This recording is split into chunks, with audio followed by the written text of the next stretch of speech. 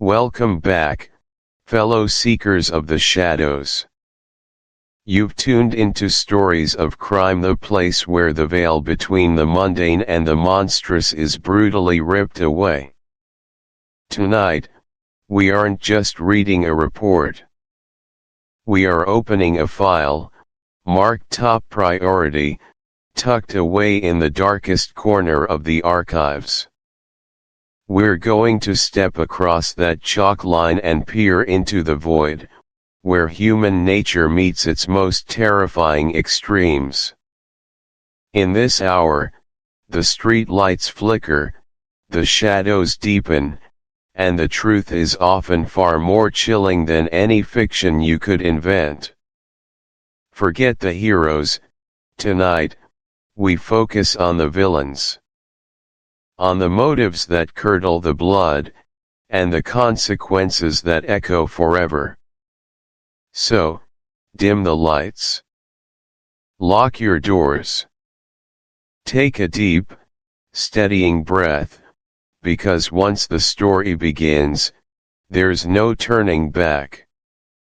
This is Stories of Crime. And the case we're unfolding tonight is Maman Leo. Section 1, Hook.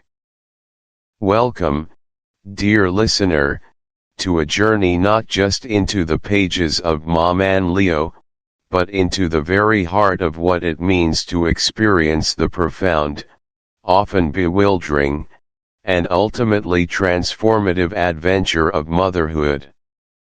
Today, we begin at the very genesis of this exploration, with a concept that aims to seize your attention, to resonate deeply within your soul, and to echo with the unspoken truths you may already hold or perhaps are only just beginning to uncover.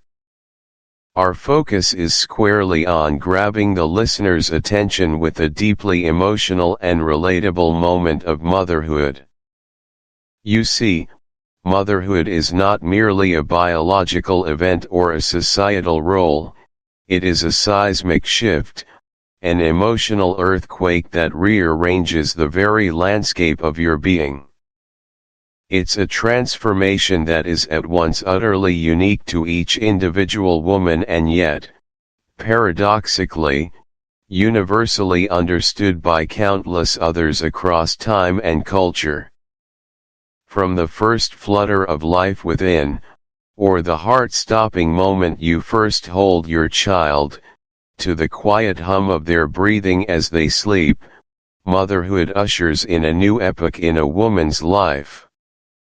It is an overwhelming rush of emotions, a kaleidoscope of joy so pure it brings tears, fear so primal it grips your very core, an exhaustion that defies description, and a love so boundless it stretches the very fabric of your capacity to feel. We aim to tap into that immediate, visceral connection, that raw, unfiltered experience that transcends mere words, and to lay bare the extraordinary paradoxes that define this incredible journey. This isn't just about sharing stories, it's about igniting recognition, fostering empathy, and creating an immediate, unbreakable bond between this narrative and your own personal truth. We want you to feel seen, understood, and connected from the very first breath of this book, because it is in those shared, deeply emotional moments that true connection is forged, and the path to deeper understanding begins. It's about acknowledging the enormity of the shift, the unquantifiable weight of responsibility coupled with an unyielding wellspring of affection, and allowing that confluence of feeling to draw you into this shared space of exploration and discovery. Now, let us delve into the pivotal points that will illuminate this journey. Our first anchor, our fundamental starting point, is to open with the day everything changed. For many, This isn't just a date on a calendar, it's a demarcation line, a profound before and after in the narrative of their lives. It's the moment the world tilted on its axis, and nothing was ever quite the same again. Perhaps it was the instant you heard the first cry, a sound so utterly primal and perfect it etched itself onto your soul. Or maybe it was a quieter, more subtle shift, gazing down at that tiny, perfect face nestled against your chest, feeling the warmth of their skin, inhaling that sweet, unique baby scent, and realizing, with a sudden, breathtaking clarity, that every single priority, every dream, every ambition you had ever held had been instantly, irrevocably recalibrated. Allow me to paint a picture, a real-world storytelling example that might resonate. Imagine Sarah, a driven architect, accustomed to meticulous plans and precise execution.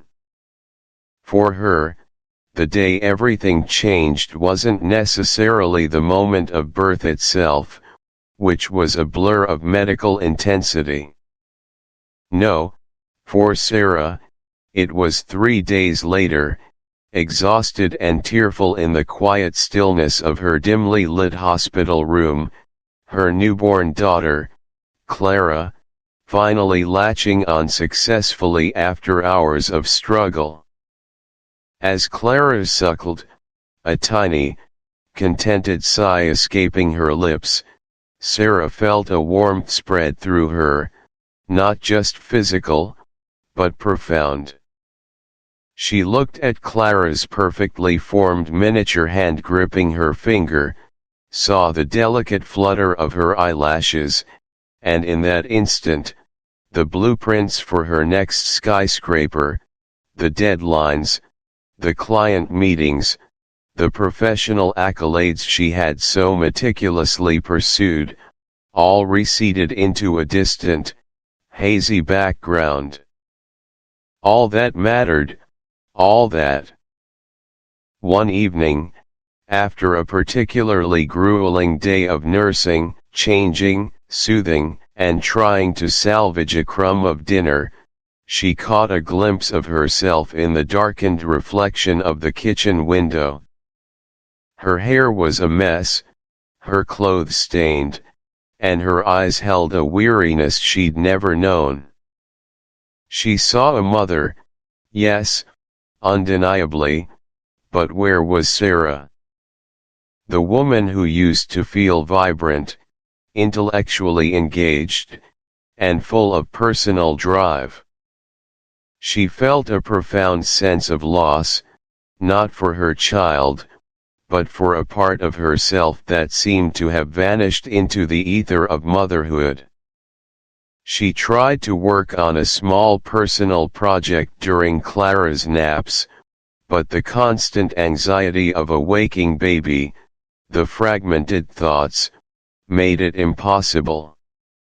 The once familiar joy of intellectual pursuit was replaced by frustration and guilt. Was she selfish for wanting more than just being mommy? Was she a bad mother for yearning for her past self, even for a few hours? This internal tug of war, this quiet yearning for personal space and individual expression amidst the relentless demands of caregiving, is a central theme for so many mothers. From a psychological perspective, this struggle is absolutely vital to acknowledge because it speaks to the fundamental human need for self-identity and autonomy. Motherhood, especially in its early stages, is inherently self-sacrificial. The needs of the child are paramount, and rightly so, for their survival and thriving depend entirely on the caregiver. However, for the mother, This intense period of self-subsumption can lead to what psychologists term matrescence, the profound physical, emotional, hormonal, and social transformation of becoming a mother. It's akin to adolescence in its scope of change, but often less recognized and supported. The challenge lies in integrating the mother identity with the pre-mother identity, rather than feeling like one must erase the other. This internal conflict is not a sign of a lack of love for one's child, but rather a healthy indication of a desire for wholeness and self-preservation. It is about negotiating the complex terrain between individual fulfillment and the profound responsibilities of parenting, striving for a synthesis that honors both.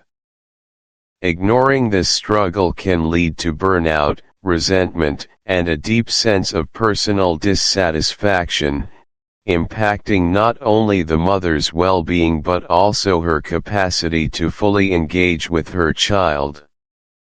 So, what are the practical application steps for you, dear listener, in navigating this delicate balance? First, acknowledge and validate this feeling.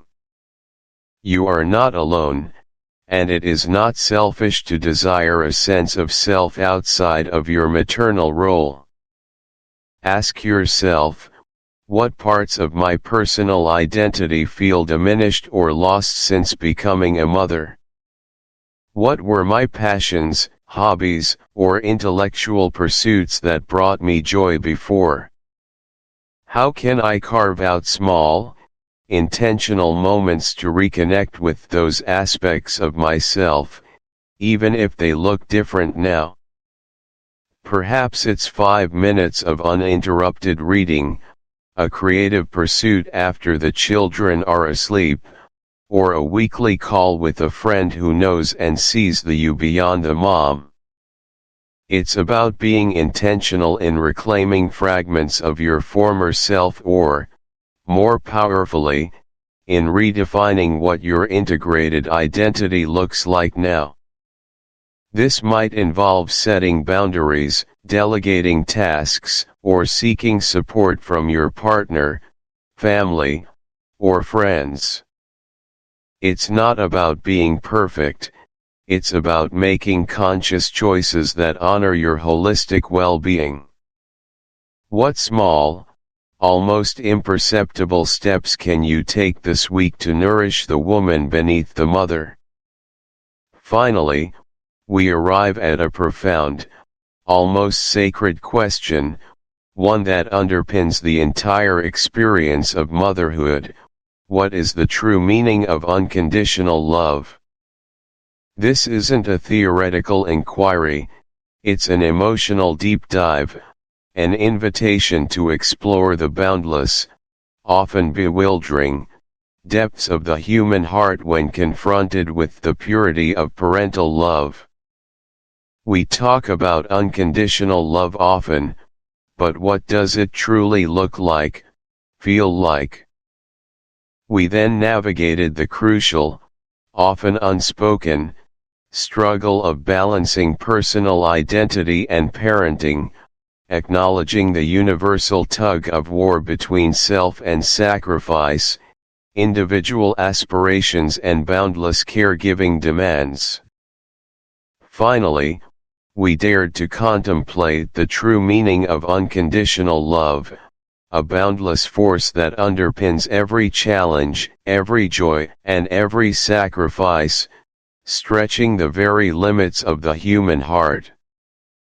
These are not merely concepts, they are the lived realities, the pulsating heartbeats of mothers everywhere. They are the threads that weave the rich tapestry of Maman Leo's world, and indeed, your own. As we move forward, we will continue to explore these intricate layers, offering insights, strategies, and shared experiences to help you not only understand but also thrive in this most extraordinary of human roles. So, lean in, dear listener, for your journey with Maman Leo, a journey of profound discovery and unwavering love, has only just begun. Section 2, Intro. Welcome, dear listener. It's truly a pleasure to have you here, to share this space and this moment with you. As you settle in, perhaps with a warm cup of tea, or as you navigate the quiet hum of your daily rhythm, I want you to know that the next 280 minutes we'll spend together are more than just a sequence of words. They are an invitation, a journey we're about to embark upon, hand in hand, heart to heart. This isn't merely an audiobook, it's a shared experience, a quiet conversation that spans years, emotions, and the intricate tapestry of a life well lived, or perhaps, a life deeply felt. My aim, right from this very first breath, is to set a stage that feels both grand in its scope and intimately personal in its connection. I want to establish an immediate sense of intimacy between us, one that transcends the typical relationship between author and audience. Think of it less as a performance and more as two souls meeting in a quiet room, ready to share truths. This is a story that has lived within me, pulsed through my veins, and shaped the very core of my being for decades. And now, I'm gently unfolding it, not just for you to hear, but for you to feel, to reflect upon, and perhaps, to find echoes of your own experiences within its pages. The journey of Maman Leo is long, yes, nearly 5 hours of shared narrative, but I promise you, it is a journey rich with human experience, profound insights, and moments that will hopefully resonate deeply within your own spirit. Are you ready to dive into the quiet depths of memory with me? One of the most vital elements in creating this bond, this sense of shared understanding, is for you to truly hear my voice, not just in its acoustic quality, but in its very essence, its tone, and to grasp the personal perspective through which this entire narrative is filtered. This isn't a detached historical account, it is a profoundly personal memoir, imbued with the color and texture of my own memories, my own interpretations, my own love, and yes, my own grief. My voice, I hope you'll find, is warm, perhaps a little weathered by life's many seasons, but filled with an unwavering empathy. It carries the echoes of quiet contemplation, a reflection born from years of processing and understanding. My tone will be honest, direct, and at times vulnerable, because to truly tell Maman Leo's story, and indeed, our story, anything less would be a disservice to the raw, beautiful truth of it all. I'll speak to you as if we're sitting across from each other, a gentle hum in the background, sharing confidences that have long sought expression. This isn't just about relaying facts, it's about conveying feeling, painting vivid pictures with words, and inviting you into the very heart of the experiences. You will hear moments of deep affection, instances of quiet struggle, and the steady, enduring pulse of resilience. This is my perspective, uniquely mine, shaped by every interaction, every whispered secret, every shared silence with Mom and Leo. Let me offer a small storytelling example to illustrate this. I remember, quite vividly, the very first time I truly decided that this story needed to be written, not just thought about, not just held in my heart, but externalized, shared. It wasn't a grand revelation, but a quiet, almost insistent whisper that grew louder over time. It was a crisp autumn morning, the kind where the air holds the scent of fallen leaves and distant wood smoke. I was sitting by a window, watching a single, persistent leaf twirl and dance before finally settling to the ground, much like a memory refusing to let go. In that moment, a wave of profound gratitude, mixed with a gentle ache of longing for Mom and Leo, washed over me. It wasn't a moment of sadness, but one of overwhelming clarity. Her story, our story, held lessons, beauty, and a resilient spirit that deserved to live beyond my own recollections. It was then that my perspective, already steeped in years of reflection, solidified into a resolve to share this intimate, cherished narrative with the world. Her life was a vibrant tapestry woven with threads of challenge, sacrifice, unwavering determination, and an almost mystical capacity for love and hope. The driving force for me was multifaceted. It was a deep-seated desire to honor her legacy, to ensure that her unique lessons and her incredible spirit were not lost to the sands of time. It was also an intense personal need to process, to understand, and to articulate the complex layers of our relationship, to make sense of the profound impact she had on my life and on our entire family. There was also an undeniable urge to share the universal truths embedded within her specific story, truths about fortitude, about compassion, about the power of the human spirit to transcend its circumstances.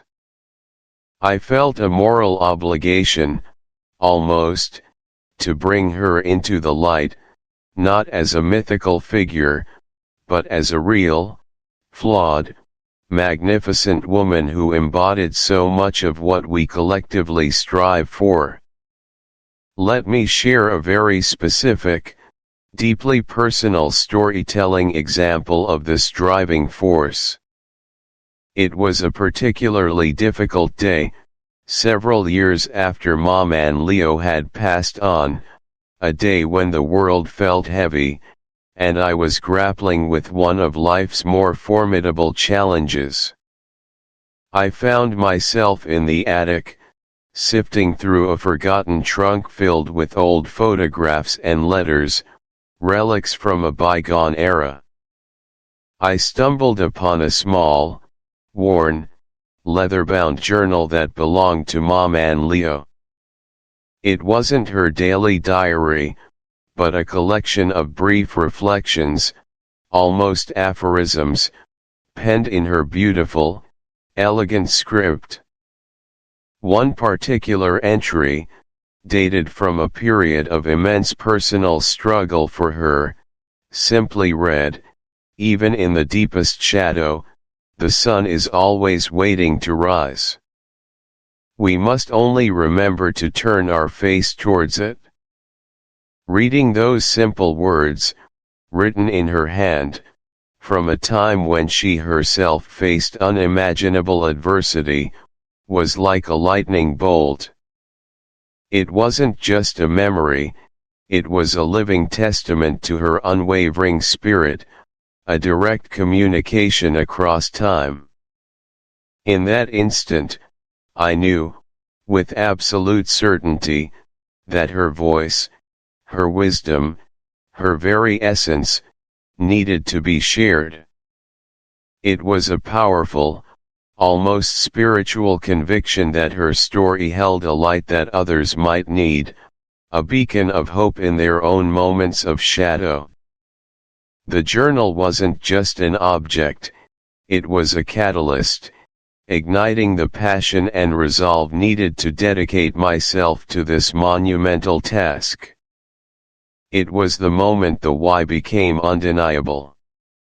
Psychologically, understanding the author's driving force is incredibly significant because it provides context, purpose, and emotional anchor for the listener. When you know why a story is being told, it transforms from mere information into a narrative with intent and heart. This taps into our fundamental human need for meaning. We seek purpose not just in our own lives, but in the stories we consume. Knowing the driving force creates a deeper level of empathy and trust, as it reveals the vulnerability and passion behind the creation. It allows you to appreciate the magnitude of the effort, the emotional investment, and the profound lessons that the author intends to convey. This understanding also resonates with our innate human capacity for legacy and remembrance. We all, in some way, want to be remembered, or to honor those who have shaped us. The author's driving force to honor Maman Leo taps directly into this universal human experience, making the story not just about her, but about the enduring power of memory and love itself. It answers the subconscious question, why should I care about this particular person's story, by revealing the powerful, universal truths embedded within its very foundation. Practically speaking, as you listen to Maman Leo's story unfold, I encourage you to actively reflect on your own personal driving forces. What are the stories that compel you? What relationships, memories, or lessons from your own life insist on being acknowledged, perhaps even shared? Is there someone in your life, past or present, whose legacy you feel compelled to honor, or whose wisdom you believe? So, for the practical application steps, I encourage you to approach this audiobook not just as a passive listener, but as an active participant in an unfolding dialogue. As you listen, allow yourself the freedom to feel. If a moment touches you deeply, emotionally, or intellectually, press pause. Take a deep breath. What feeling arose? What memory did it spark in you? How does Maman Leo's experience connect with your own?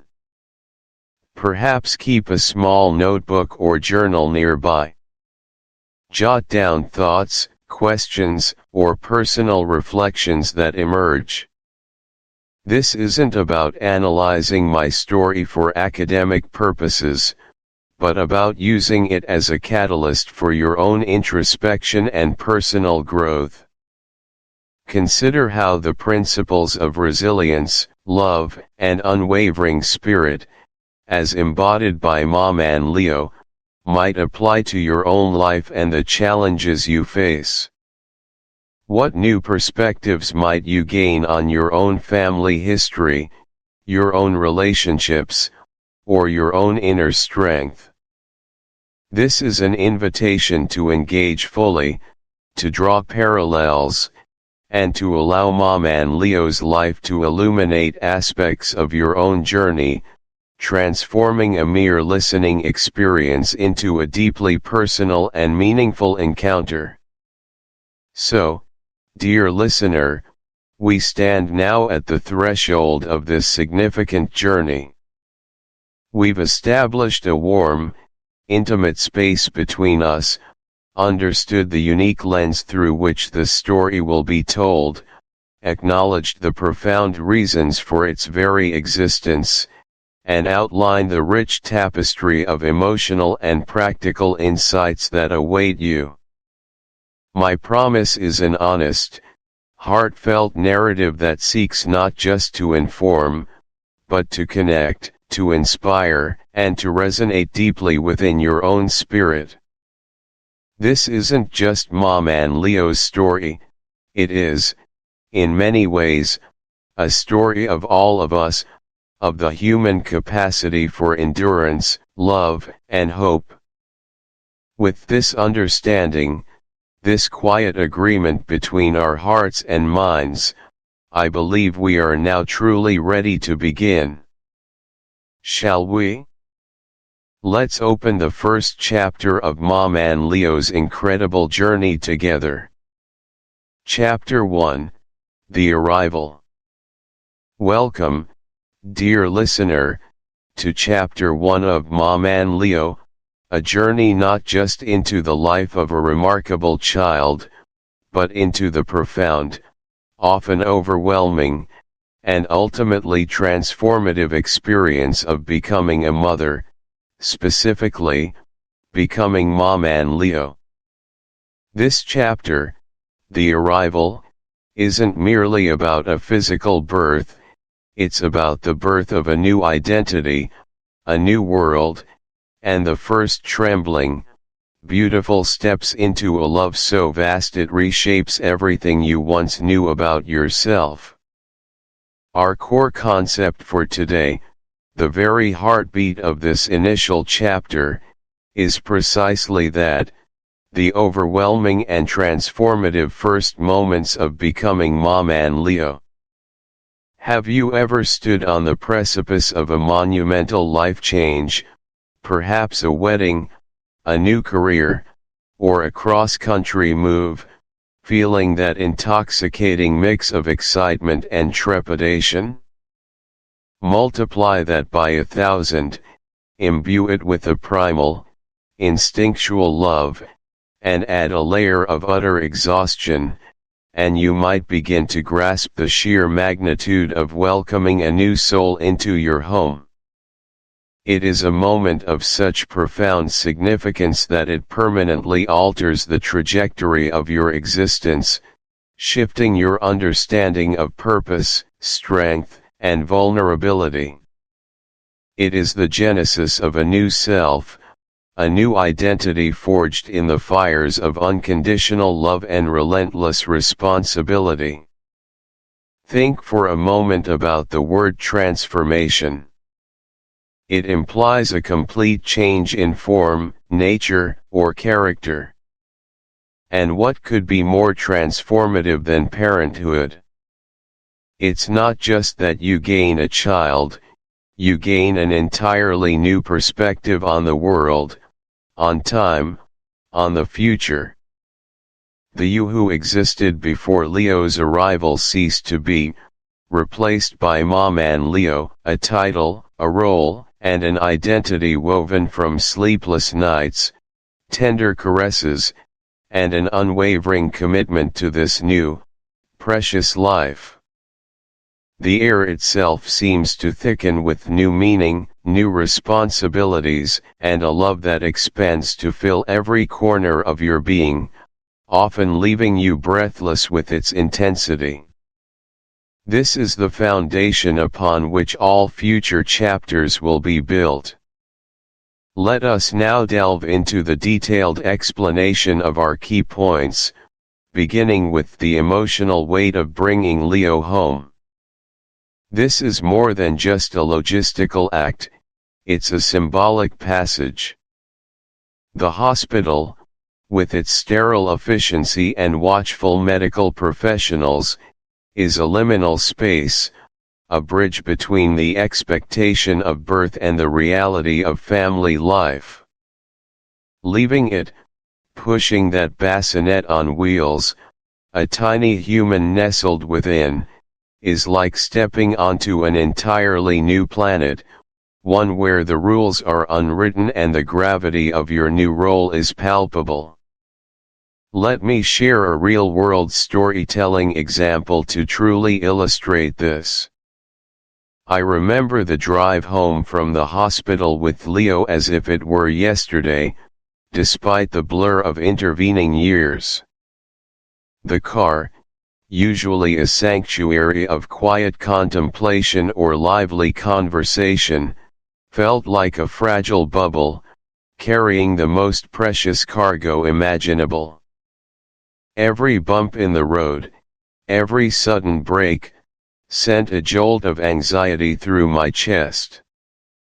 My hands gripped the steering wheel, knuckles white, not just from the tension of driving, but from the sheer weight of responsibility now resting upon my shoulders. Leo, a tiny bundle in his car seat, made soft, almost imperceptible sounds from the back seat, occasionally a little sigh, a little whimper, and I'd crane my neck to check on him, my heart clenching with a fierce protectiveness. The world outside the car window seemed to blur, unimportant, secondary to the miniature universe contained within those four doors. When we finally pulled into our driveway, the house, which had felt so familiar just days before, now seemed transformed. It was no longer just our house, it was Leo's home, his sanctuary. Taking him across the threshold felt like a sacred act, a silent vow to protect and nurture this fragile life within these walls. The quiet hum of the refrigerator, the gentle sway of the curtains in the breeze, every mundane detail took on a new, profound significance. This was it. No more hospital staff, no more nurse. The way the light fell in the nursery, the smell of your baby's skin, the sound of their little coos. These are fleeting moments that you will cherish for a lifetime. Third, communicate openly with your partner or support system about how you're feeling. Share the weight, the wonder, and the worry. You are not meant to do this alone. Your feelings are a shared landscape, and traversing it together strengthens your bond not just with the baby, but with each other. Remember, this isn't just about the baby's arrival, it's about the arrival of you, the parent, into a completely new, beautifully challenging existence. Moving on to our second key point, establishing the baseline of the initial family dynamic. The arrival of a baby is like dropping a pebble into a still pond. The ripples extend to every corner, affecting every relationship within the household. Before Leo, there was a certain rhythm, a certain way things operated, perhaps a comfortable routine for my partner and me. Our evenings might have involved quiet dinners, reading, or watching a film. Our mornings, a leisurely coffee. This dynamic, whatever it was, suddenly underwent a seismic shift. Let me offer another real-world storytelling example. In our household, before Leo, my partner, and I had a fairly predictable routine.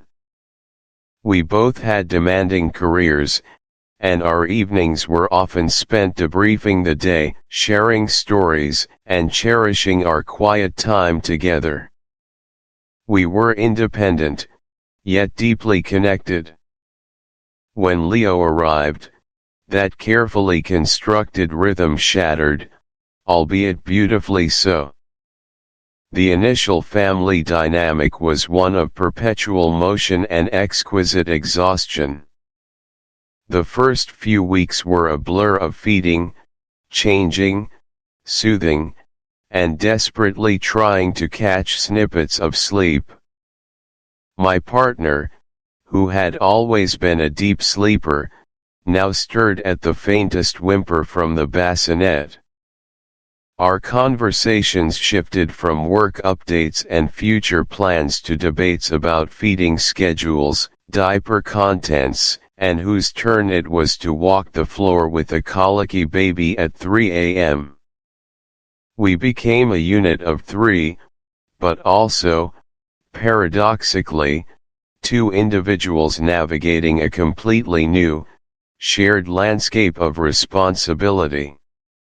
There was no my job or your job, it was our job. He learned to change diapers with remarkable speed, I mastered the art of power napping, and together, we learned Leo's subtle cues.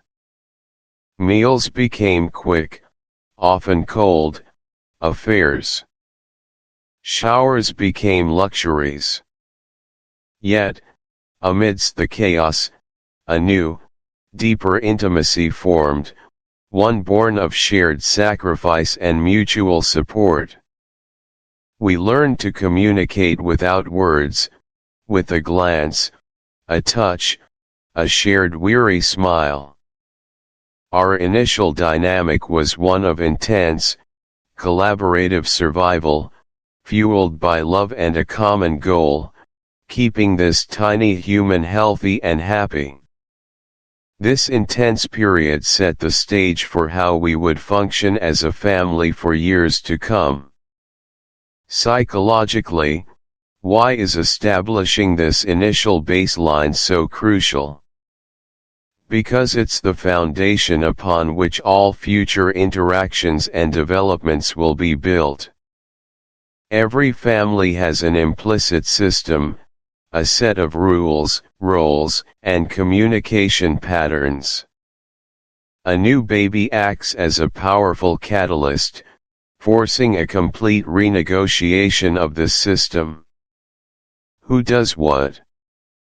How do we communicate under stress? What are our new priorities? How do we maintain our individual identities while embracing our new collective one? This initial dynamic, though often chaotic, reveals the core strengths and potential vulnerabilities of the family unit. It highlights the importance of adaptability, empathy, and clear communication. For couples, it can either strengthen their bond through shared adversity and joy, or expose pre-existing cracks under the intense pressure.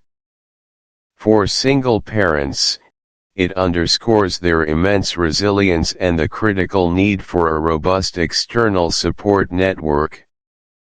Understanding this baseline allows us to later appreciate how the family adapted and responded to Leo's unique needs, as well as how those needs further shaped the family's evolution. It's the before picture against which the transformation will be met.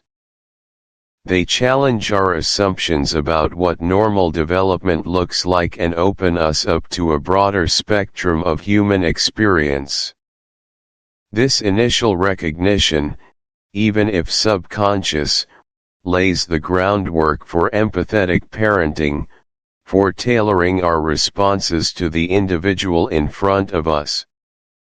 It helps us move beyond generic parenting advice and truly connect with our child on their own terms. It also speaks to the profound bond that develops, where a parent becomes so attuned to their child that they notice the minutest deviations, the softest whispers of individuality. This early attunement builds trust and understanding, crucial elements for navigating future challenges and celebrating unique strengths. So, what are the practical application steps for you, the listener, in recognizing and responding to these subtle signs of uniqueness in your own child? First, trust your gut. If something feels different, even if you can't articulate why, acknowledge that feeling.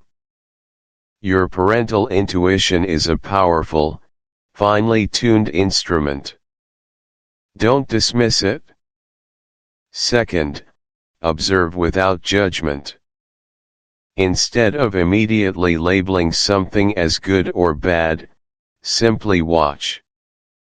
What does your child do? How do they react? What seems to capture their attention? What calms them, and what agitates them? These observations are pure data. Third, document these observations. Keep a simple journal, a note on your phone, or even just mental notes. Jot down things that strike you as distinct or unusual. Not to create a problem, but to create a record of your child's emerging personality. This can be incredibly helpful later on for reflection, or if you ever need to discuss your observations with a pediatrician or developmental specialist. Fourth, resist the urge to compare your child excessively to others. While it's natural to look at other babies, remember that every child is on their own unique timeline and possesses their own individual characteristics. Celebrate their unique way of being in the world. Finally, foster an environment of acceptance and curiosity from day one. Instead of trying to fix or change what seems different, try to understand it. Ask yourself, what is my child trying to communicate? How can I best support their unique way of experiencing the world? This approach not only supports your child's well-being but also enriches your own understanding of human diversity. In summary, Chapter 1, The Arrival, is a foundational moment in the narrative of Maman Leo, deeply exploring the overwhelming and transformative first moments of becoming a parent to Leo. We've discussed the profound emotional weight of bringing a new baby home, that incredible blend of fierce love, daunting responsibility, and exquisite vulnerability. We've established the baseline of the initial family dynamic, detailing how a new life irrevocably reshapes existing relationships and routines, demanding adaptability, communication, and a shared sense of purpose. And crucially, we've introduced the subtle, early signs of Leo's uniqueness, those quiet observations that hinted at a child who would perceive and interact with the world in his own distinct and remarkable way, laying the groundwork for the extraordinary journey that would define Maman Leo. Each of these points isn't just a detail, it's a critical thread in the complex tapestry of early parenthood, shaping both the parent and the child as they begin their shared life together. As we move forward, we will see how these initial moments, these first impressions, these subtle indicators, slowly begin to coalesce, forming a clearer picture of Leo and the challenges and triumphs that await Maman Leo. The arrival isn't an ending, it's just the very beginning of a story that will challenge, enlighten, and ultimately, profoundly enrich. What does it mean to truly see your child for who they are, from the very first breath? What does it ask of you, as a parent, to nurture that uniqueness? These are the questions we will continue to explore.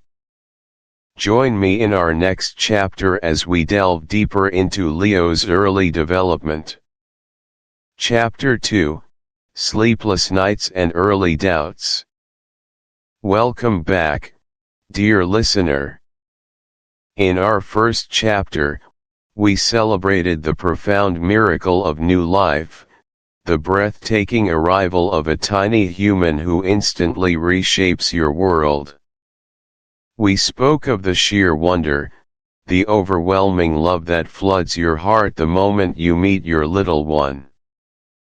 But as we step into this second chapter, sleepless nights and early doubts, we must acknowledge a truth that often gets whispered rather than shouted, a reality that can feel isolating yet is universally experienced by nearly every new parent: the profound, soul-deep exhaustion that accompanies these precious early days and weeks.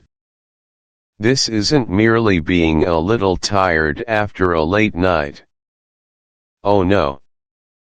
This is an entirely different stratum of weariness, a pervasive, heavy cloak that settles over your entire being. It's a physical exhaustion born from interrupted sleep, often mere fragments of an hour or two at a time, punctuated by urgent cries, feedings, and diaper changes. Your body, already recovering from the immense physical feat of childbirth, whether vaginal or C-section, is now running on fumes, constantly on high alert. Your muscles ache, your eyes burn, and every bone in your body screams for rest that seems perpetually out of reach. But it's not just the physical, it's the emotional exhaustion too. The constant vigilance, the worry about whether your baby is feeding enough, sleeping enough, breathing correctly. The endless cycle of trying to decipher cries, the pressure to be present and perfect, the overwhelming responsibility that now rests squarely on your shoulders.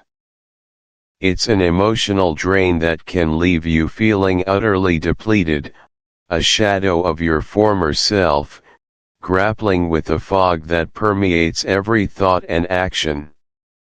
This core concept, the physical and emotional exhaustion of the early parenting stages, is perhaps the most defining, and often the most challenging, aspect of the fourth trimester.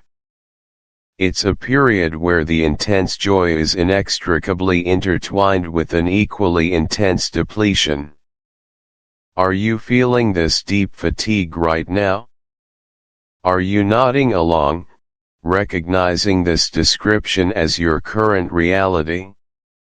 If so, please know you are absolutely not alone in this landscape of beautiful, overwhelming fatigue. Let me share a vulnerable story about the depths of this maternal exhaustion, a memory that still feels raw even years later. I remember one particular week, perhaps the third or fourth week after Leo's birth, when I hadn't slept for more than 45 minutes consecutively in what felt like an eternity. My husband, bless his heart, was doing his best, taking the baby for an hour or two so I could attempt to nap, but my body had forgotten how to truly relax. Every creak of the floorboards, every distant car horn, every imagined gurgle from the bassinet would jolt me awake. This particular night, Leo had been especially fussy, crying through most of the evening and into the early hours. By 3 a.m., my vision was blurry, my head throbbed, and I felt like I was moving through thick treacle. I remember standing in the kitchen, trying to warm a bottle, because even though I was breastfeeding, sometimes a pumped bottle was the only way to get a semblance of accurate intake measurement, or to allow my husband to feed him, and my hand slipped. The bottle clattered to the floor, milk splattering everywhere. Instead of reacting with frustration, or even anger, I just deflated. I slid down the kitchen cabinets, onto the cold tiled floor, and simply sat there, staring at the spilled milk, tears silently streaming down my face. I wasn't crying because of the milk, I was crying because I felt like I was physically breaking, mentally unraveling.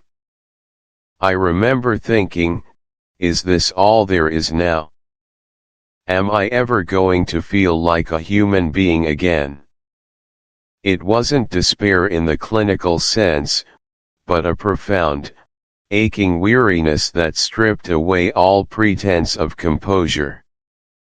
My husband found me there a few minutes later, looking utterly bewildered, his eyes reflecting a similar exhaustion. He just knelt beside me, put an arm around me, and our prefrontal cortex, the part of the brain responsible for executive functions like decision-making, problem-solving, emotional regulation, and impulse control, essentially goes offline. This is why you might find yourself forgetting simple words, staring blankly at a grocery list, or reacting with disproportionate irritation to a minor inconvenience. Your brain is quite literally not functioning at its optimal level. Furthermore, constant sleep deprivation elevates stress hormones like cortisol, keeping your body in a perpetual state of fight or flight. This isn't just uncomfortable, it can suppress your immune system, making you more susceptible to illness, and contribute to or exacerbate anxiety and depression. For new mothers, hormonal shifts are already immense, and lack of sleep adds another layer of vulnerability, potentially increasing the risk of postpartum mood and anxiety disorders. You are not failing if you feel your patience wearing thin or find yourself snapping at your partner. Your brain and body are under immense, unprecedented strain. Recognizing this isn't an excuse, it's a vital understanding of your physiological reality. It validates your struggles and removes the often present layer of self-blame. So, what can we do with this understanding? The practical application steps here are about survival and self-compassion. First, recognize that this isn't a badge of honor, it's a phase that requires strategic self-preservation. Try to sleep when the baby sleeps, a cliché that's maddeningly difficult to achieve, but even 30 minutes of lying down, eyes closed, can make a difference. Lower your expectations for what your home should look like, what you should accomplish in a day, and even what you should wear. The priority is you and your baby. Delegate ruthlessly. If a friend offers to bring food, say yes. If your partner can take the baby for even an hour so you can shower or nap, take it, and truly allow yourself to disengage, even if it feels difficult. Remember, a rested mother is a more present and patient mother. Consider what good enough looks like right now, and embrace it. Don't worry about the perfect organic homemade baby food or the meticulously clean nursery. Focus on the essentials: feeding, changing, comforting the baby, and finding every tiny opportunity to rest and recharge your own batteries. This isn't selfishness, it's sustainability. It's allowing yourself the grace to simply exist and care for your precious newborn without the added burden of unrealistic demands. This leads us to the second profound challenge in the early days, the internal conflict of desperately wanting a break while simultaneously being riddled with guilt for even contemplating such a desire. I recall a morning when Leo had finally drifted off for a decent stretch, perhaps an hour and a half, which felt like a luxury at the time. My husband was at work, and the house was blessedly quiet. All I wanted, with every fiber of my being, was to take a long, hot shower. Not a quick rinse, but a proper, steaming shower where I could wash my hair, shave my legs, and just feel the warmth on my skin. It seemed like the most extravagant desire. As I tiptoed into the bathroom, feeling the sheer delight of impending solitude, a wave of guilt washed over me.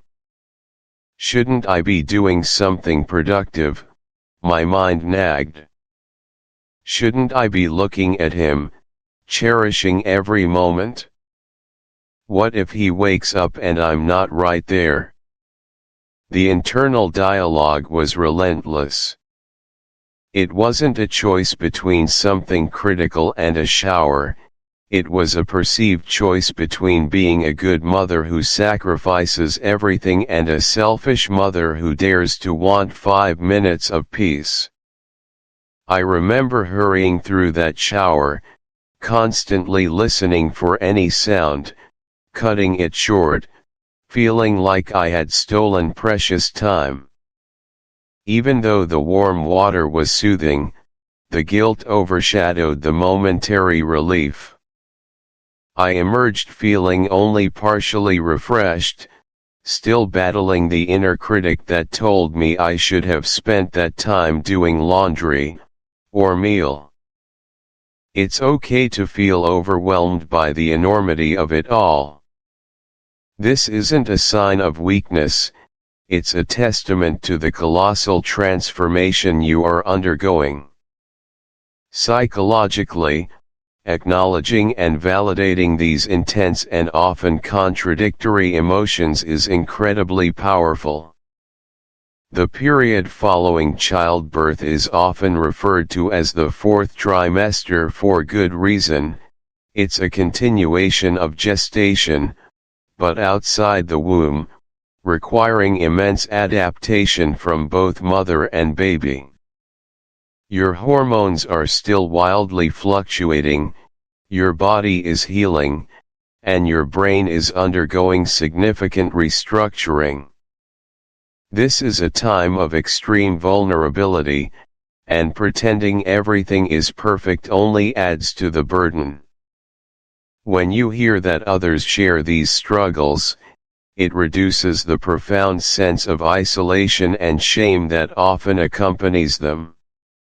It normalizes your experience, helping you understand that these are not personal failings but rather common, albeit challenging, phases of early parenthood.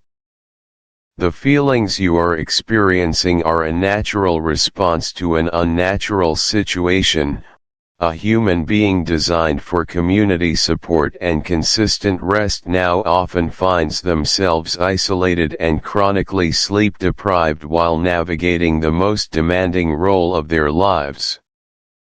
Knowing that millions before you have felt this way, and millions after you will, provides a comforting sense of solidarity and reassurance that these feelings are temporary and do pass.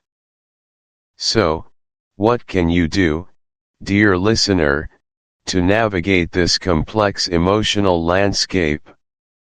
First and foremost, give yourself permission to feel whatever you feel without judgment.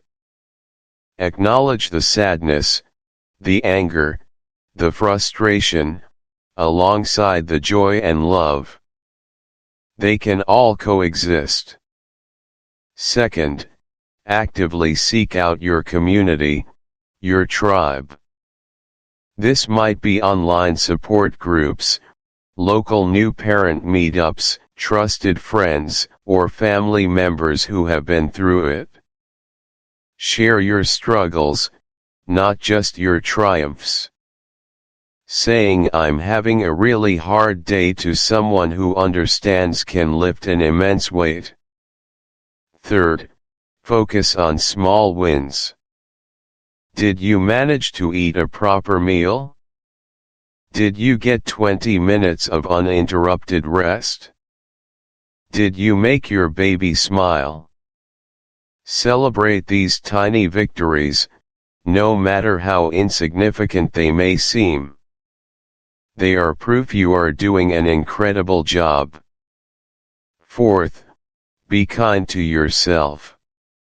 Repeat affirmations like "I am doing my best" or "This is hard, and I am strong." Remind yourself that you are learning, adapting, and growing into this new role, and that takes time and immense effort. You are not meant to be perfect, you are meant to be human.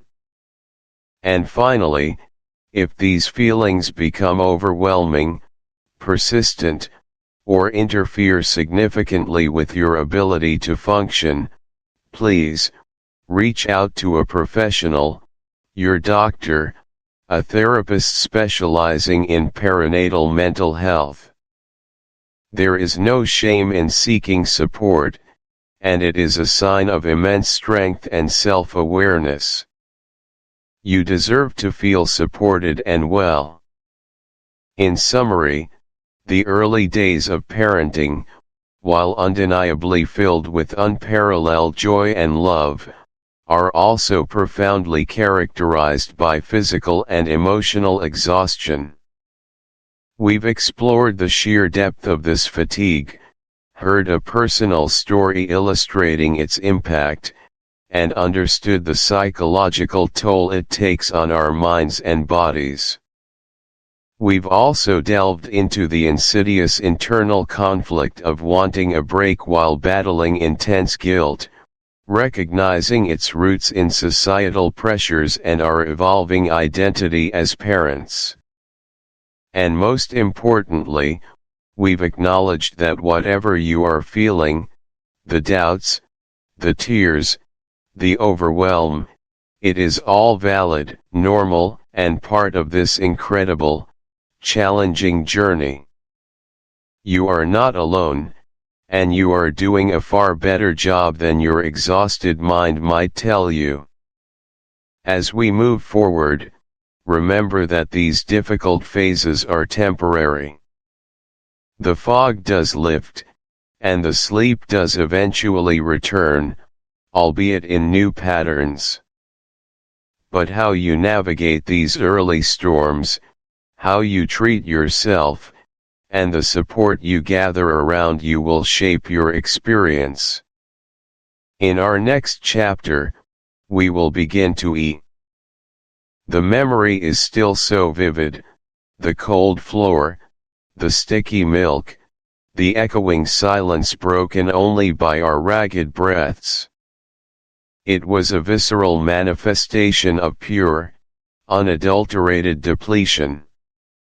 Psychologically, why does this level of exhaustion matter so deeply? Chronic sleep deprivation isn't just about feeling sleepy, it profoundly impacts every facet of our being.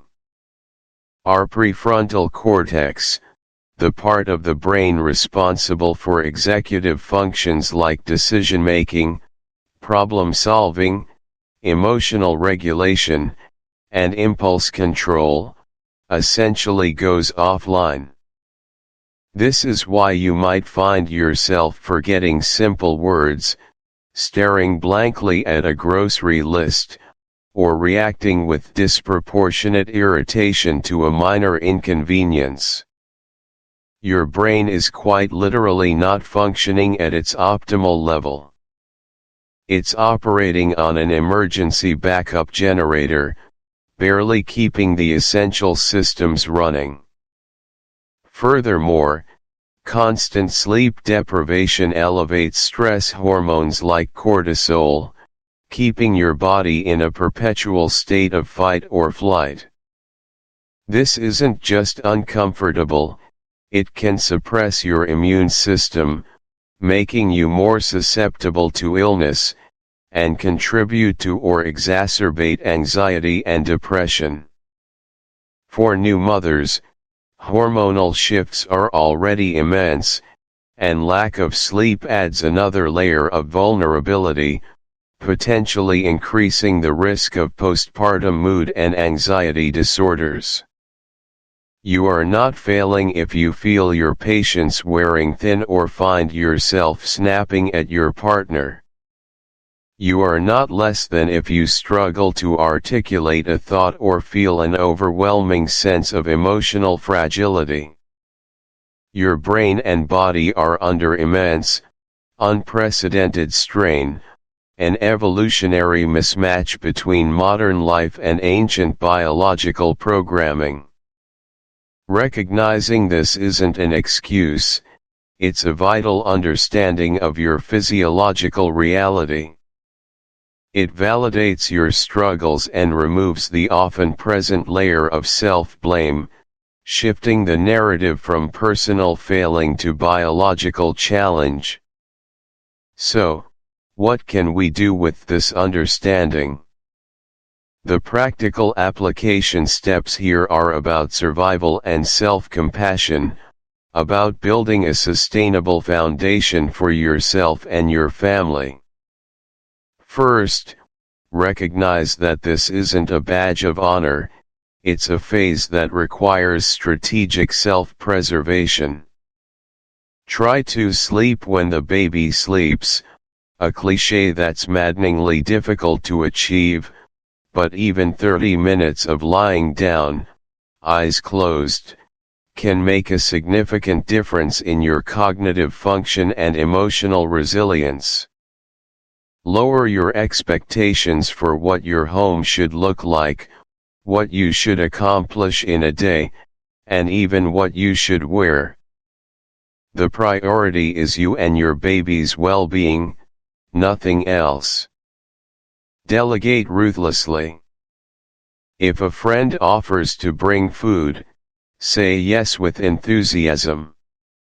If your partner can take the baby for even an hour so you can shower or nap, take it, and truly allow yourself to disengage, even if it feels difficult to let go of the baby monitoring. Remember, a rested mother is a more present, patient, and capable mother. Consider what good enough looks like right now, and embrace it without reservation. Don't worry about the perfect organic homemade baby food or the meticulously clean nursery. Focus on the essentials: feeding, changing, comforting the baby, and finding every tiny opportunity to rest and recharge your own batteries. This isn't selfishness, it's sustainability. It's allowing yourself the grace to simply exist and care for your precious newborn without the added burden of unrealistic, self-imposed demands. It's recognizing that your well-being is not just important for you, but for the entire family unit. This leads us to the second profound challenge in the early days: the internal conflict of desperately wanting a break while simultaneously being riddled with guilt for even contemplating such a desire. I recall a morning when Leo had finally drifted off for a decent stretch, perhaps an hour and a half, which felt like a luxury at the time. My husband was at work, and the house was blessedly quiet. All I wanted, with every fiber of my being, was to tack. Remind yourself constantly that you are not a martyr, you are a human being with needs, with a finite capacity. Practicing self-compassion is absolutely vital. Talk to yourself as you would a dear friend who is struggling. Would you tell your friend she's a bad person for wanting a shower or a moment of quiet? Of course not. Extend that same profound kindness and understanding to yourself. Release the rigid, often unattainable, notion of the perfect mother and wholeheartedly embrace the good enough mother, a mother who is real, who makes mistakes, who has needs, and who cares for herself so she can better, more joyfully care for her child. Remember, you cannot pour from an empty cup, it is a physical impossibility. Replenishing your own well is not just a luxury, it's a non-negotiable part of effective, sustainable, and joyful parenting.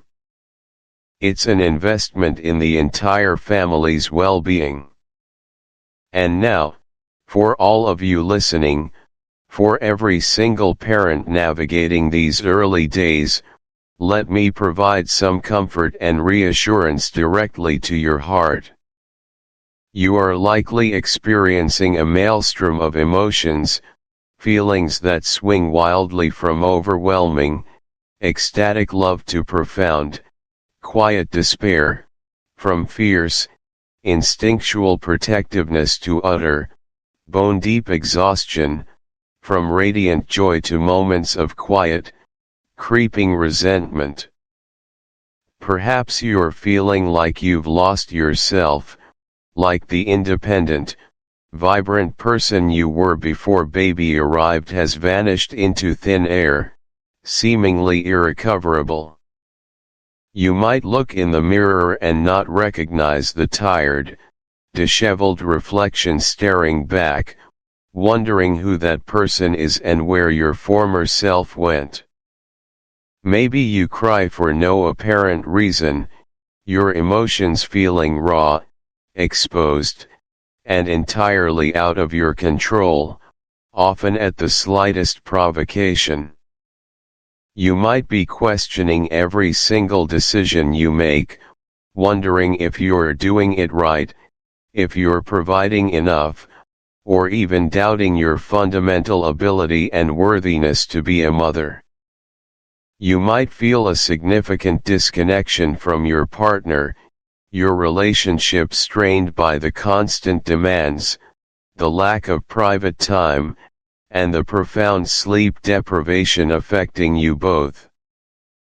Perhaps you're struggling with breastfeeding, or worried about formula feeding, or just generally feeling utterly overwhelmed by the sheer volume of conflicting advice bombarding you from every angle. Every single one of these feelings, every single one, is not only normal but universally experienced by countless new parents across cultures and generations. I felt them all, and more. It's okay to not love every single minute. It's okay to mourn the loss of your old life while simultaneously adoring your new baby with every fiber of your being. It's okay to feel overwhelmed by the sheer enormity of it all.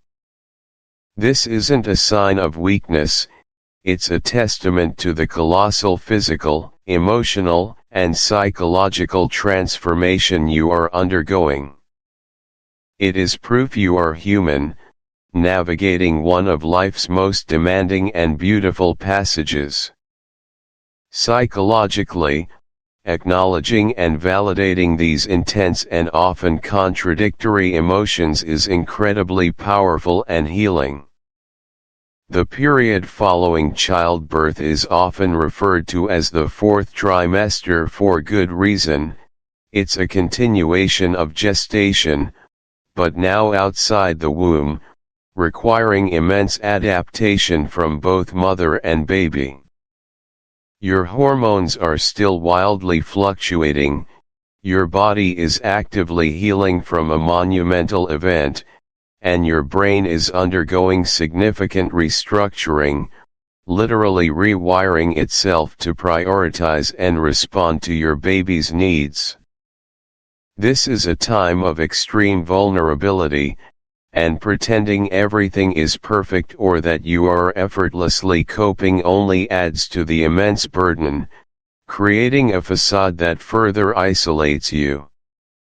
When you hear that others share these exact struggles, it reduces the profound sense of isolation and shame that often accompanies them. It normalizes your experience, helping you understand that these are not personal failings or unique inadequacies but rather common, albeit immensely challenging. Chapter 3: The First Milestones. Welcome back, dear listener, to Maman Leo. In our previous chapter, we navigated the tender beginnings, the immediate aftermath of Leo's arrival, and the profound, often overwhelming, love that enveloped us. Now, as we step into Chapter 3, we move beyond the initial whirlwind and delve into a phase that is arguably one of the most keenly observed, yet frequently misunderstood, stages of early parenthood, the relentless, beautiful, and sometimes utterly bewildering journey of watching our children reach their first milestones. This chapter, entitled The First Milestones, is fundamentally about navigating the exquisite blend of anxiety and joy that defines early childhood development. Have you ever found yourself, perhaps late at night, poring over a developmental chart, tracing your finger along the lines, mentally ticking off boxes, or, more likely, feeling a pang of concern as your precious little one doesn't quite fit neatly into the typical timeline described in those well-meaning but often anxiety-inducing guides? If so, you are certainly not alone. This is the universal parental experience, a delicate tightrope walk between celebrating every tiny victory and wrestling with the quiet, persistent worry that whispers, "Is my child on track?" From the very first coo that sounds like a nascent word, to the wobbly head control, the grasping of a finger, the tentative roll, and eventually, the monumental first steps, each of these moments is a potent cocktail of elation and, for many of us, an underlying current of apprehension. We celebrate with unbridled enthusiasm, our hearts swelling with pride, recording these precious firsts in baby books and sharing them with loved ones. But then, almost immediately, a new question arises: what's next? And when will it happen? This dance between boundless joy and subtle anxiety is entirely natural, deeply human, and, as we discovered with Leo, a defining characteristic of these early years. It's a period where every glance, every movement, every sound is scrutinized, not out of distrust, but out of an overwhelming desire to ensure our child is thriving, healthy, and happy. It's in this space, this vibrant tension between hope and apprehension, that we learn some of our most profound lessons about patience, individuality, and unconditional love. Our journey with Leo taught us that development is rarely a straight line, nor is it always aligned with the neatly packaged expectations presented in parenting books. It's a meandering path, full of unexpected detours and delightful surprises. And this brings us to our first key point: the immense importance of celebrating the small, often unconventional, early achievements that might not even register on a standard developmental chart, but which are undeniably monumental in your child's unique developmental story. Think about it. When we talk about milestones, our minds often jump to the big ones: first smile, first roll, first word, first step. But what about the nuances? What about the tiny, idiosyncratic ways your child interacts with their world long before they hit those official benchmarks? For us, with Leo, these subtle, often overlooked mini milestones became a vital source of connection and reassurance. I remember a particular phase, when Leo was around 4 months old. He wasn't consistently rolling over yet, nor was he reaching enthusiastically for toys in the way some books described. But what Leo excelled at, with a laser-like intensity, was observation. He possessed an uncanny ability to track the smallest dust motes dancing in a sunbeam across the room, his eyes following their seemingly random trajectory with a focus that was startling for his age. And then there was his unique vocalization. It wasn't mama or dada, not even a clear babble in the conventional sense. Instead, he developed a very specific, guttural agu sound that he reserved exclusively for moments of deep contentment or when he was particularly engaged in observing something fascinating, like the intricate pattern on a leaf outside the wind. Each visit to the pediatrician felt like a subtle interrogation, even though our doctor was incredibly reassuring. I found myself surreptitiously watching other babies in playgroups, comparing Leo's efforts to theirs, and an internal alarm bell would occasionally ring. Was he delayed? Was there something wrong? My mind, in those moments, was a battlefield of worry.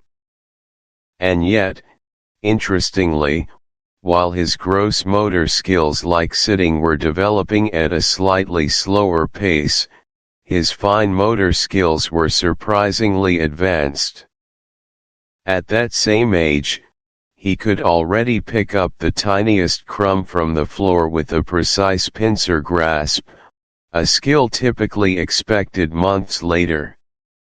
He could manipulate small buttons on a toy, turning them with remarkable dexterity. And his social engagement was incredibly vibrant. He would make intense eye contact, respond with gurgles and smiles to our conversations, and actively try to engage us in play, even if his body wasn't quite keeping up with his mental and social prowess. This stark contrast was both confusing and, ultimately, incredibly enlightening. It hammered home the point that development is not a uniform, linear progression across all domains. Children often hyper-focus on one area, pouring all their energy into mastering it, while other areas might temporarily lag. From a psychological perspective, this pressure to conform to developmental charts is insidious. It subtly implies that there is a right way and a wrong way for a child to develop, when in reality, there is an incredibly wide and healthy spectrum of normal. The tyranny of the average, as it's sometimes called, can steal the joy from parenting. Instead of marveling at your child's unique journey, you become fixated on meeting arbitrary deadlines. This anxiety can then spill over into the parent-child relationship.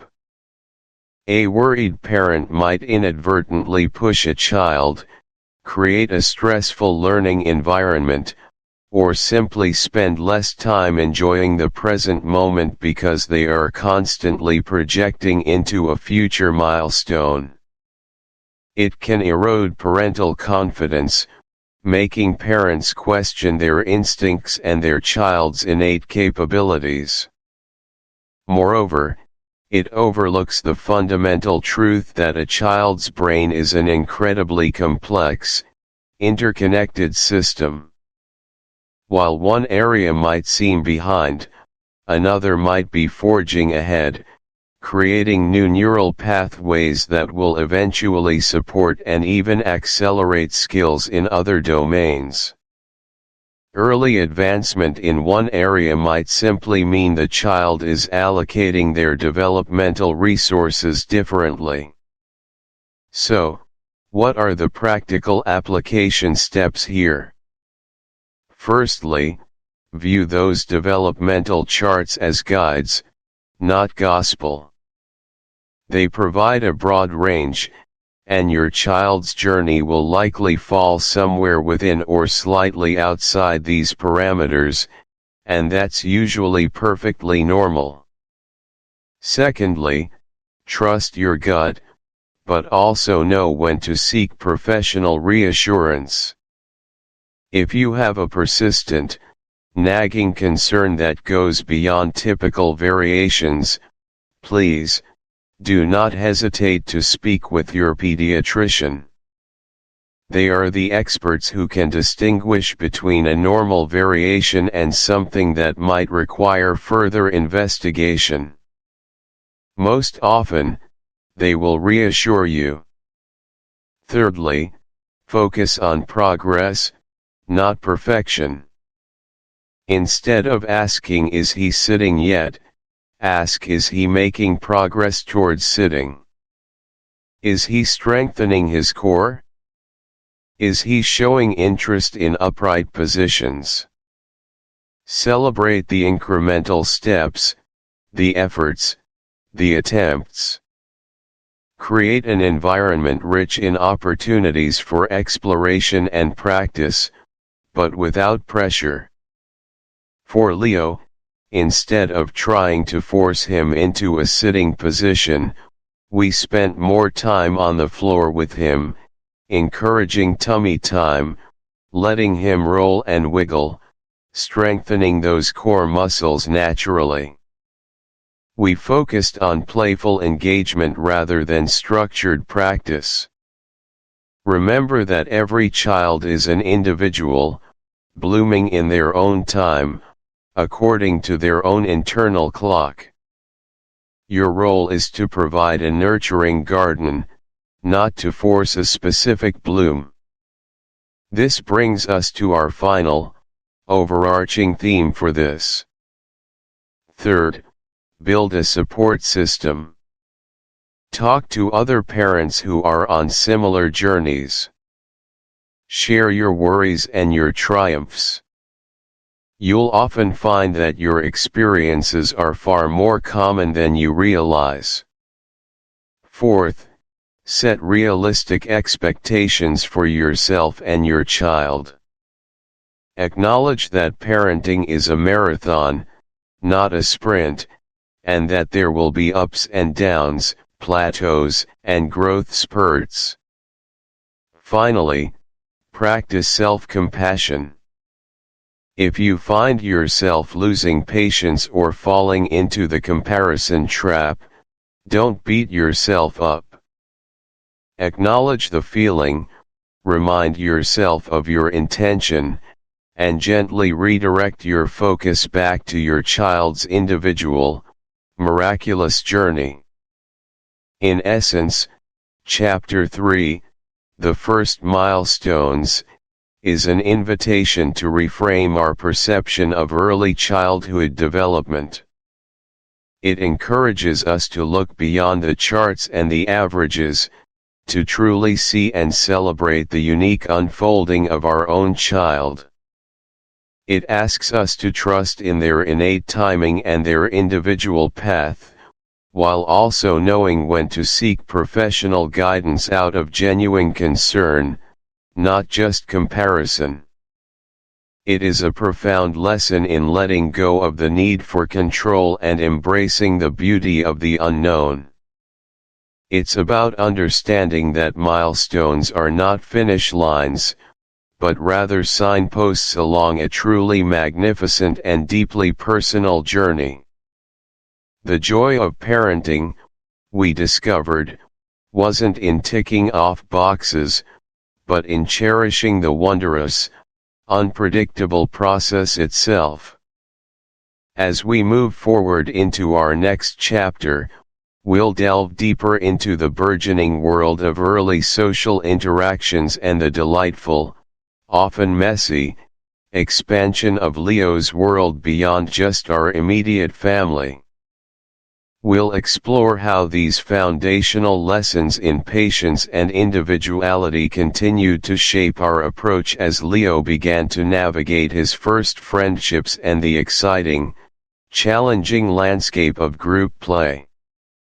Join us as Maman Leo continues to grow, learn, and discover. Chapter 4: Losing Oneself. Welcome back, dear listener, to Maman Leo. We're so glad you're joining us again on this incredible journey through the multifaceted world of motherhood. In our previous chapters, we've explored the initial awe and the profound bond that blossoms with the arrival of a child. But today, we delve into a topic that many mothers whisper about in hushed tones, often with a mix of guilt and longing: the struggle to maintain personal identity amidst the demanding, all-encompassing experience of motherhood.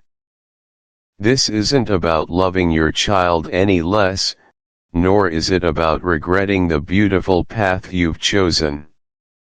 Instead, it's about acknowledging a powerful, almost tidal shift that occurs within us, one that can sometimes feel like our very essence is being submerged. Motherhood is a magnificent, transformative force, undeniably. It reshapes our priorities, our schedules, our very understanding of love and sacrifice.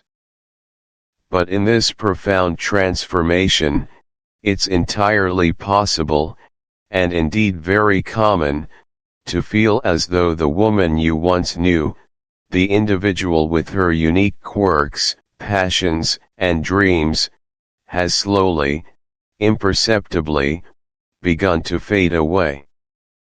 It's a subtle erosion, often unnoticed until a quiet moment of reflection, or perhaps a sudden, stark realization, brings it to the forefront of your awareness. Have you ever caught a glimpse of yourself in a reflective surface and felt a flicker of unfamiliarity, a question bubbling up: who is this person, and where did I go? If so, you are certainly not alone. This chapter is dedicated to understanding this phenomenon, validating these complex feelings, and, most importantly, providing a pathway back to rediscovering and nurturing the invaluable you beneath the mom. Let's begin by exploring the initial, often insidious, loss of individual identity in early motherhood. The first few months, even years, after a baby arrives are a whirlwind of constant caregiving. Sleep deprivation becomes the norm, feeding schedules dictate your day and night, and every waking moment seems to be dedicated to the tiny, beautiful human who utterly depends on you. Your brain, quite remarkably, prioritizes your child's needs above all else. This biological imperative, while crucial for survival and bonding, can systematically chip away at the time and mental space you once reserved for yourself. Think about it for a moment. What did your pre-baby life look like? Perhaps you were a passionate artist, spending hours lost in the brush strokes of a canvas. Maybe you were a voracious reader, devouring novels late into the night.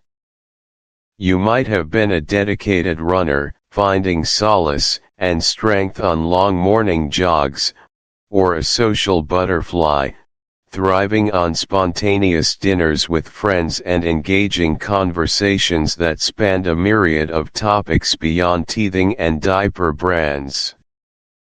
Then, the baby arrived. Suddenly, your easel gathers dust in a corner, your books remain unread on the nightstand, your running shoes are relegated to the back of the closet, and your social outings are meticulously planned around nap times and feeding schedules, often cut short by a sudden cry or a forgotten pacifier.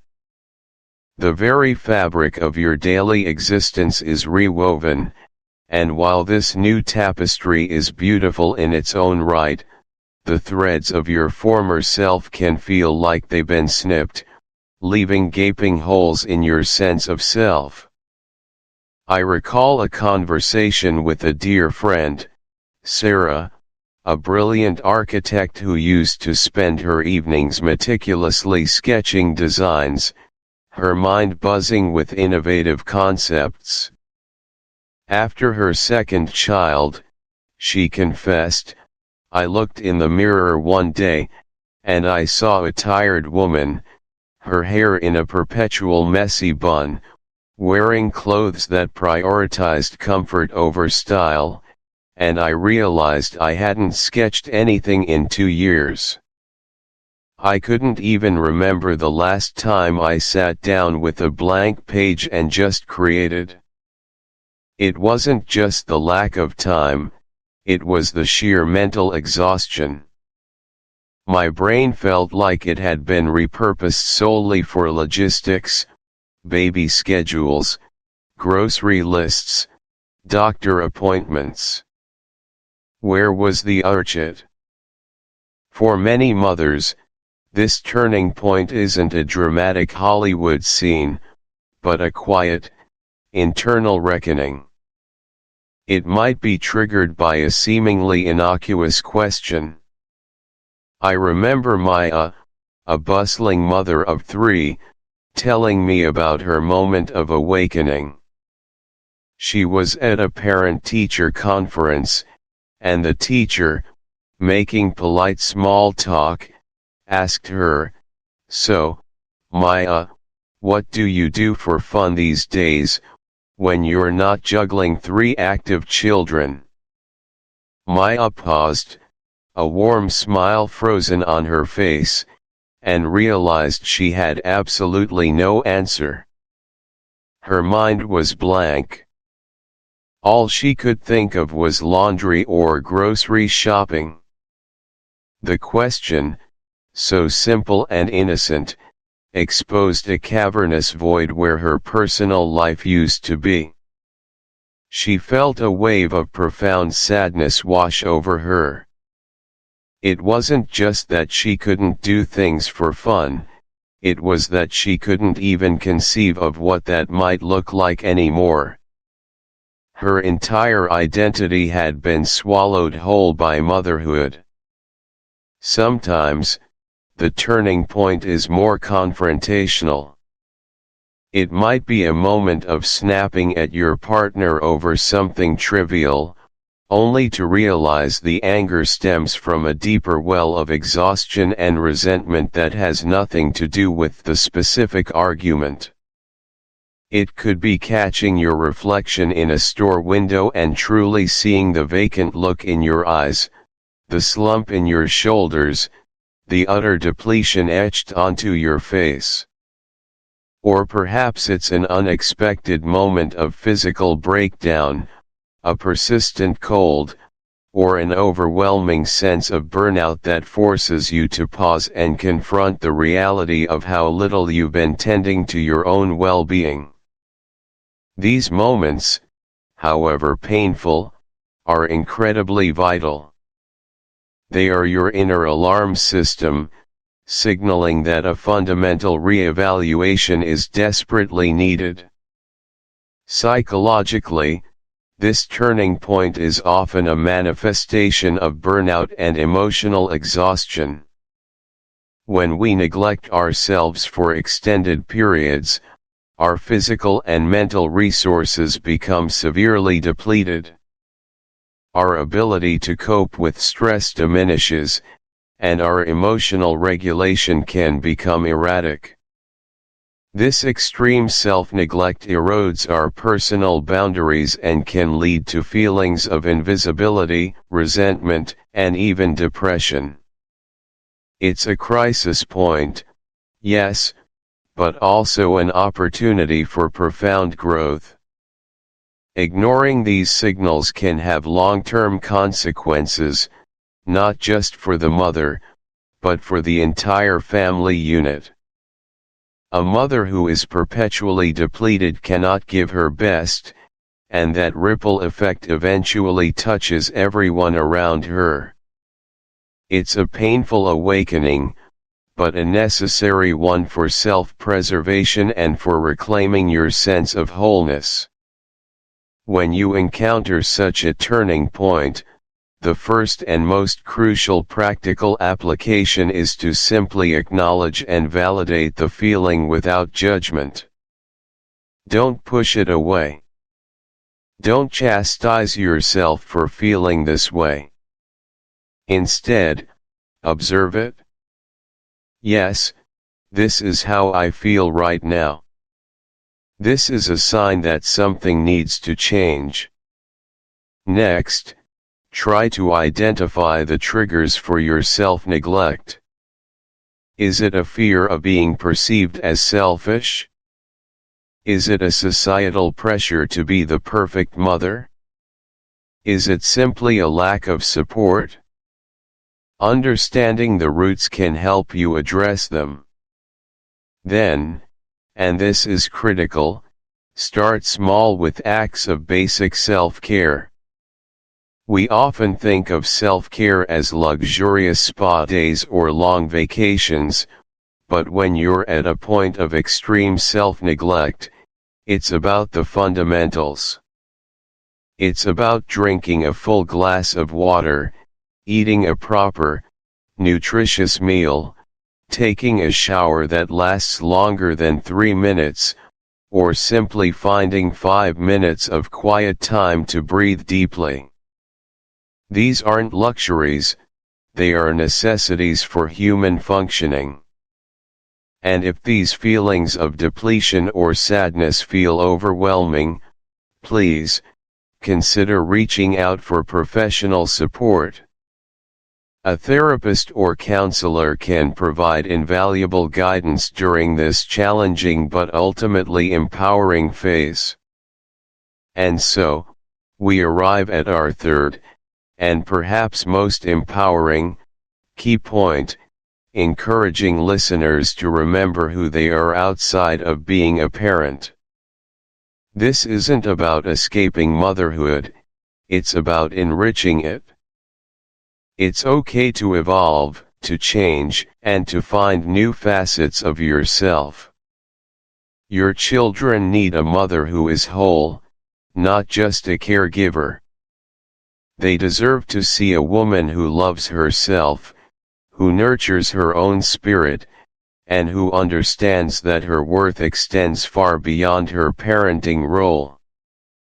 Take courage, dear listener, in knowing that the woman you are, with all her unique dreams and passions, is still there, waiting to be seen and celebrated. Your journey of rediscovery is not selfish, it is essential. In our next chapter, we'll delve even deeper into practical strategies for creating this space, for setting boundaries, and for effectively communicating your needs to your support system, ensuring that you have the time and energy to embrace both roles with renewed vigor. Join us then as we explore how to reclaim your time and space. Chapter 5, The Mother's Intuition. Welcome back, dear listener, to Maman Leo. In our previous chapters, we've explored the initial wonder and early days of Leo's life, the joys and challenges that every new parent encounters. But today, we delve into a topic that resonates deeply with so many, a whisper that often begins quietly and grows into an undeniable roar. Chapter 5, The Mother's Intuition. This chapter is a heartfelt exploration of trusting that profound internal voice, that unshakable knowing, which recognizes a child's unique needs long before any external validation arrives. It's about the silent language between a parent and child, a language often dismissed by the world but understood perfectly within the confines of a loving heart. Have you ever felt that subtle pull, that deep-seated sense that something about your child's experience of the world is uniquely their own, perhaps even different from what others perceive as typical? It's a powerful experience, isn't it? It's a recognition that your child isn't merely a smaller version of everyone else, but an individual with their own distinct operating system, their own unique way of processing, feeling, and interacting with the tapestry of life. This isn't about diagnosis, not yet. It's about observation, connection, and the fierce protective wisdom that blooms within a parent, guiding them toward a truth only they can initially perceive. It's about cultivating the courage to listen to that inner wisdom, to honor it, and to let it light the path forward, even when that path seems shrouded in uncertainty. Let's begin by examining that very first spark, that initial gut feeling that Leo was experiencing the world in a way that truly set him apart. For Maman Leo, this wasn't a sudden realization, but a gradual accumulation of tiny, almost imperceptible moments. It started with observations that, individually, might have been easily dismissed as quirks of an infant, but collectively began to form a distinct pattern. She noticed, for instance, Leo's extraordinary sensitivity to certain sounds. A sudden loud noise, like a dropped spoon or an unexpected burst of laughter from an adjacent room, didn't just startle him, it seemed to physically overwhelm him, causing him to stiffen, cry inconsolably, and retreat into himself for what felt like an extended period.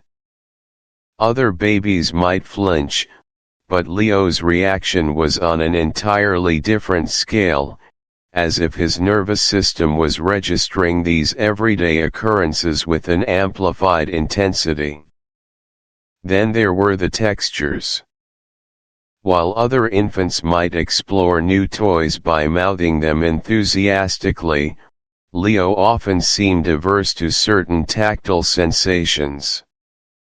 A soft blanket, beloved by most, might elicit a shudder, whereas a rougher, more defined object, like a wooden block, would capture his attention with an almost surgical focus.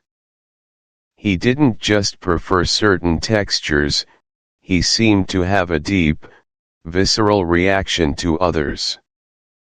His eye contact, too, was unique. At times, it was piercing, intense, as if he was looking not just at Maman Leo, but through her, connecting on an almost spiritual plane. At other times, it was fleeting, elusive, as though the visual input was too much, forcing him to avert his gaze in favor of examining the intricate patterns on the ceiling or the dust motes dancing in a sunbeam. These weren't red flags in the clinical sense, not at first. They were simply Leo things.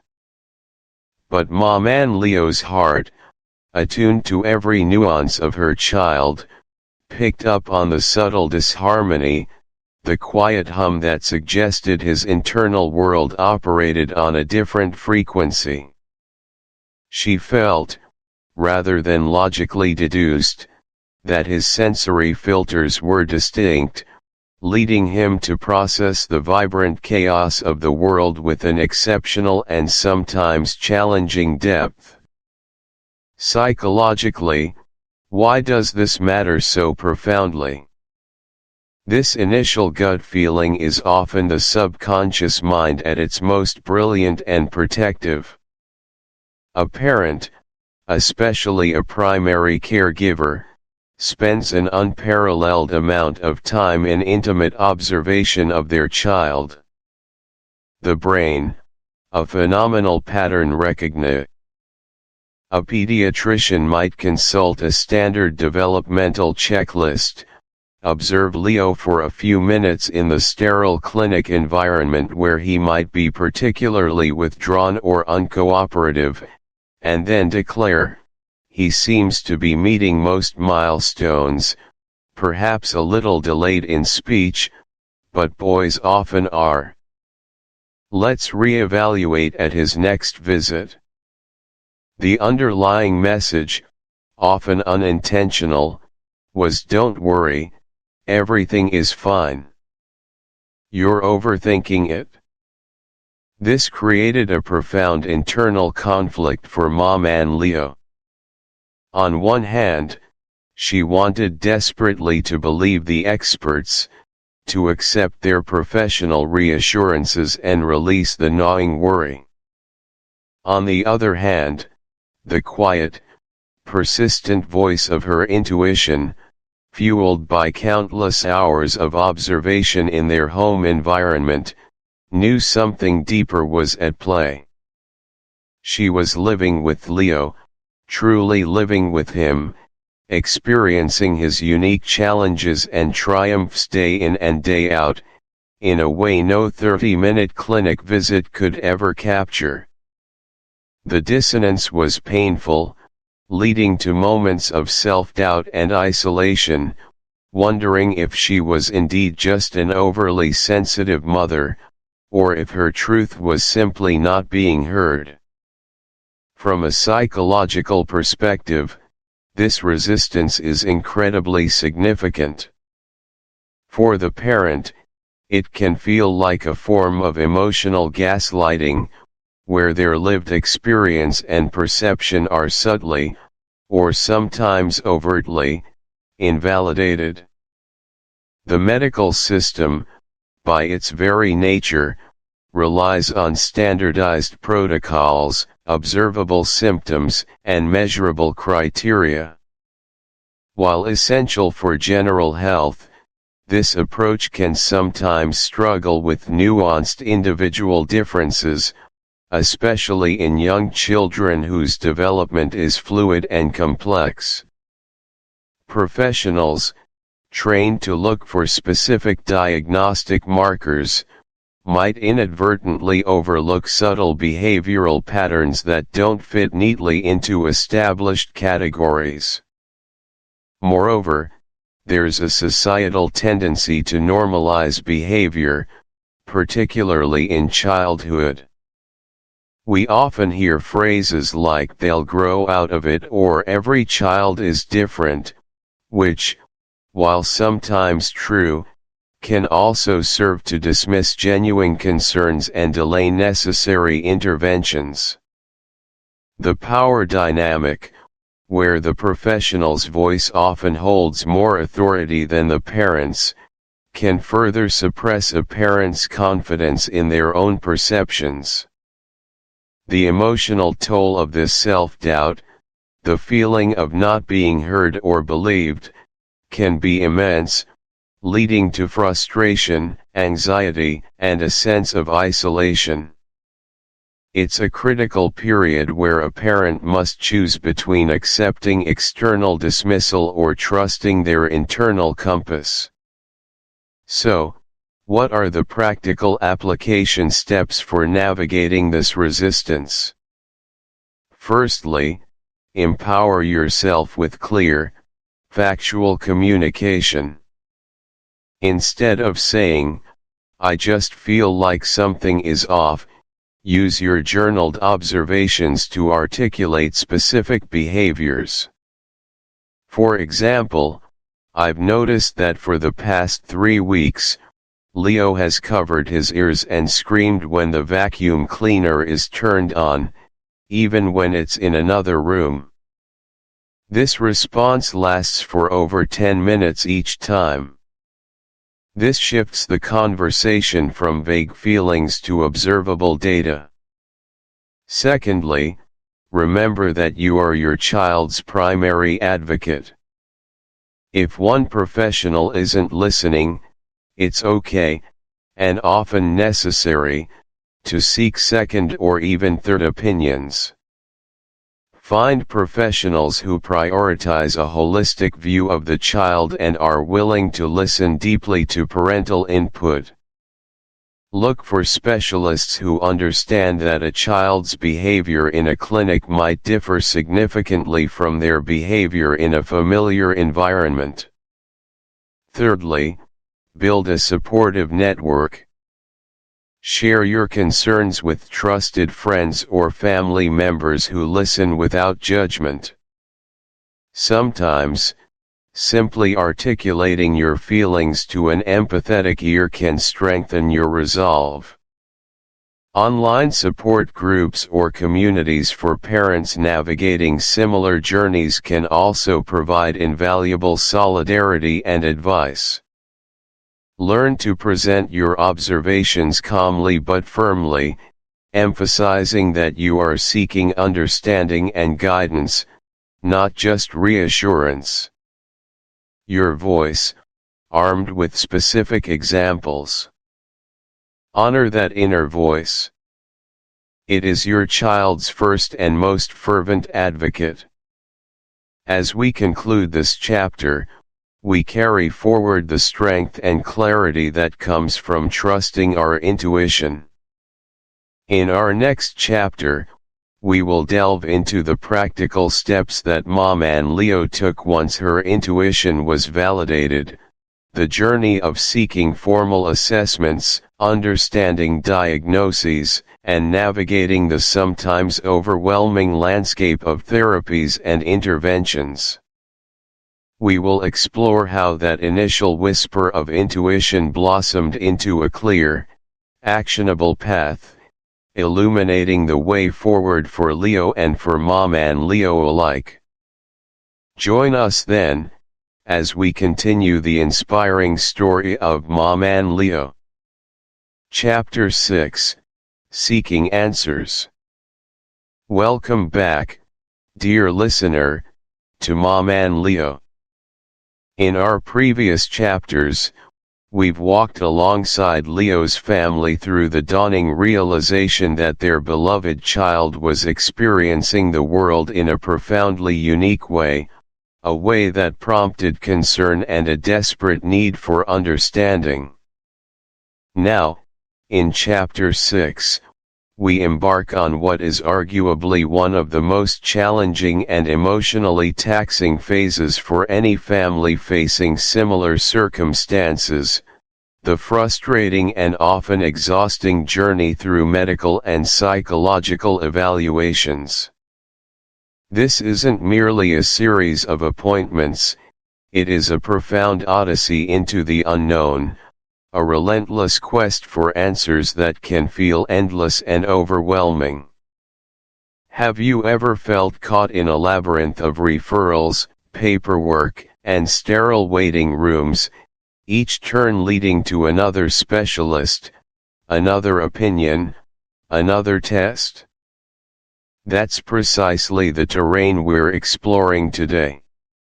This period is a crucible of emotions, demanding immense resilience, patience, and an unwavering commitment to your child's well-being. It tests the very fabric of parental strength, often leaving you feeling drained, confused, and utterly alone, even when surrounded by medical professionals. It's a journey not just of the body, but of the mind and spirit, requiring a deep well of inner fortitude to navigate. Let's delve deeper into this experience, starting with the sheer, often bewildering, marathon of medical appointments and the seemingly endless hours spent in waiting rooms. Imagine, if you will, the blur of faces, the parade of different doctors, each with their specific questions, their specialized jargon, their varying approaches. For Leo's parents, this became their new normal. It began with their dedicated pediatrician, who, with a concerned furrow of their brow, suggested an initial referral. Then came the neurologist, whose examination was thorough, gentle, but still a little intimidating. After that, perhaps a developmental psychologist, observing Leo in various play settings, taking meticulous notes. Then a geneticist, explaining complex inheritance patterns and the intricacies of DNA, followed by an audiologist, an occupational therapist, a speech therapist. The list could feel infinite.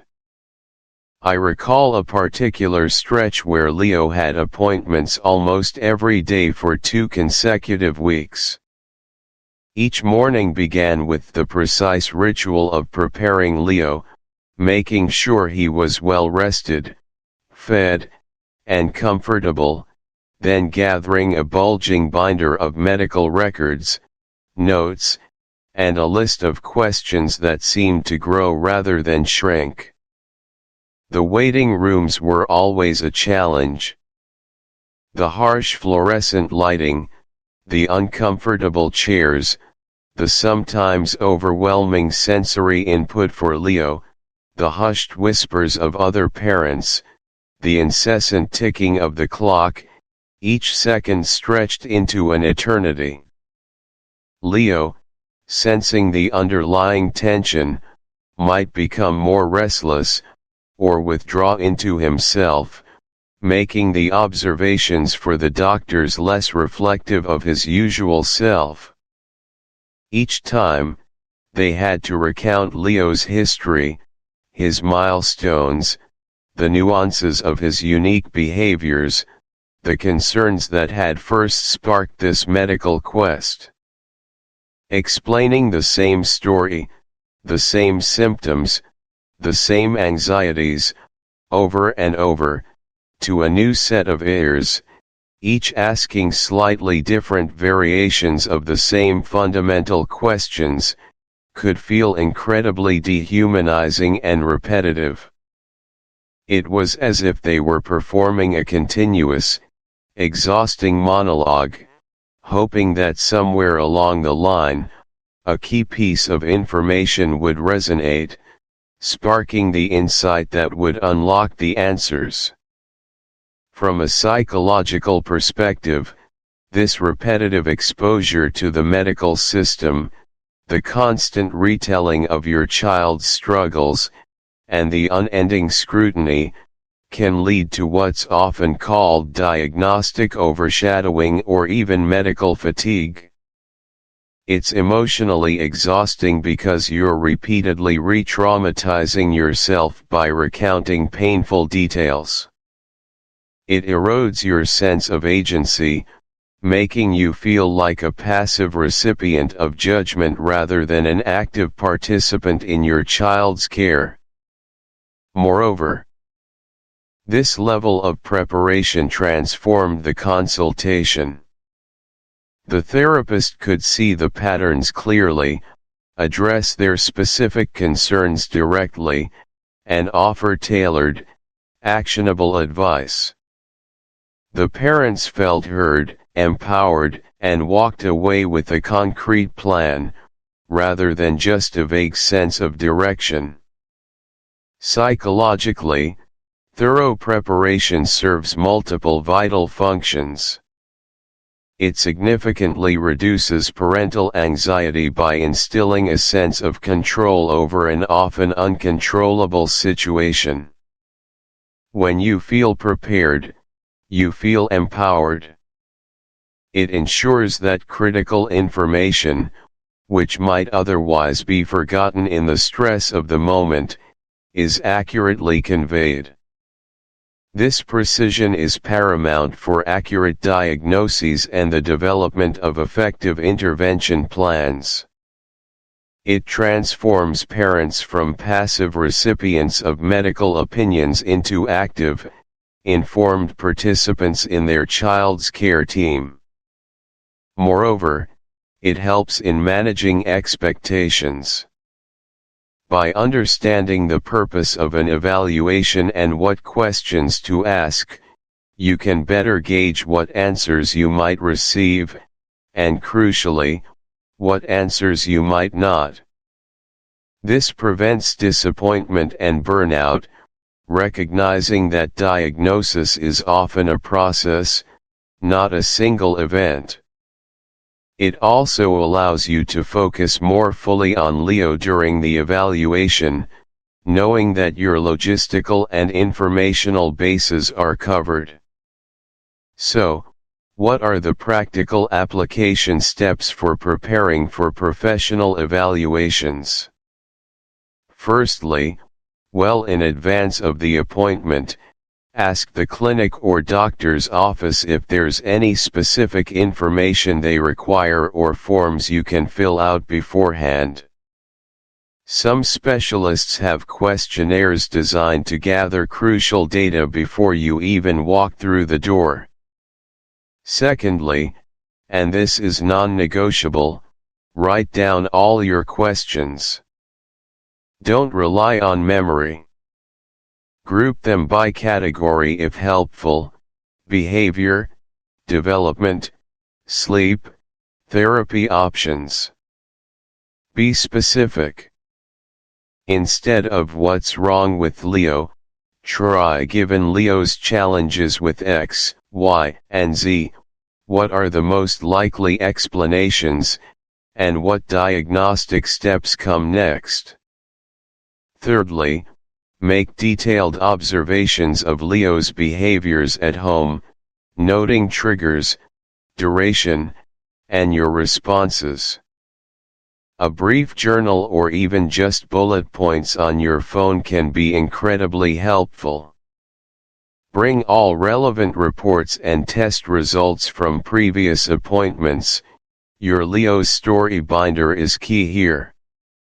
Fourthly, think about Leo. What does he need to feel secure and cooperative?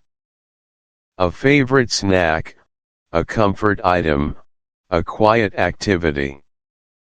If Leo struggles with transitions or new environments, consider how you can make the evaluation space as predictable and calm as possible for him.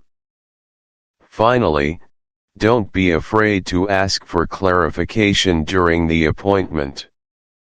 If medical jargon is used, politely ask the doctor to explain it in simpler terms. This is your child, and you have every right to understand every facet of their care. You are not just a patient, you are a partner in this process. Now, let's address an equally, if not more, profound aspect of this journey: the emotional toll of the prolonged waiting period. This isn't just about waiting in a physical room, it's about the mental and emotional waiting for answers, for clarity, for a path forward. The period between an initial suspicion and a confirmed diagnosis, or the agonizing weeks awaiting genetic test results, can feel like an eternity suspended in emotional purgatory. For Leo's parents, this waiting became a heavy cloak that settled over their lives. There was the initial consultation where the doctor first uttered words like developmental delay or further investigation needed. Then came the wait for the first round of referrals, each letter in the mail or phone call a jolt of anxiety. The longest wait was perhaps for the results of comprehensive genetic testing, a process that stretched into several weeks. Those weeks were a blur of restless nights, waking up in a cold sweat, replaying every conversation, every interaction, searching for clues, for meaning. The internet became a dangerous ally, a rabbit hole of symptom checkers, forums, and medical Jew. You are not alone in this labyrinth, and every step you take, however small, is a testament to your extraordinary dedication. As we conclude this chapter, reflecting on the arduous path to understanding, we prepare ourselves for what comes next. What happens once a diagnosis, or at least a clearer picture, finally emerges? How do families then navigate the world with a new label, new resources, and new challenges? In our next chapter, we will turn our attention to the moment of diagnosis and the subsequent journey of acceptance and adaptation, exploring how families come to terms with the answers they have tirelessly sought. Chapter 7: The Diagnosis. Welcome back, dear listener, to Maman Leo. In our journey so far, we've walked alongside Maman Leo as she navigated the subtle signs, the nagging questions, and the escalating concern that something was uniquely different about her beloved son, Leo. We've witnessed the strength of a mother's intuition, the tireless search for answers, and the often lonely path of advocating for a child whose needs aren't immediately apparent to the wider world. Now, in Chapter 7, we arrive at a pivotal moment, a turning point that, while anticipated, still carries the force of a tidal wave, the diagnosis. This chapter delves deeply into the core concept of processing the official confirmation of Leo's neurodivergence, or as we might call it, his unique condition. It's a moment that transcends mere medical terminology. It is the official validation of a parent's deepest instincts, a culmination of countless observations, sleepless nights, and the quiet anxieties that often haunt the edges of a mother's mind. To receive a diagnosis is to be handed a map, albeit one for unfamiliar territory, after navigating in the dark for so long. It is not merely a label.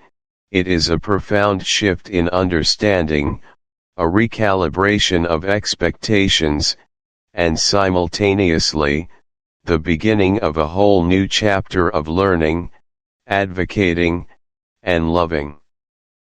Have you ever felt that profound sense of knowing something deep in your gut, only to have it officially confirmed, bringing with it a strange mix of relief and trepidation? This is precisely the space we explore today. Let's begin by reconstructing the exact moment the diagnosis was delivered to Maman Leo. Picture the scene. Maman Leo sat in the quiet, somewhat sterile environment of Dr. Arnaud's office. The air conditioning hummed with a low, almost meditative drone, a stark contrast to the tumultuous storm brewing within her. The wooden chair beneath her felt hard, unyielding, much like the reality she was bracing herself for. Dr. Arno, a kind-faced developmental pediatrician with warm, perceptive eyes, held a thick folder in his hands, its contents representing months, even years, of assessments, observations, and agonizing wait times. He cleared his throat, adjusting his glasses, a small, almost imperceptible gesture that seemed to Maman Leo to stretch into an eternity. He spoke, his voice gentle but firm. Maman Leo, based on all the comprehensive evaluations, Leo's developmental profile, and the consistent patterns we've observed, we have reached a definitive diagnosis. Leo presents with characteristics consistent with autism spectrum disorder, alongside a significant global developmental delay. The words, though expected, still struck Maman Leo with a physical force, as if a silent, invisible gong had been struck right beside her ear. It wasn't the jargon itself, but the finality, the official stamp on what her heart had known for so long. The light filtering through the office window seemed to dim for a moment, and the hum of the air conditioning grew louder, filling the sudden void of her internal silence. This moment, dear listener, is a real-world storytelling example of the emotional earthquake that accompanies a diagnosis. It's rarely a simple information exchange. It is a moment laden with years of unspoken fears, hopes, and profound love. From a psychological perspective, why does this exact moment matter so profoundly? Because it transforms an amorphous, unsettling feeling into a tangible reality. Until this point, Maman Leo had been grappling with a collection of symptoms, a series of quirks, and a persistent sense of differentness. The diagnosis, for all its potential pain, offers a framework. It provides a lens through which to reinterpret Leo's past behaviors and anticipate his future needs.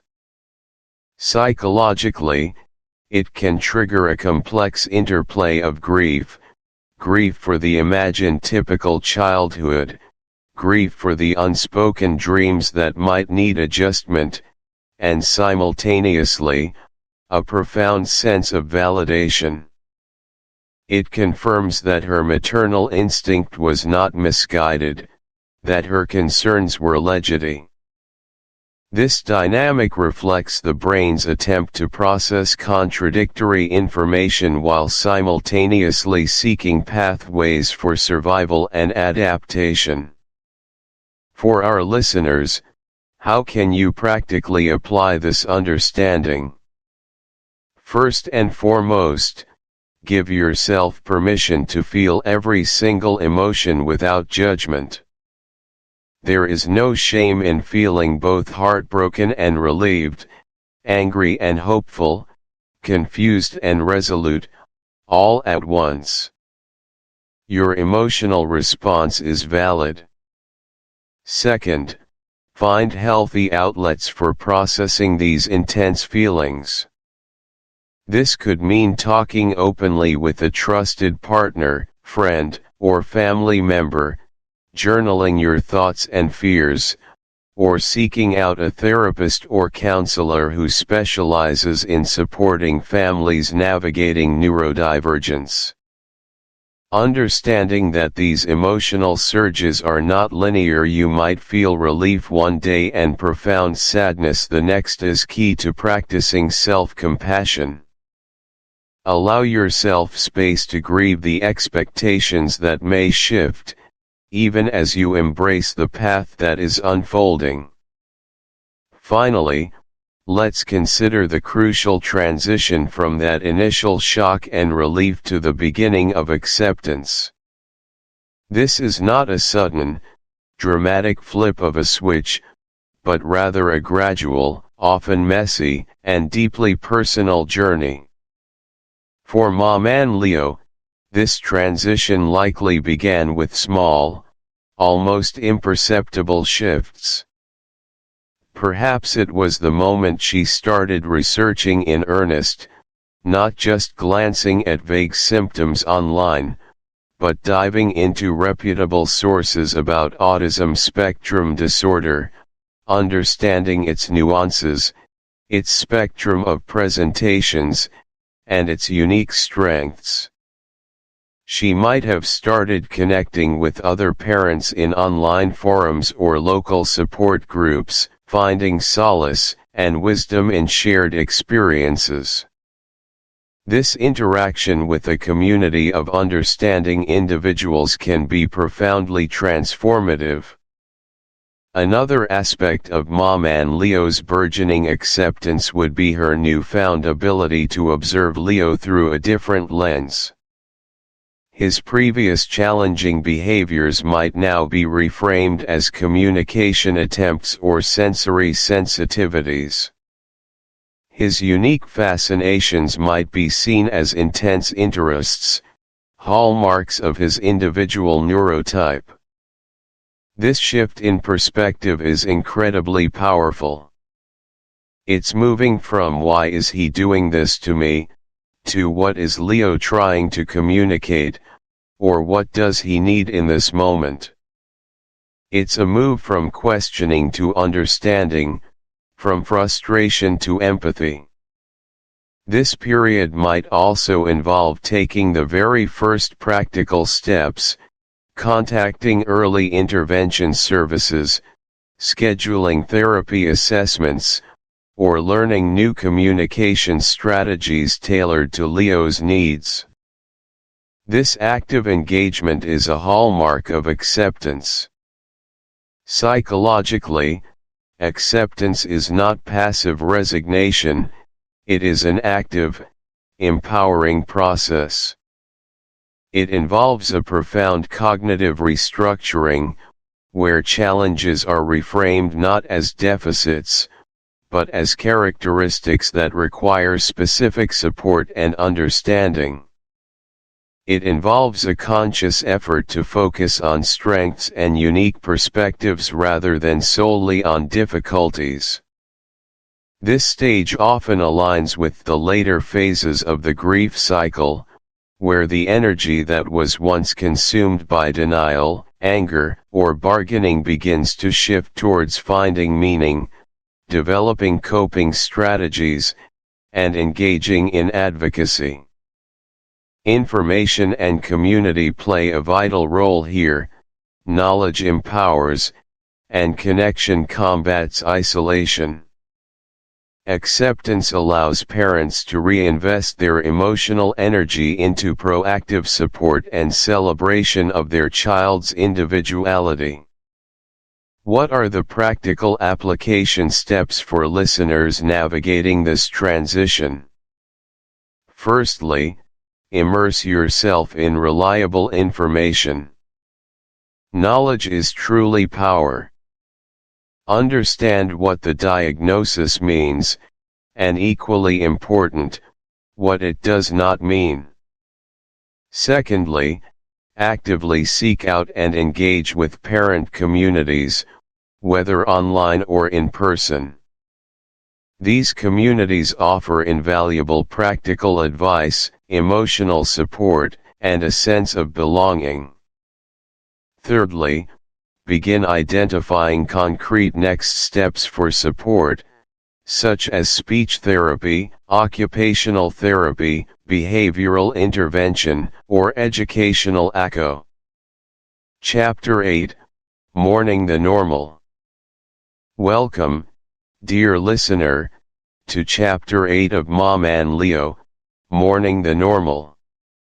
This chapter delves into a profound and often unspoken journey that so many parents undertake, a journey of processing grief over lost expectations and, ultimately, embracing a beautifully unique new reality.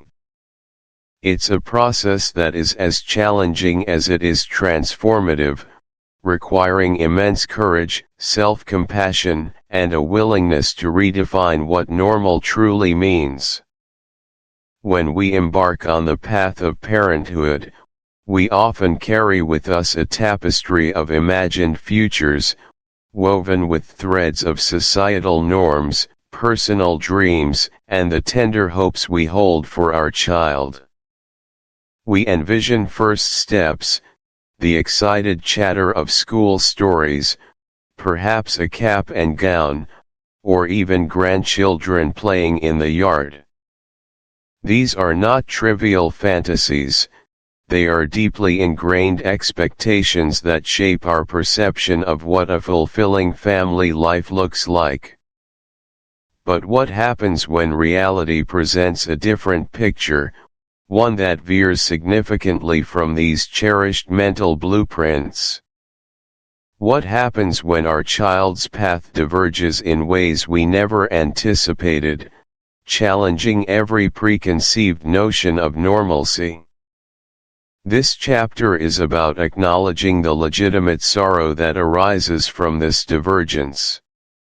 It's about giving voice to the silent grief for the future we thought we'd have, the milestones we imagined celebrating, and the typical trajectory we believed our child would follow.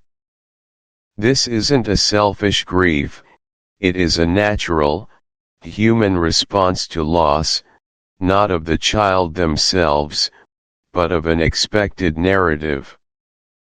It's about the very real emotional labor involved in letting go of those deeply held societal expectations and, through that process, discovering the extraordinary, inherent potential within our child, a potential that often defies conventional understanding.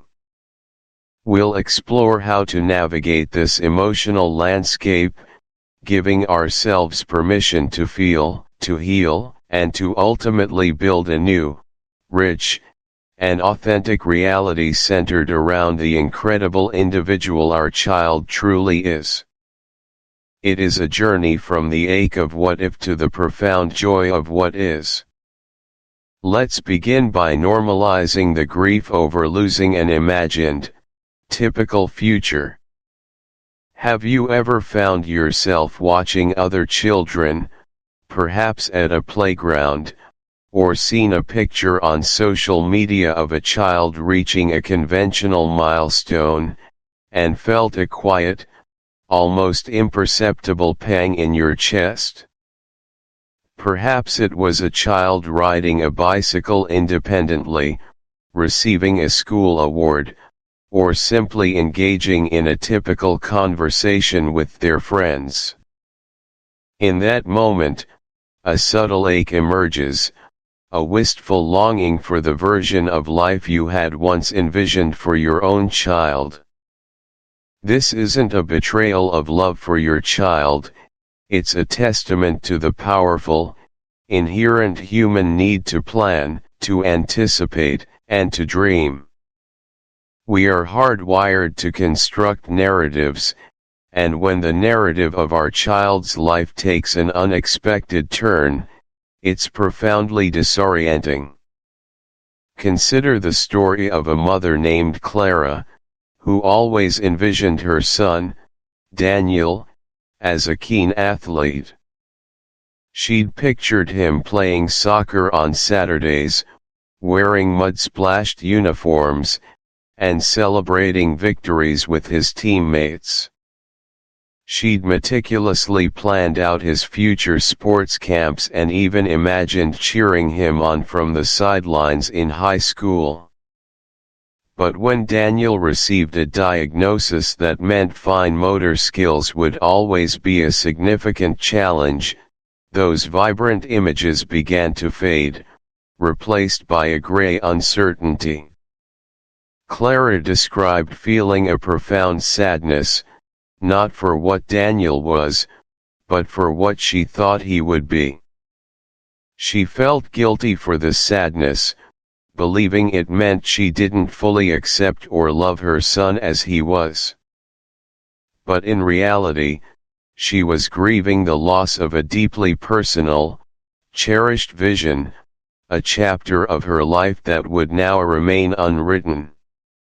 This grief manifested as sleepless nights, a sense of fatigue, and an overall lack of enthusiasm for things she once enjoyed.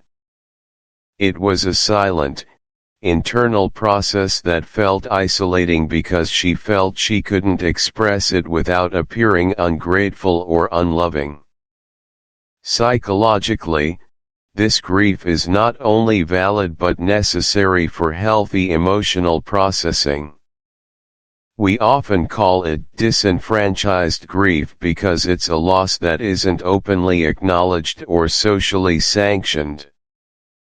People might say, "But your child is alive and healthy in other ways," or "You should be grateful." While these sentiments might be well-intentioned, they invalidate the very real pain of losing a cherished future. This form of grief can also be linked to anticipatory grief, but instead of anticipating a physical loss, we are anticipating a different kind of life, one where certain conventional experiences may be absent. Allowing yourself to acknowledge and feel this grief is the first crucial step towards healing. It's about recognizing that you can simultaneously adore your child completely, unequivocally, and still mourn the path you once envisioned. Suppressing these feelings only leads to emotional backlog, manifesting as resentment, anxiety, or depression.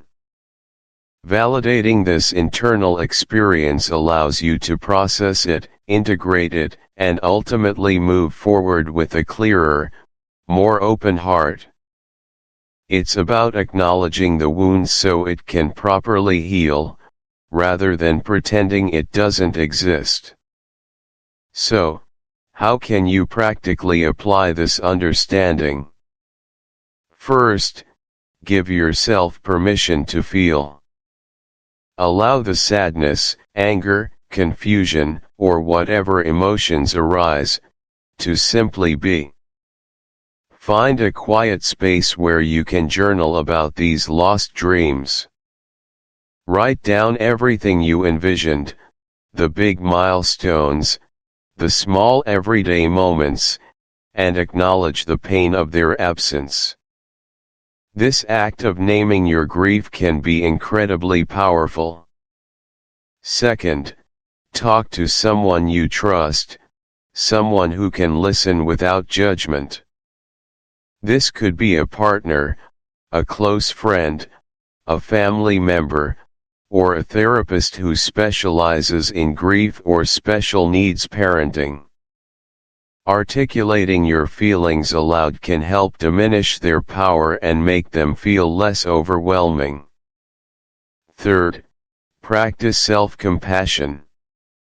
Imagine what you would say to a dear friend experiencing this exact same pain.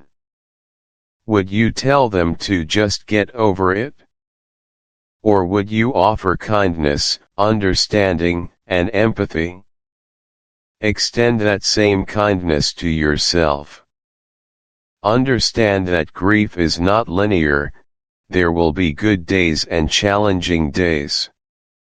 And finally, recognize that mourning the normal is not a sign of weakness, it is a sign of immense love, a reflection of the deep hopes you hold for your child, even as those hopes evolve. It's an essential part of the journey to full acceptance and profound connectio. It's about shifting your gaze from what your child can't do according to conventional metrics, to the remarkable things they can do, and perhaps more importantly, who they are as an individual. Think of a moment when Leo, or a child like Leo, surprised you with a unique form of communication. Perhaps it was a particularly deep gaze that conveyed understanding beyond words, a unique sound or gesture that expressed joy, or a sudden, unexpected burst of affection that melted away all the day's frustrations. It's often in these moments, unburdened by expectations of normal, that we glimpse the profound depth and individuality of our children. This reframing isn't about ignoring challenges, it's about actively choosing to focus on strengths, on growth, and on the specific, beautiful ways your child interacts with and experiences the world. A mother shared how her daughter, who was nonverbal, had an incredible way of communicating through color. When given different colored blocks, she would consistently arrange them to express her mood, bright yellows and oranges for happiness, blues and purples for calm, and reds for frustration. For this mother, understanding this unique language opened up a whole new world of connection and allowed her to celebrate her daughter's intricate internal world, moving far beyond the disappointment of spoken words.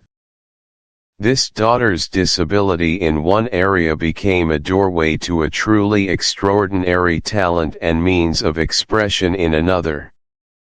Psychologically, this reframing is a powerful act of cognitive restructuring. It moves us from a deficit-based model, focusing on what is missing or wrong, to a strength-based perspective, which highlights capabilities, unique talents, and individual worth.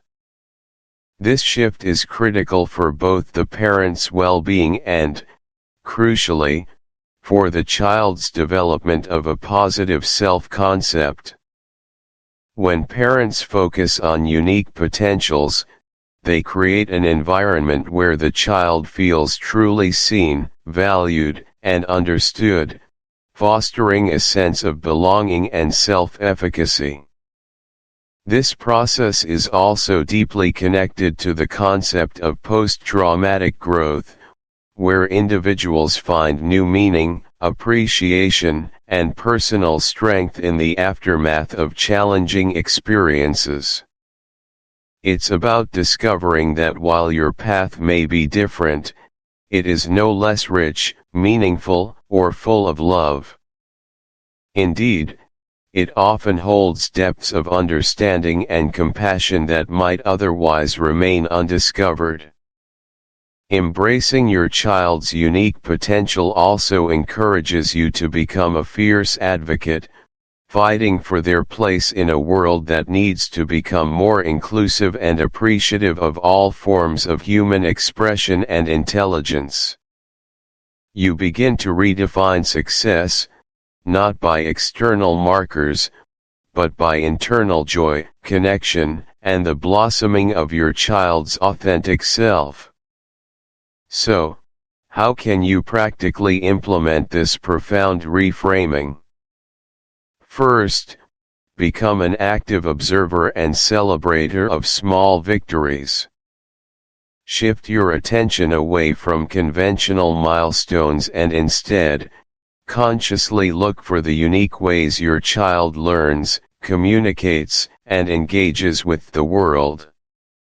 Did Leo make eye contact for a moment longer today?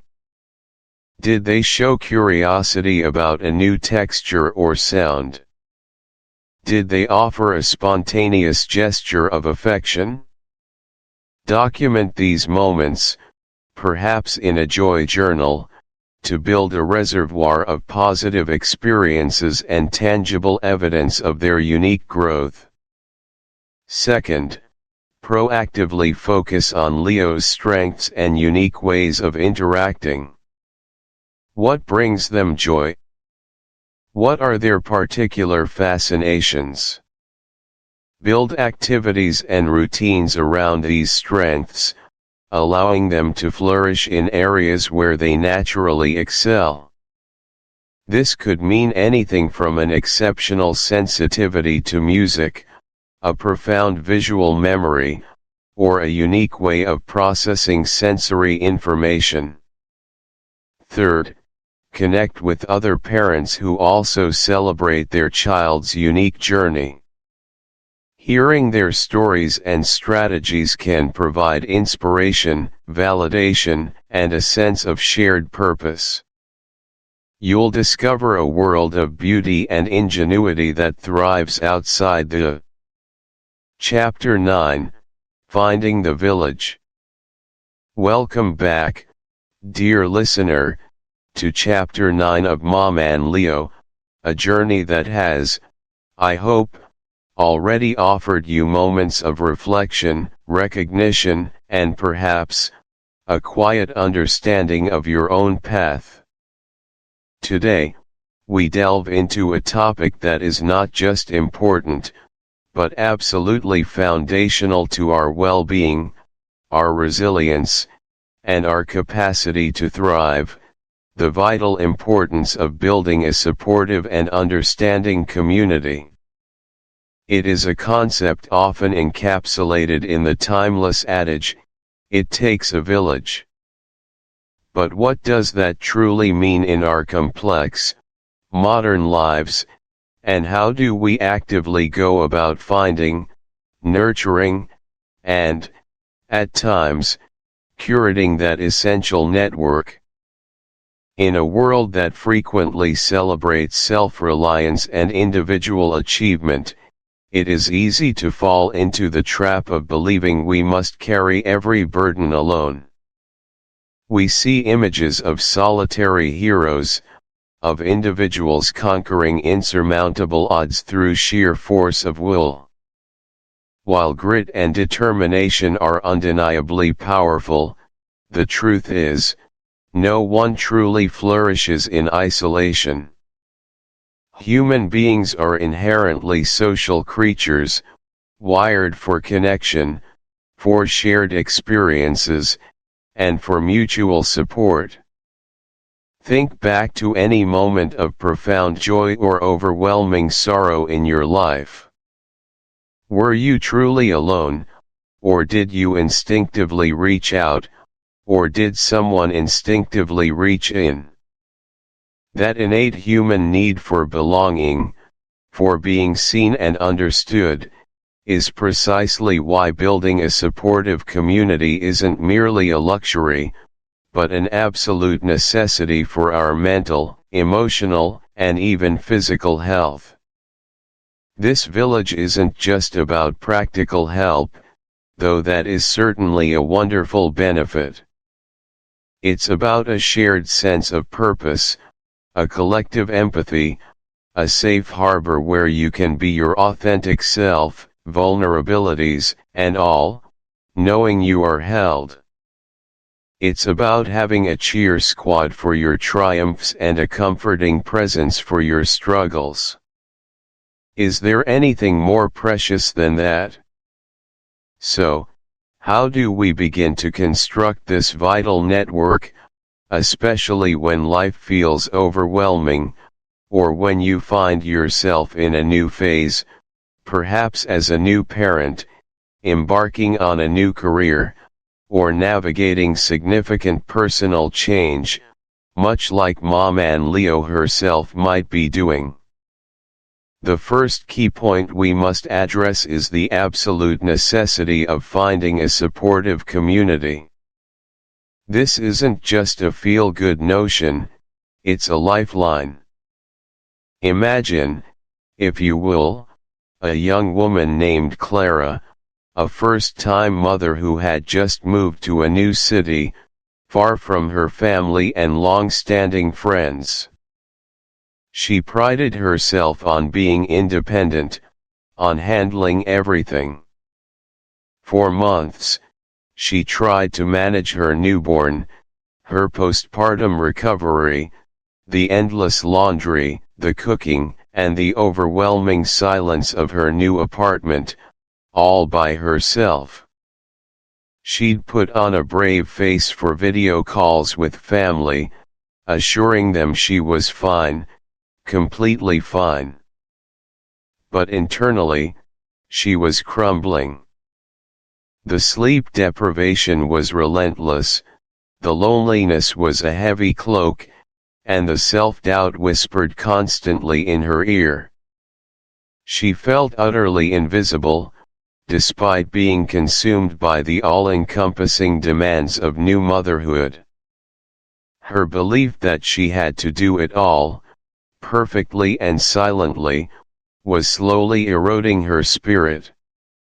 Psychologically, Clara's experience is incredibly common. Our brains are wired for connection.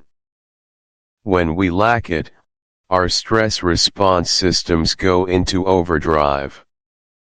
Isolation doesn't just feel bad, it triggers physiological changes akin to physical threat.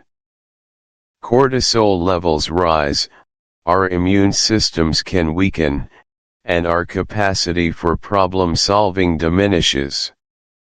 The weight of carrying every single mental load, every decision, every fear, without a sounding board, without someone to share the burden, is immense. When Clara finally, hesitantly, joined a local moms and tots group, a suggestion from a kind but persistent pediatrician, something shifted. Just being in a room with other women who had bags under their eyes, who shared stories of epic diaper blowouts and sleep regressions, made her feel seen.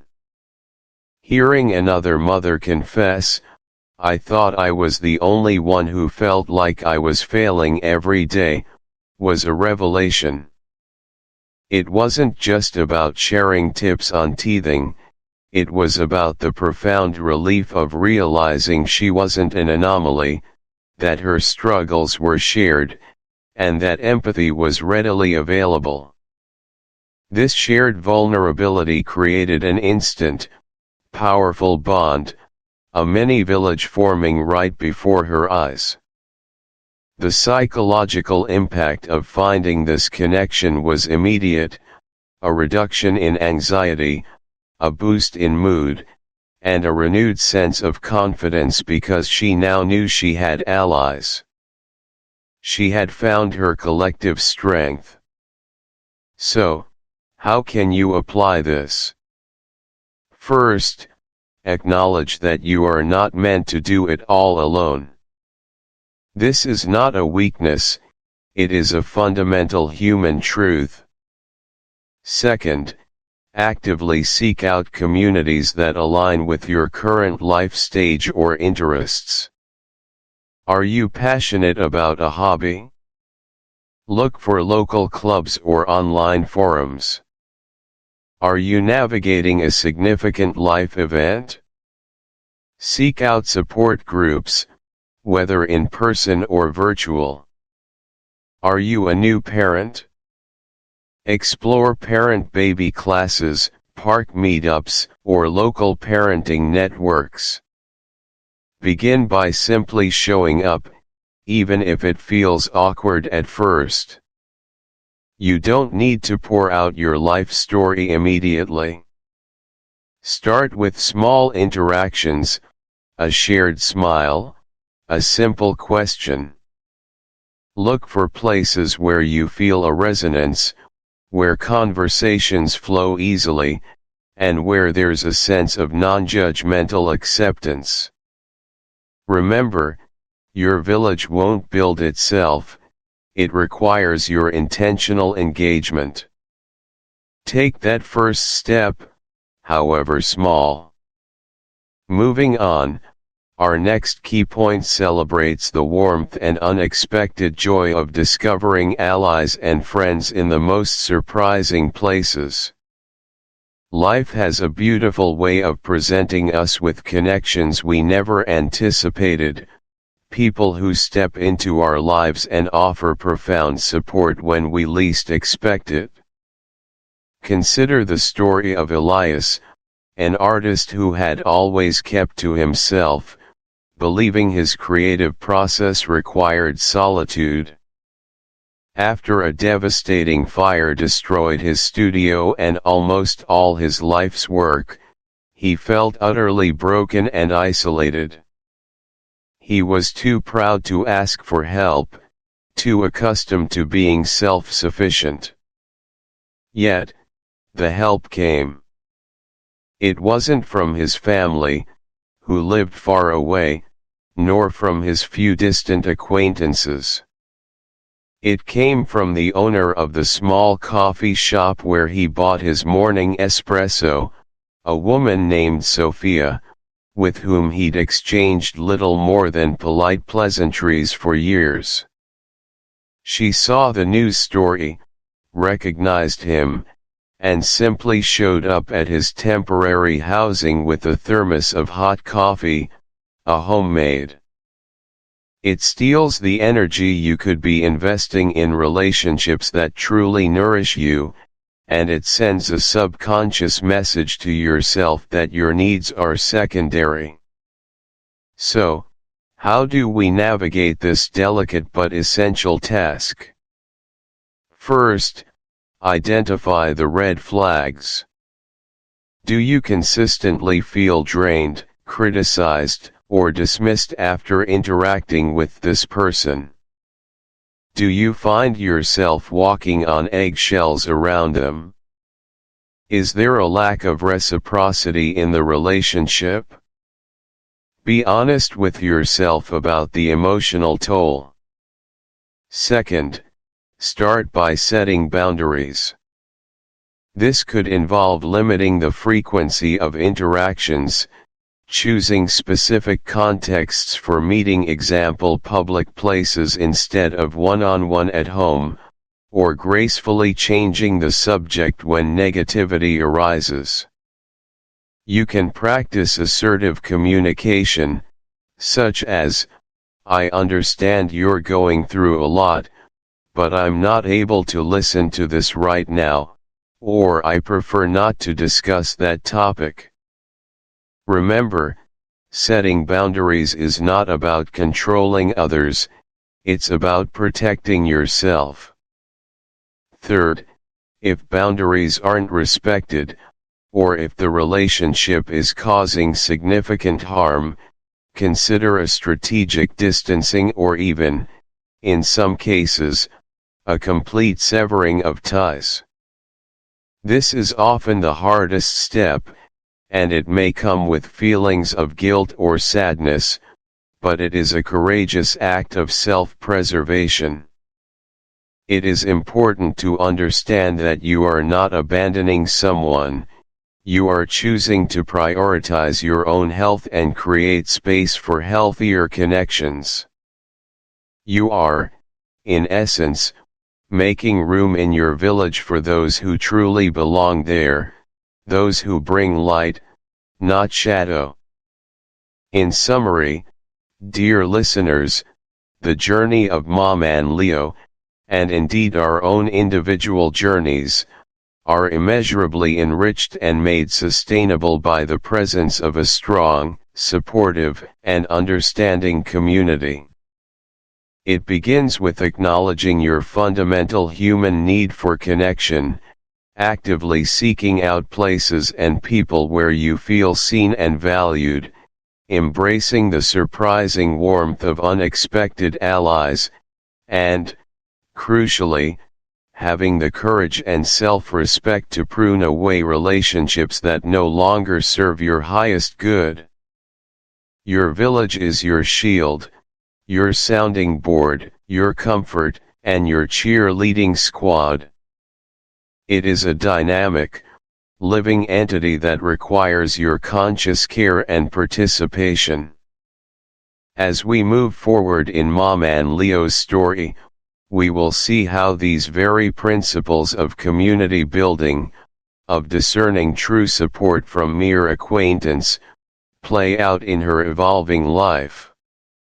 We will explore how she learns to lean on others, how she offers her own unique support in return, and how this interwoven tapestry of relationships becomes the very bedrock upon which she builds her strength and defines her path.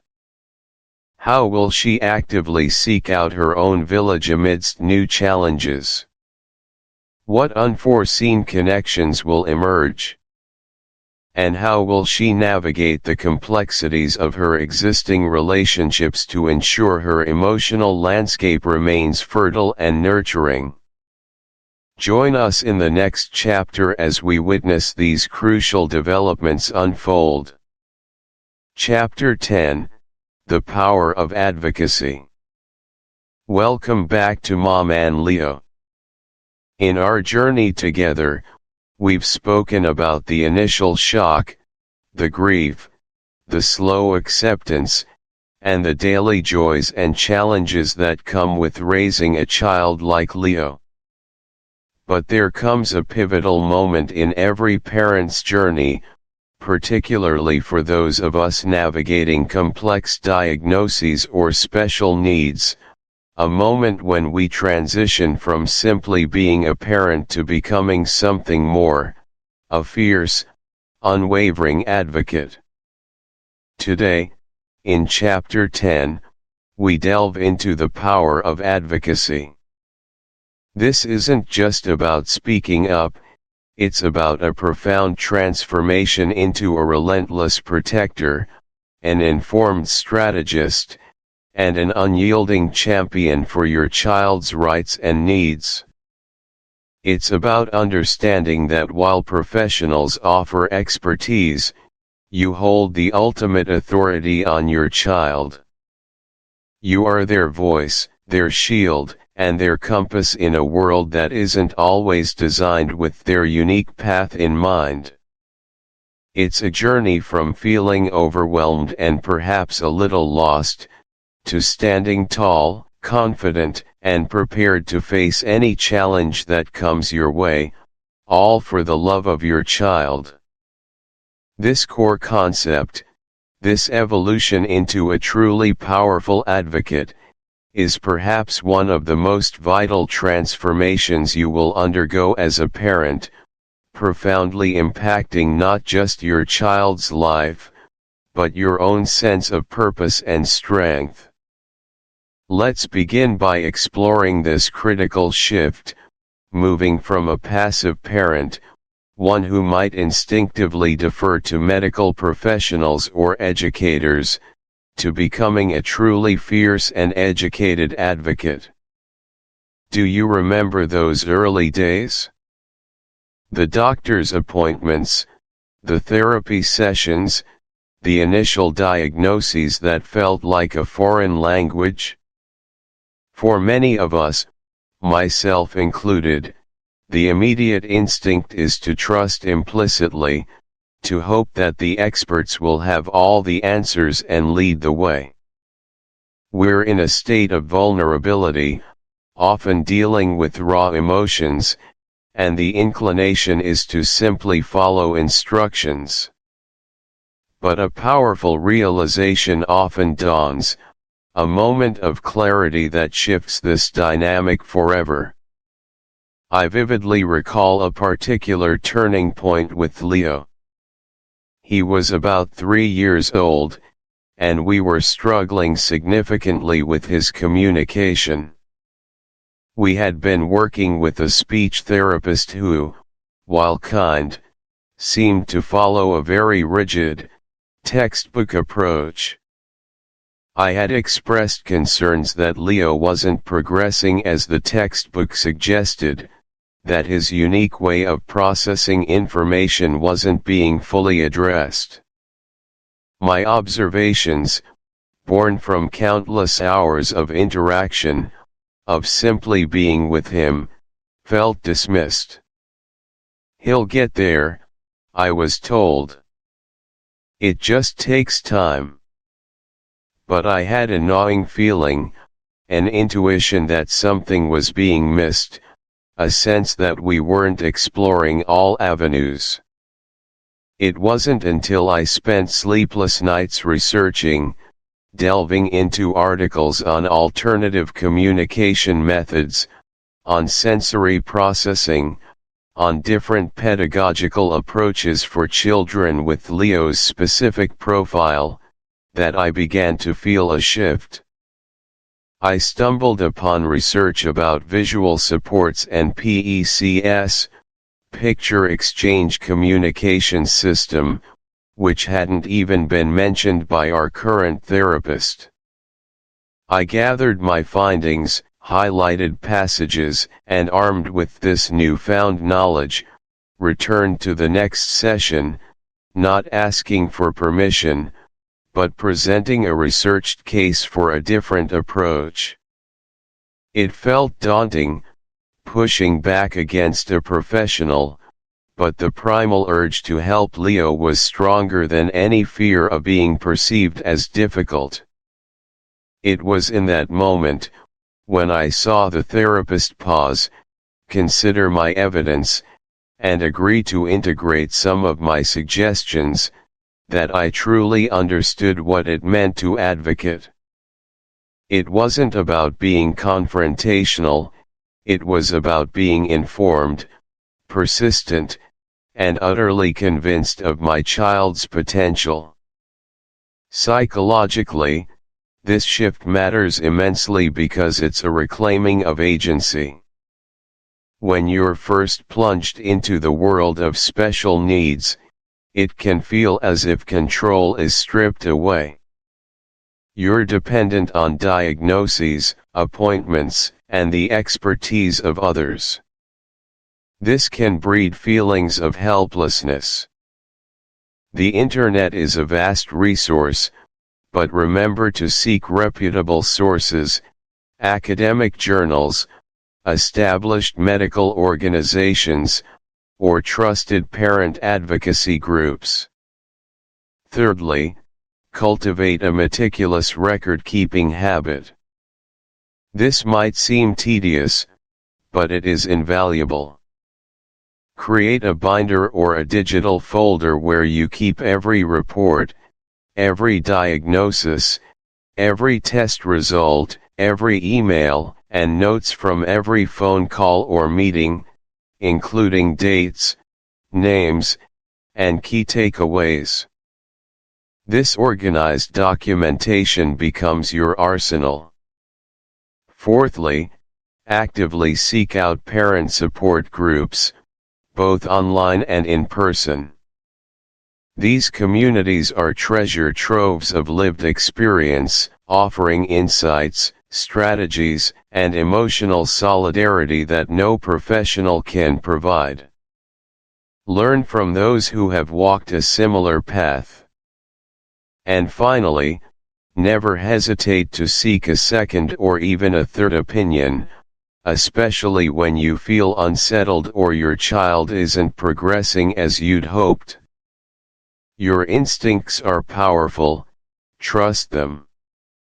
Now, let's move to our second key point, developing effective strategies for navigating the incredibly complex bureaucratic and healthcare systems that will inevitably become a significant part of your life. These systems, whether they are medical, educational, or governmental, are rarely designed with ease of access in mind. They often feel like labyrinths of paperwork, jargon, and endless waiting lists. I remember distinctly the exhausting battle to secure a specific, highly specialized school placement for Leo. The process was daunting. It started with numerous evaluations, then a series of meetings with school district officials, then the application process itself, followed by a waiting list that seemed to stretch into eternity. We received an initial denial, stating that the placement was not appropriate for Leo, despite overwhelming evidence from multiple specialists suggesting otherwise. My heart sank, but I refused to give up. I spent weeks poring over the district's policy manuals, learning the exact language, understanding the appeal process, and identifying the criteria for an appropriate placement from their own documents.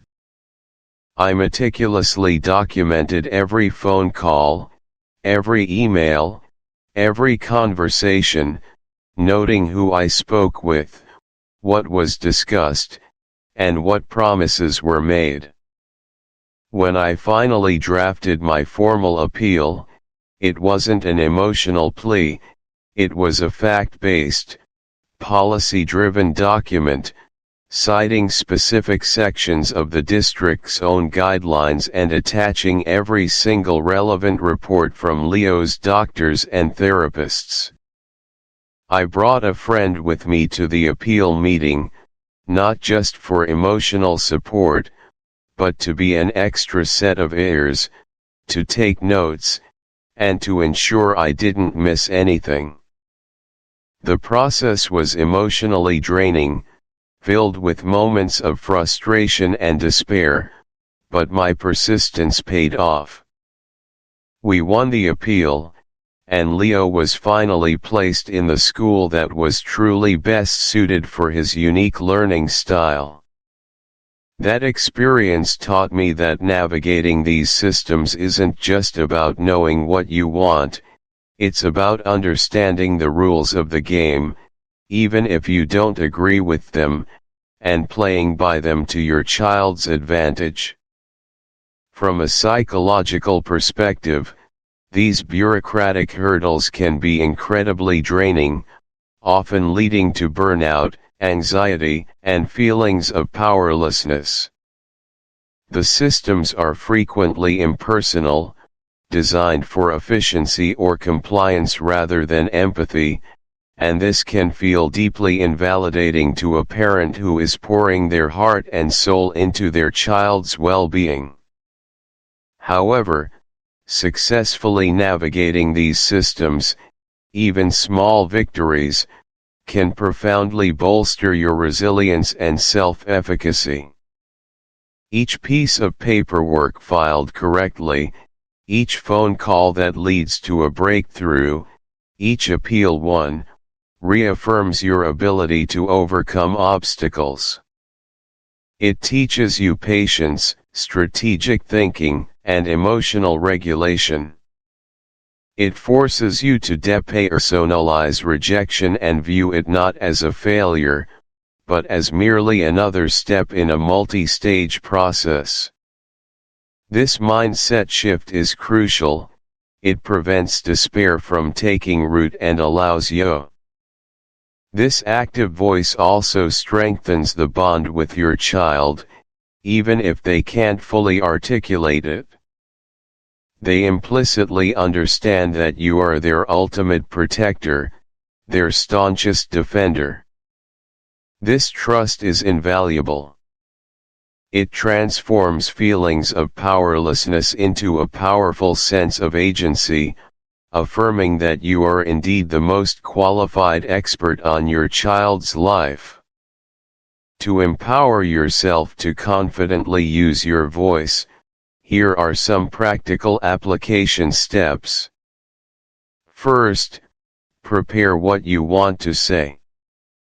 If it's a significant conversation, mentally rehearse or even jot down your key points. This helps you stay focused and articulate under pressure.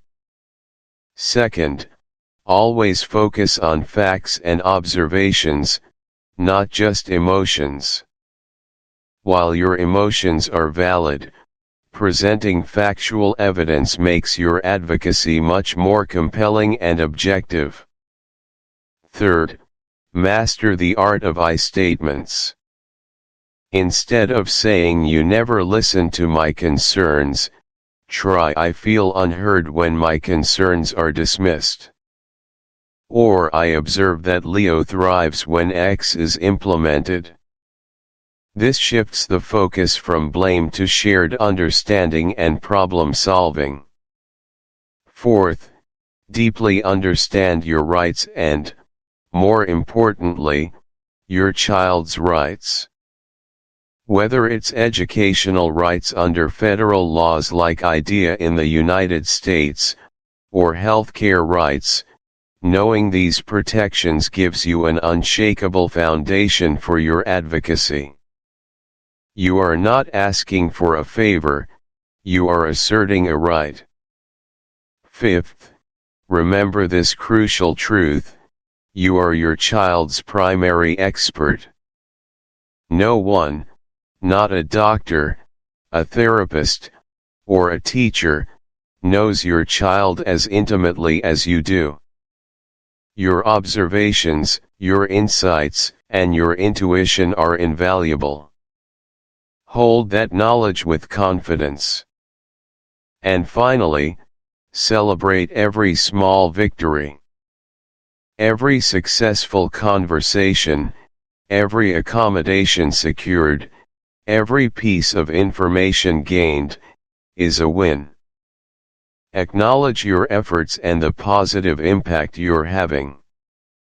In summary, the power of advocacy is not merely a skill to be learned, it is a profound journey of transformation, a heartfelt expression of unconditional love that manifests as informed, persistent action.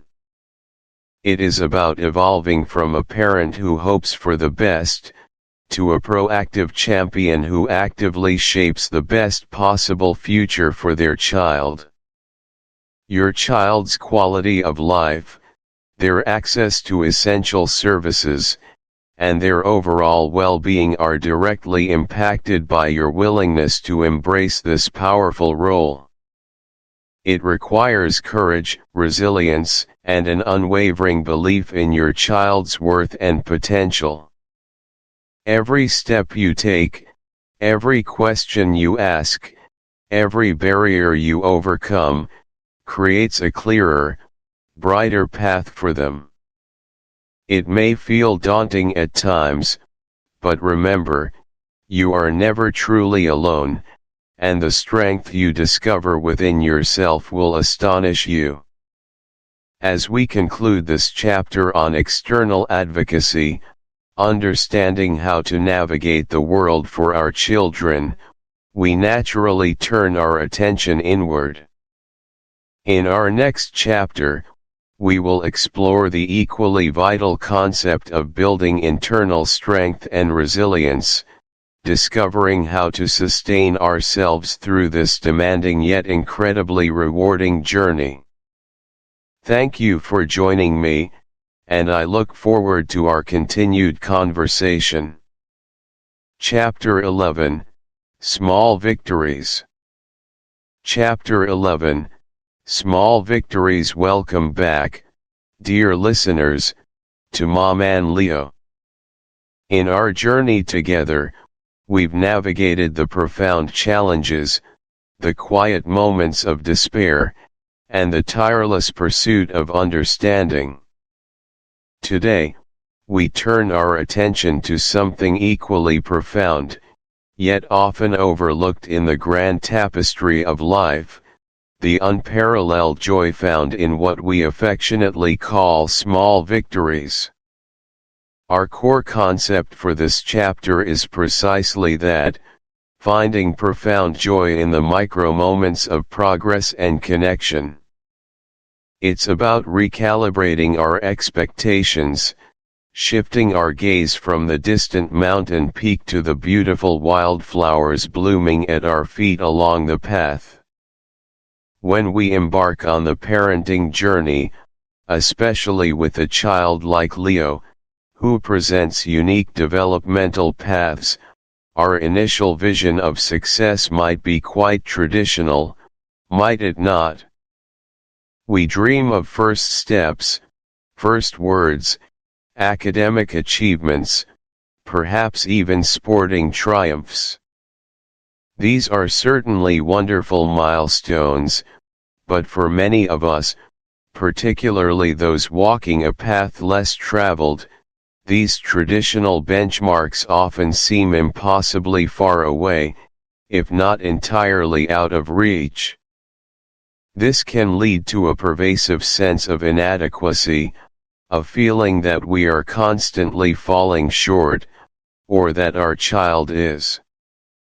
But what if we told you that true, deep, soul-satisfying joy doesn't always reside in those grand, anticipated moments? What if it's waiting for you in the delicate, often fleeting, micro-moments of progress and connection that unfold every single day?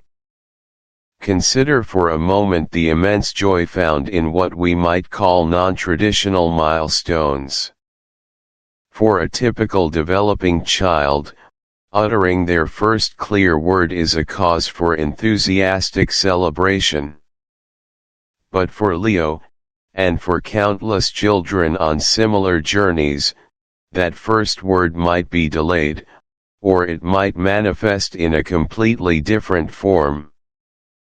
Perhaps it's a new sound, a specific glance, a sustained moment of eye contact, or a unique physical gesture that signifies understanding or a desire to communicate.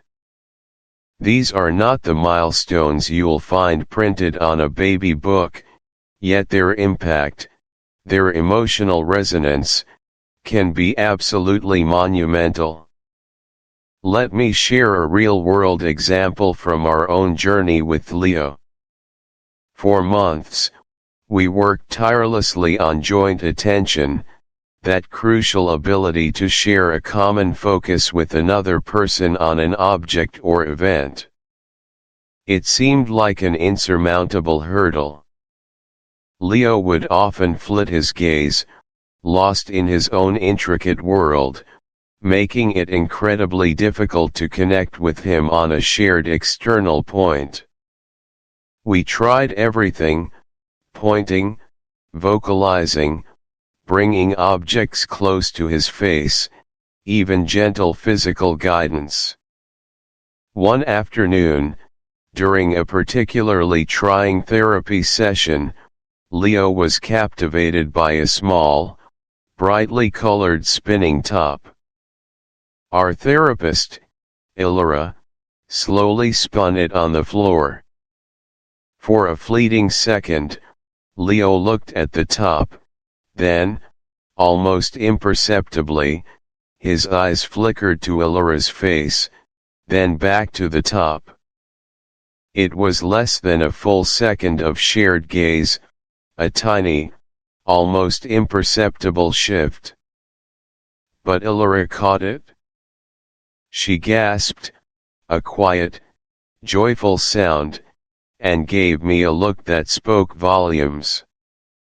It wasn't a word, it wasn't a grand gesture, but it was a moment of true joint attention, a shared focus that had eluded us for so long. Psychologically, why does this matter so profoundly? Because celebrating these non-traditional milestones forces us to reframe our definition of success. It shifts our perspective from a deficit model, constantly measuring what our child cannot do, to an asset model, appreciating every single thing they can do and every new skill they acquire, no matter how small. This reframing is vital for parental well-being, preventing burnout, and fostering a deeper sense of gratitude. It allows us to derive satisfaction from the unique journey we are on, rather than constantly comparing ourselves, or our children, to an idealized, often unrealistic, standard. It's about acknowledging the effort, the learning, and the growth that is happening, even if it doesn't fit into conventional box. He would often look through us, his gaze distant, his expressions unreadable. We craved that reciprocal, soulful connection, that moment where you truly feel seen by your child. One particularly challenging period, we were working on simple imitation games, clapping hands, tapping knees. It was slow, laborious work, often met with disinterest or self-stimulatory behaviors. One evening, I was particularly exhausted, sitting on the floor with Leo, just humming a lullaby, gently rocking him. He was nestled in my arms, and for a rare, sustained moment, he looked directly into my eyes. Not through me, but into them. His gaze held, unwavering. And then, a tiny, almost imperceptible tremor touched the corners of his mouth. A smile. Not a wide, boisterous smile, but a soft, gentle curve, genuine and utterly radiant. My heart leaped. I reciprocated, my own smile wide, tears blurring my vision. And then, he did something else. He reached out a small, tentative hand and cupped my cheek, a gesture he had never initiated before. It was a profound act of connection, an unspoken communication that transcended words. In that moment, I knew. He saw me. He felt me. He loved me. It was a breakthrough more significant than any spoken word could have been at that time. From a psychological perspective, this type of breakthrough is incredibly validating for a parent. It's a powerful affirmation that all the sleepless nights, all the tireless efforts, all the uncertainty, are not in vain.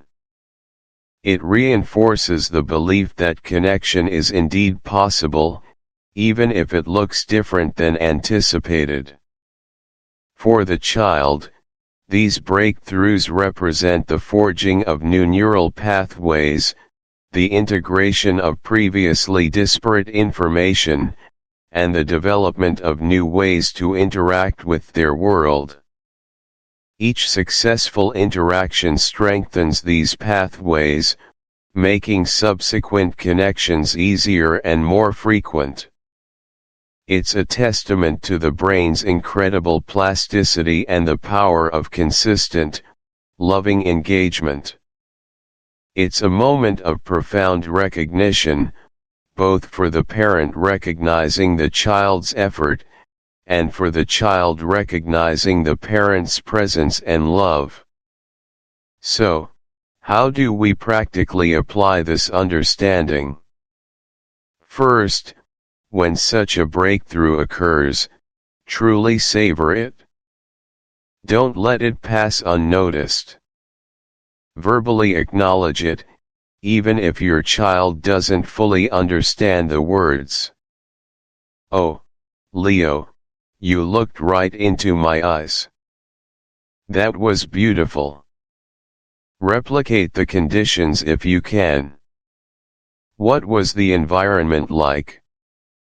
What sounds were present or absent? What was your body language? Document every detail of that breakthrough moment. This isn't just for memory's sake.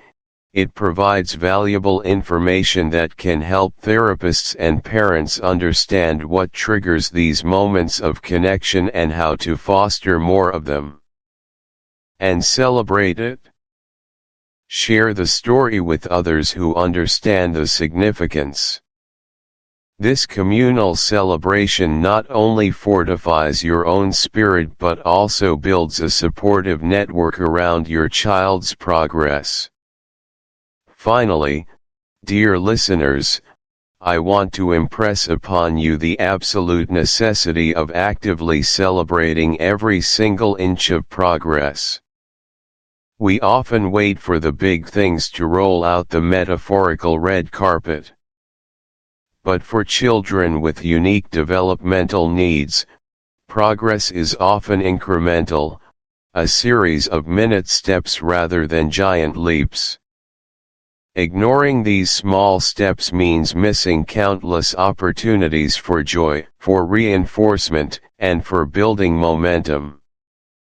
Think about it: a slight improvement in tolerating a new food texture, a successful transition from one activity to another without a meltdown, a moment of independent play that lasts a few seconds longer, a new sound uttered, even if it's not a word, a gesture that clearly communicates a desire. These are all significant victories. I remember one day, after weeks of struggling with fine motor skills, Leo managed to pick up a single raisin with his thumb and forefinger. It took immense concentration, a shaky hand, and several dropped attempts, but he did it. And the look of quiet triumph on his face followed. Chapter 12, Sibling Dynamics. Welcome back, dear listeners, to Maman Leo. In our journey through the beautiful complexities of raising a child like Leo, we've explored so many facets of love, resilience, and the unique challenges that often accompany it. Today, in Chapter 12, we turn our attention to a truly vital and often delicate aspect of family life: sibling dynamics. Our core concept here is about balancing attention and love within the broader family structure, a dance that becomes even more intricate when one child, like our beloved Leo, has specific needs that naturally command a particular level of focus and care. How do we ensure every heart in the family feels seen, valued, and cherished, without diminishing the necessary support for another? This chapter aims to illuminate that path, offering insights and practical strategies to foster a thriving, equitable environment for all your children and your extended family. It's a natural consequence, isn't it? When a child requires extensive medical care, specialized therapies, or simply more hands-on parental involvement due to unique developmental pathways, the ripple effect is felt throughout the entire family system. Siblings, often without meaning to, might perceive a disproportionate allocation of parental time and emotional energy. This isn't a judgment on the parents, it's merely an observation of a very human reaction within a challenging context. The demands placed on parents of a child with special needs are immense, and while all their children are loved equally, the expression of that love, in terms of time and attention, can't always be identical. Consider Lily, Leo's older sister, who at 8 years old, found herself increasingly taking on responsibilities far beyond her years. While her parents were at appointments with Leo or managing a difficult evening, Lily would sometimes be asked to make her own dinner, or soothe her younger brother, Tom, or even just entertain herself for extended periods. She loved Leo fiercely, but there was an unspoken understanding that Leo's needs often took precedence. One evening, after a particularly exhausting day where Leo had a series of intense meltdowns and required constant comfort, Lily overheard her mother saying to her father in a hushed, weary tone, "I just wish I had more time for Lily's school project. It's due Friday and she's trying so hard." Lily, despite her own budding desire for help with the elaborate diorama she was crafting, felt an immediate pang of guilt. She didn't want to be another problem for her already stretched parents. She internally resolved to figure it out herself, often retreating into her room, quietly excelling in school, almost as if to prove she didn't need anything extra from them, further isolating herself from sharing her own struggles and triumphs. This subtle shift in her behavior went unnoticed for a while, a testament to how easily a child's silent struggles can be overlooked amidst more pressing and visible demands. This scenario illustrates a common psychological phenomenon, the parentified child. While Lily's helpfulness was genuinely appreciated and indeed necessary at times, the unspoken expectation that she would manage her own needs and perhaps even contribute to managing others, created a burden.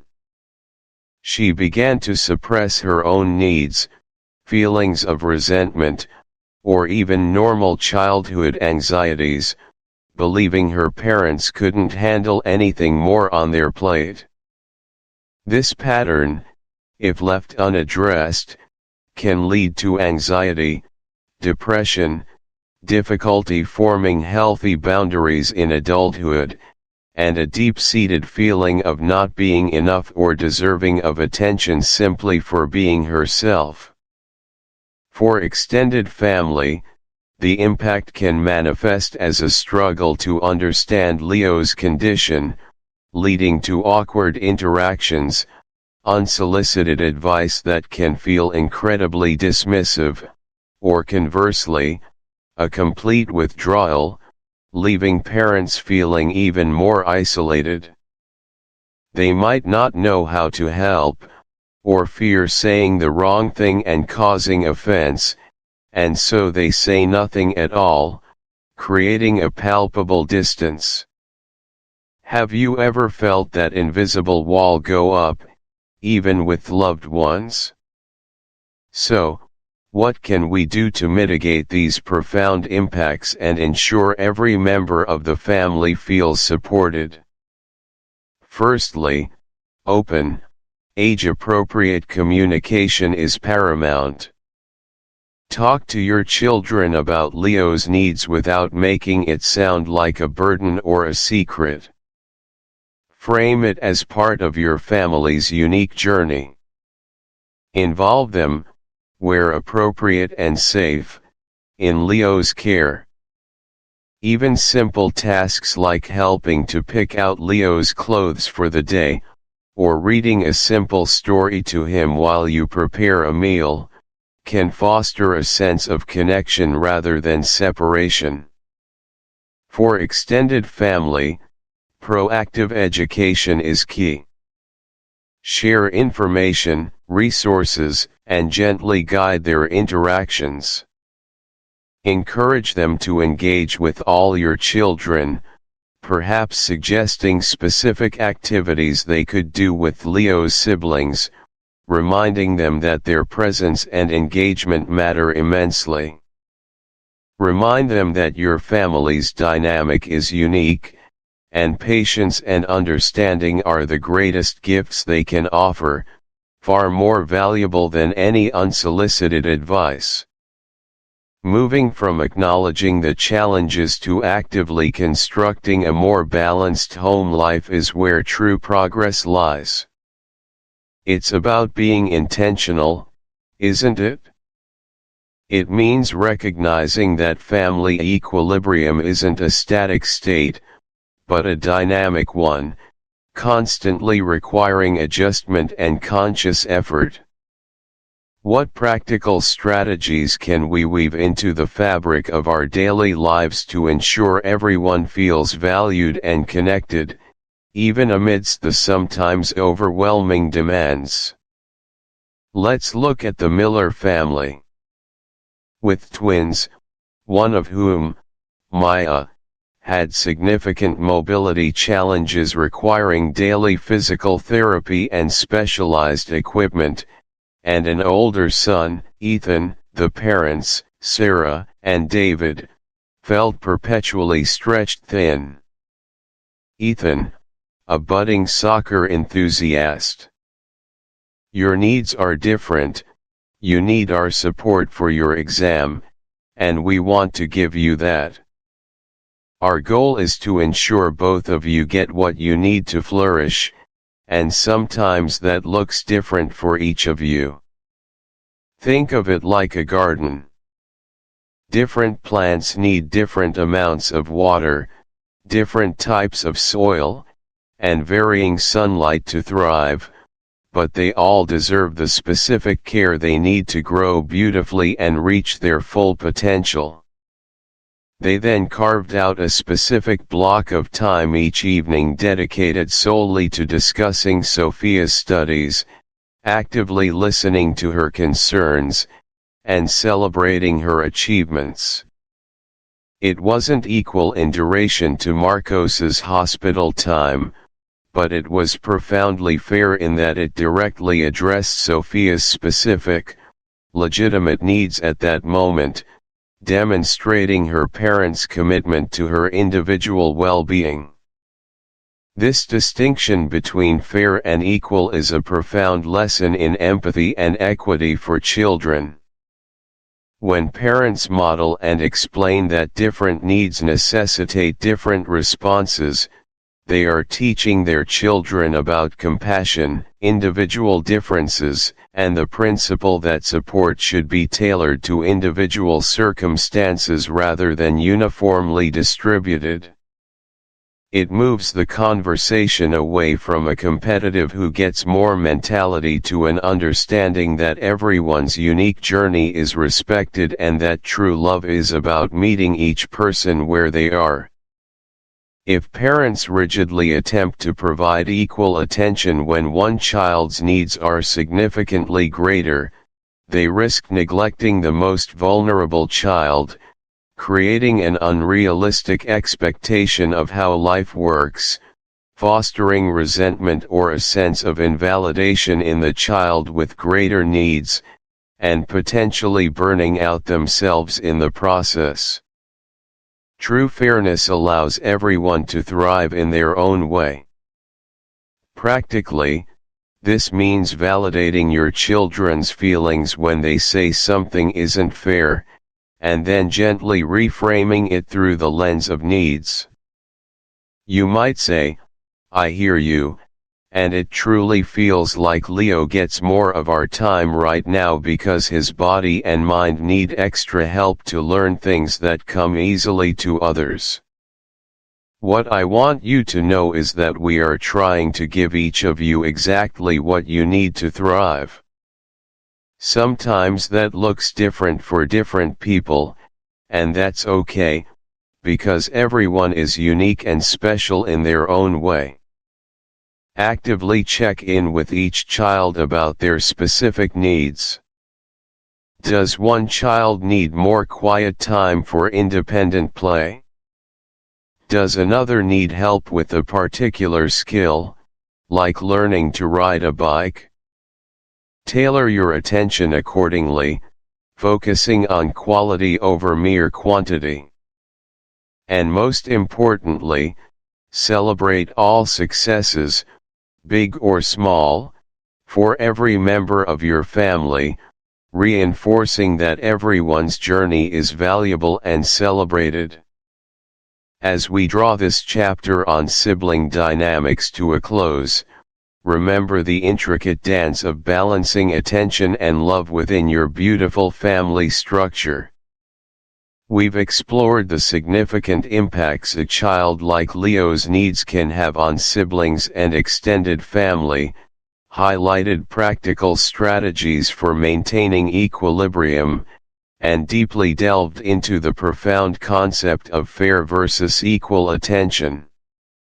Your role as a parent isn't just about meeting immediate needs, it's about cultivating an environment where every child feels seen, heard, and deeply loved for who they are, fostering a sense of empathy and mutual understanding that will serve them throughout their lives.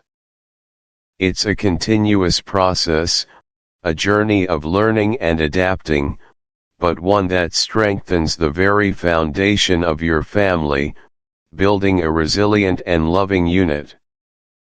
In our next chapter, we will shift our focus to an equally crucial aspect of this journey, navigating the wider world, exploring community support and advocacy.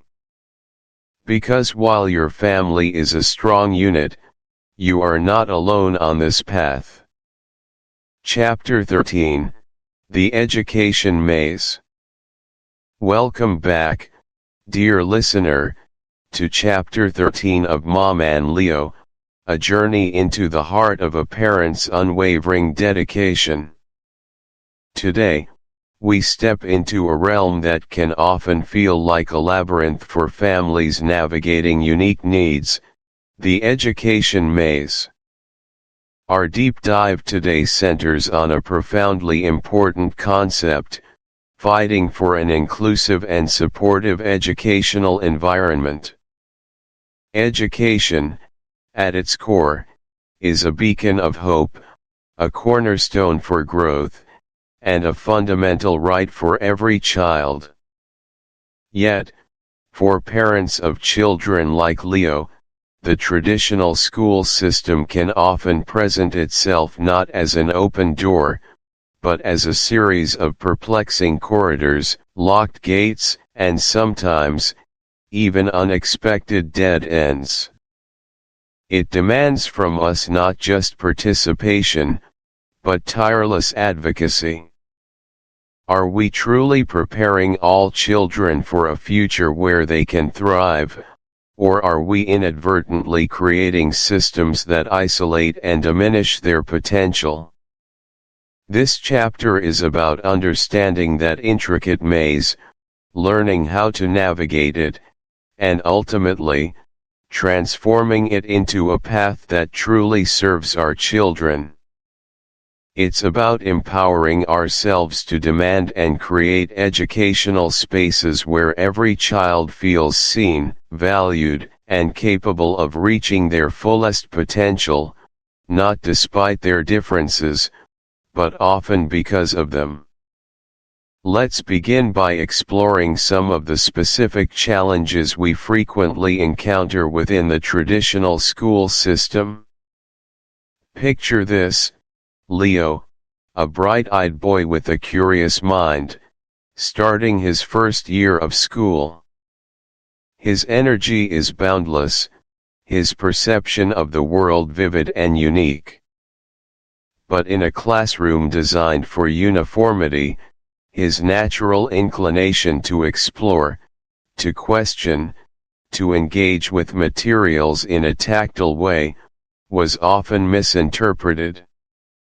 He wasn't willfully disruptive, he simply processed information differently, needed more movement, and struggled with the rigid confines of sitting still for extended periods.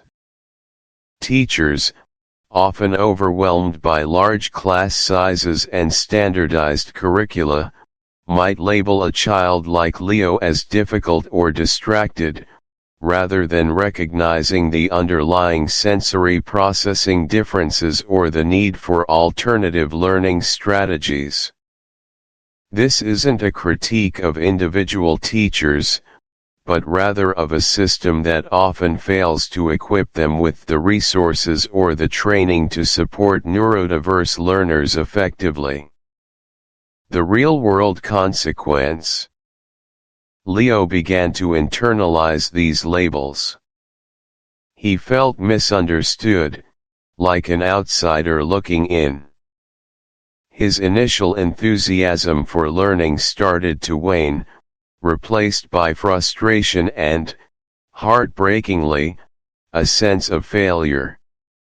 Psychologically, this early experience can be devastating.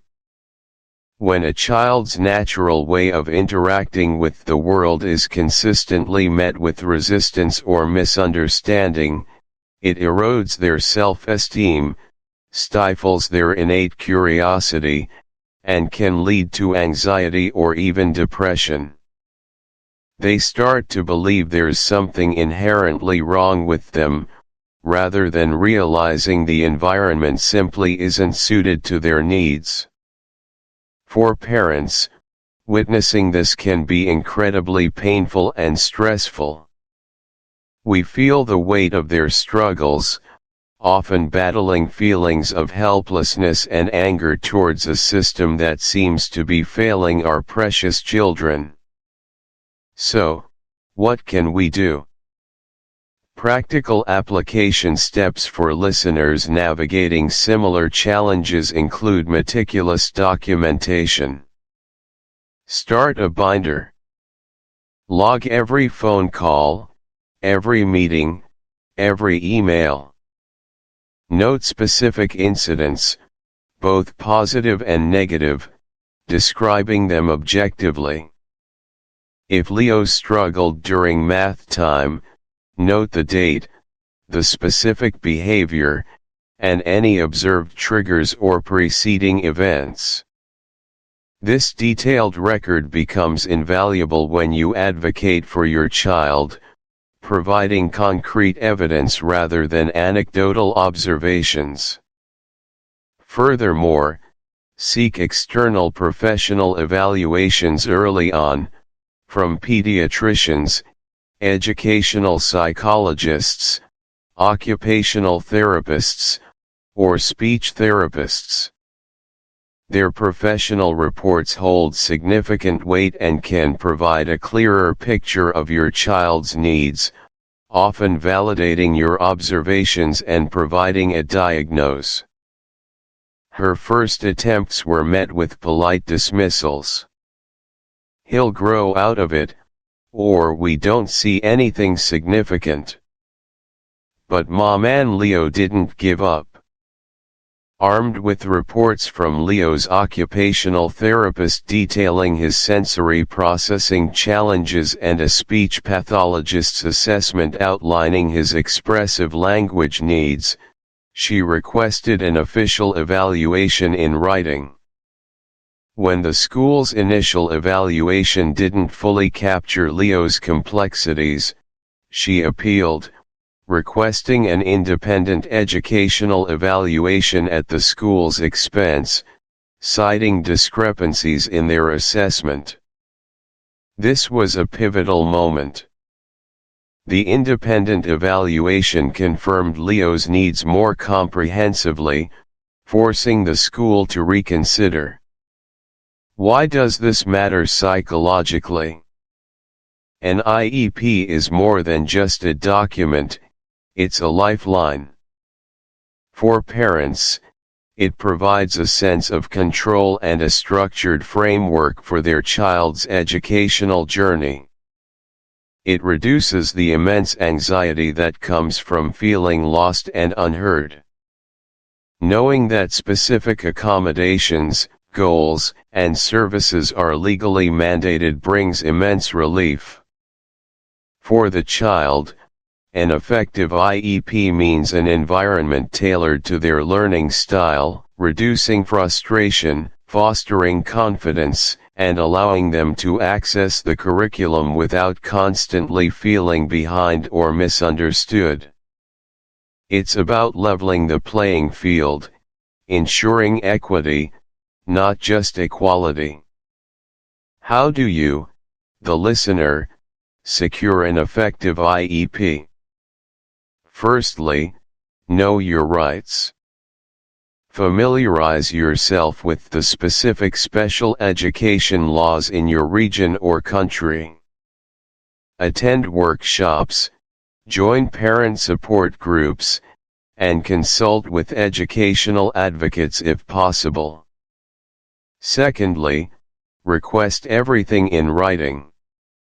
If you have a conversation with a teacher or administrator, follow up with an email summarizing what was discussed and any agreed upon next steps. This creates a clear paper trail. Thirdly, gather your data. As mentioned, medical reports, therapist notes, and your detailed log are indispensable. Bring these to every meeting. Don't be afraid to bring an advocate or a trusted friend to meetings for support and a second set of ears. And finally, remember that an IEP is a living document. It should be reviewed and updated regularly. If it's not working, you have the right to request changes. Amidst these challenges, there are always beacons of light, the supportive teachers and mentors who make all the difference. For Leo, this was undoubtedly Mrs. Dubois. She wasn't just a teacher, she was an architect of inclusion. When Leo first joined her third grade class, Mrs. Dubois didn't see a problem child, she saw a vibrant, creative spirit brimming with potential. She took the time to truly understand Leo's IEP, not just as a checklist, but as a guide to unlock his unique abilities. She adapted her teaching, incorporating more hands-on activities, allowing Leo sensory breaks when he needed them, and even using visual timers for transitions, which greatly reduced his anxiety. She discovered Leo's incredible talent for drawing and incorporated it into classroom projects, allowing him to explain concepts through illustrations when verbal expression was difficult. She fostered a classroom environment where differences were celebrated, not just tolerated. Psychologically, the impact of a teacher like Mrs. Dubois cannot be overstated. For Leo, she wasn't just an educator, she was a champion. Her belief in him restored his self-esteem, reignited his passion for learning, and helped him feel a profound sense of belonging. Knowing that there was an adult in school who genuinely understood and valued him provided an anchor. It transformed his perception of school from a place of struggle to a place of possibility. For Maman Leo, Mrs. Dubois was a profound relief. To know that someone was looking out for Leo, nurturing him, and advocating for him in her absence, eased an immense burden of worry. It built trust and fostered a powerful home-school partnership. For you, the listener, how do you find or foster such relationships? Be proactive. When you identify a teacher who seems. Chapter 14, Self-Care is Not Selfish.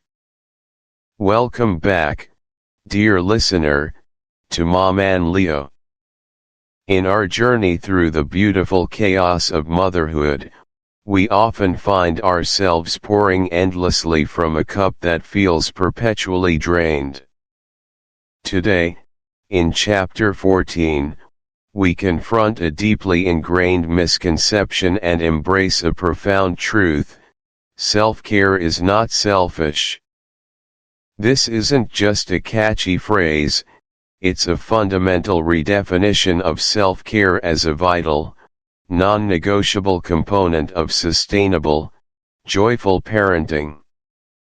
It's about understanding that nurturing yourself is not a luxury, but the very bedrock upon which you can build a resilient, loving family life.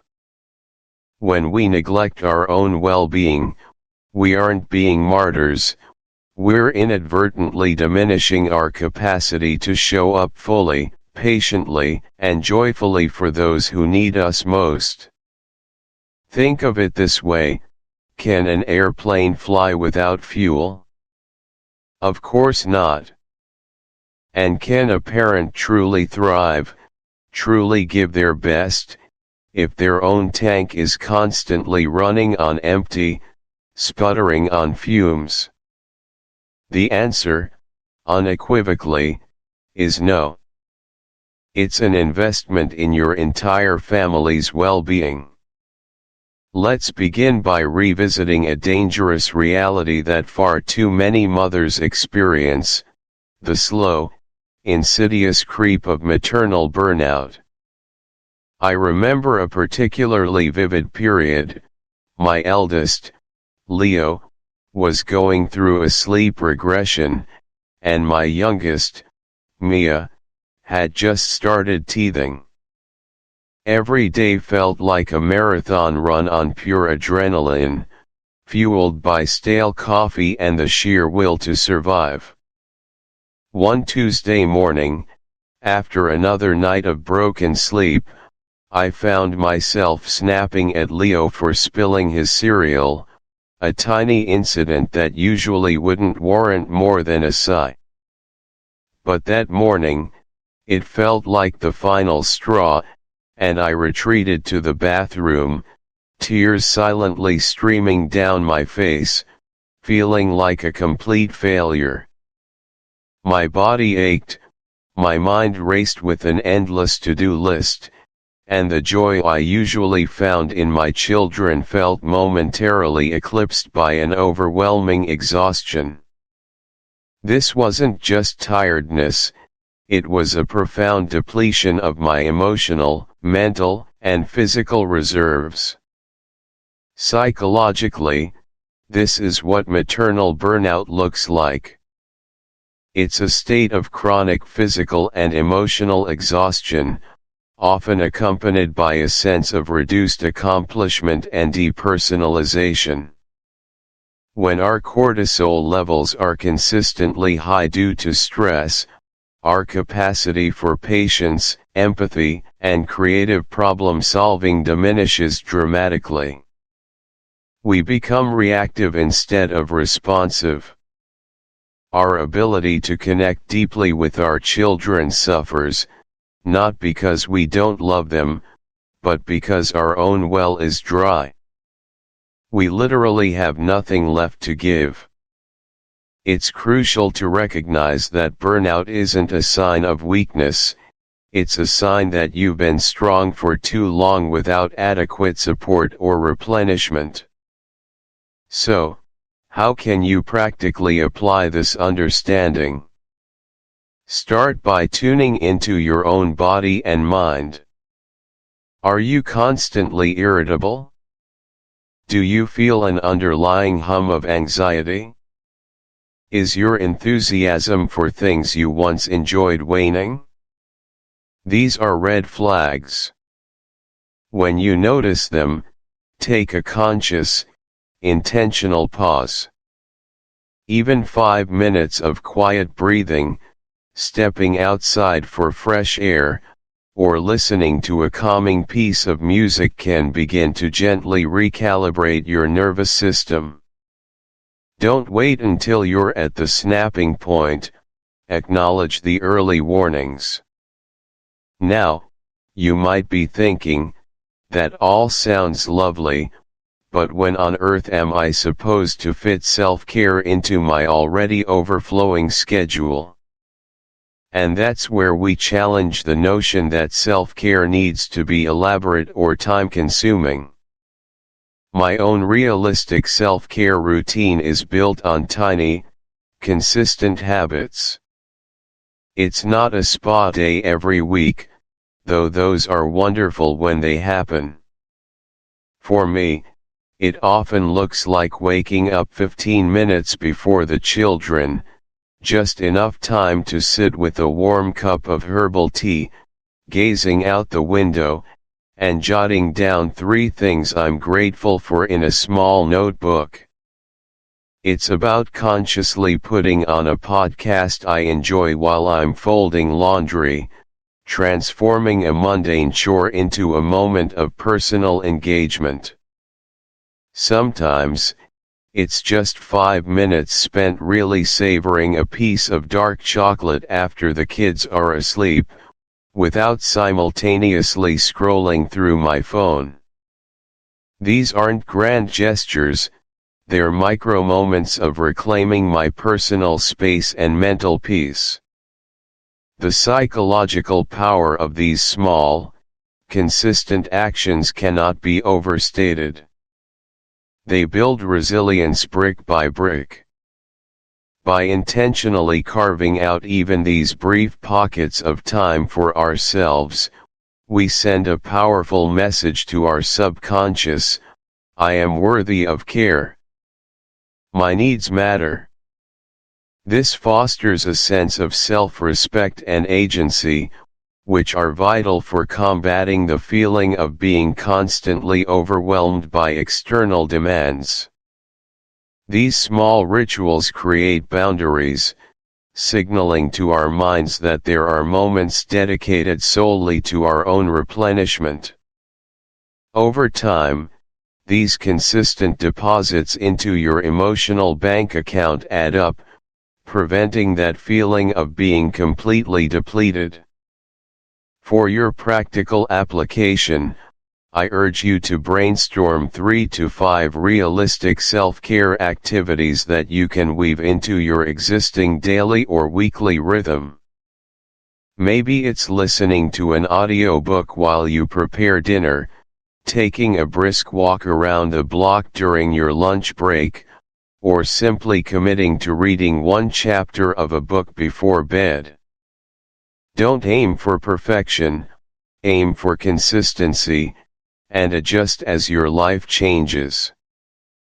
But even with all this understanding, there's a formidable adversary we must confront: the pervasive guilt associated with taking time off. How many of us have felt that internal tug, that whisper of "you should be doing something else," or "a good mother wouldn't need a break"? I certainly have. I remember one occasion when my husband suggested I go for a solo coffee shop visit, just an hour to read and be alone. My first thought was, but I could be cleaning the kitchen, or playing with the kids, or prepping dinner. The guilt was almost physically painful, suggesting that any time spent not directly serving my family was selfish and wasteful. It's a deeply ingrained societal narrative, isn't it?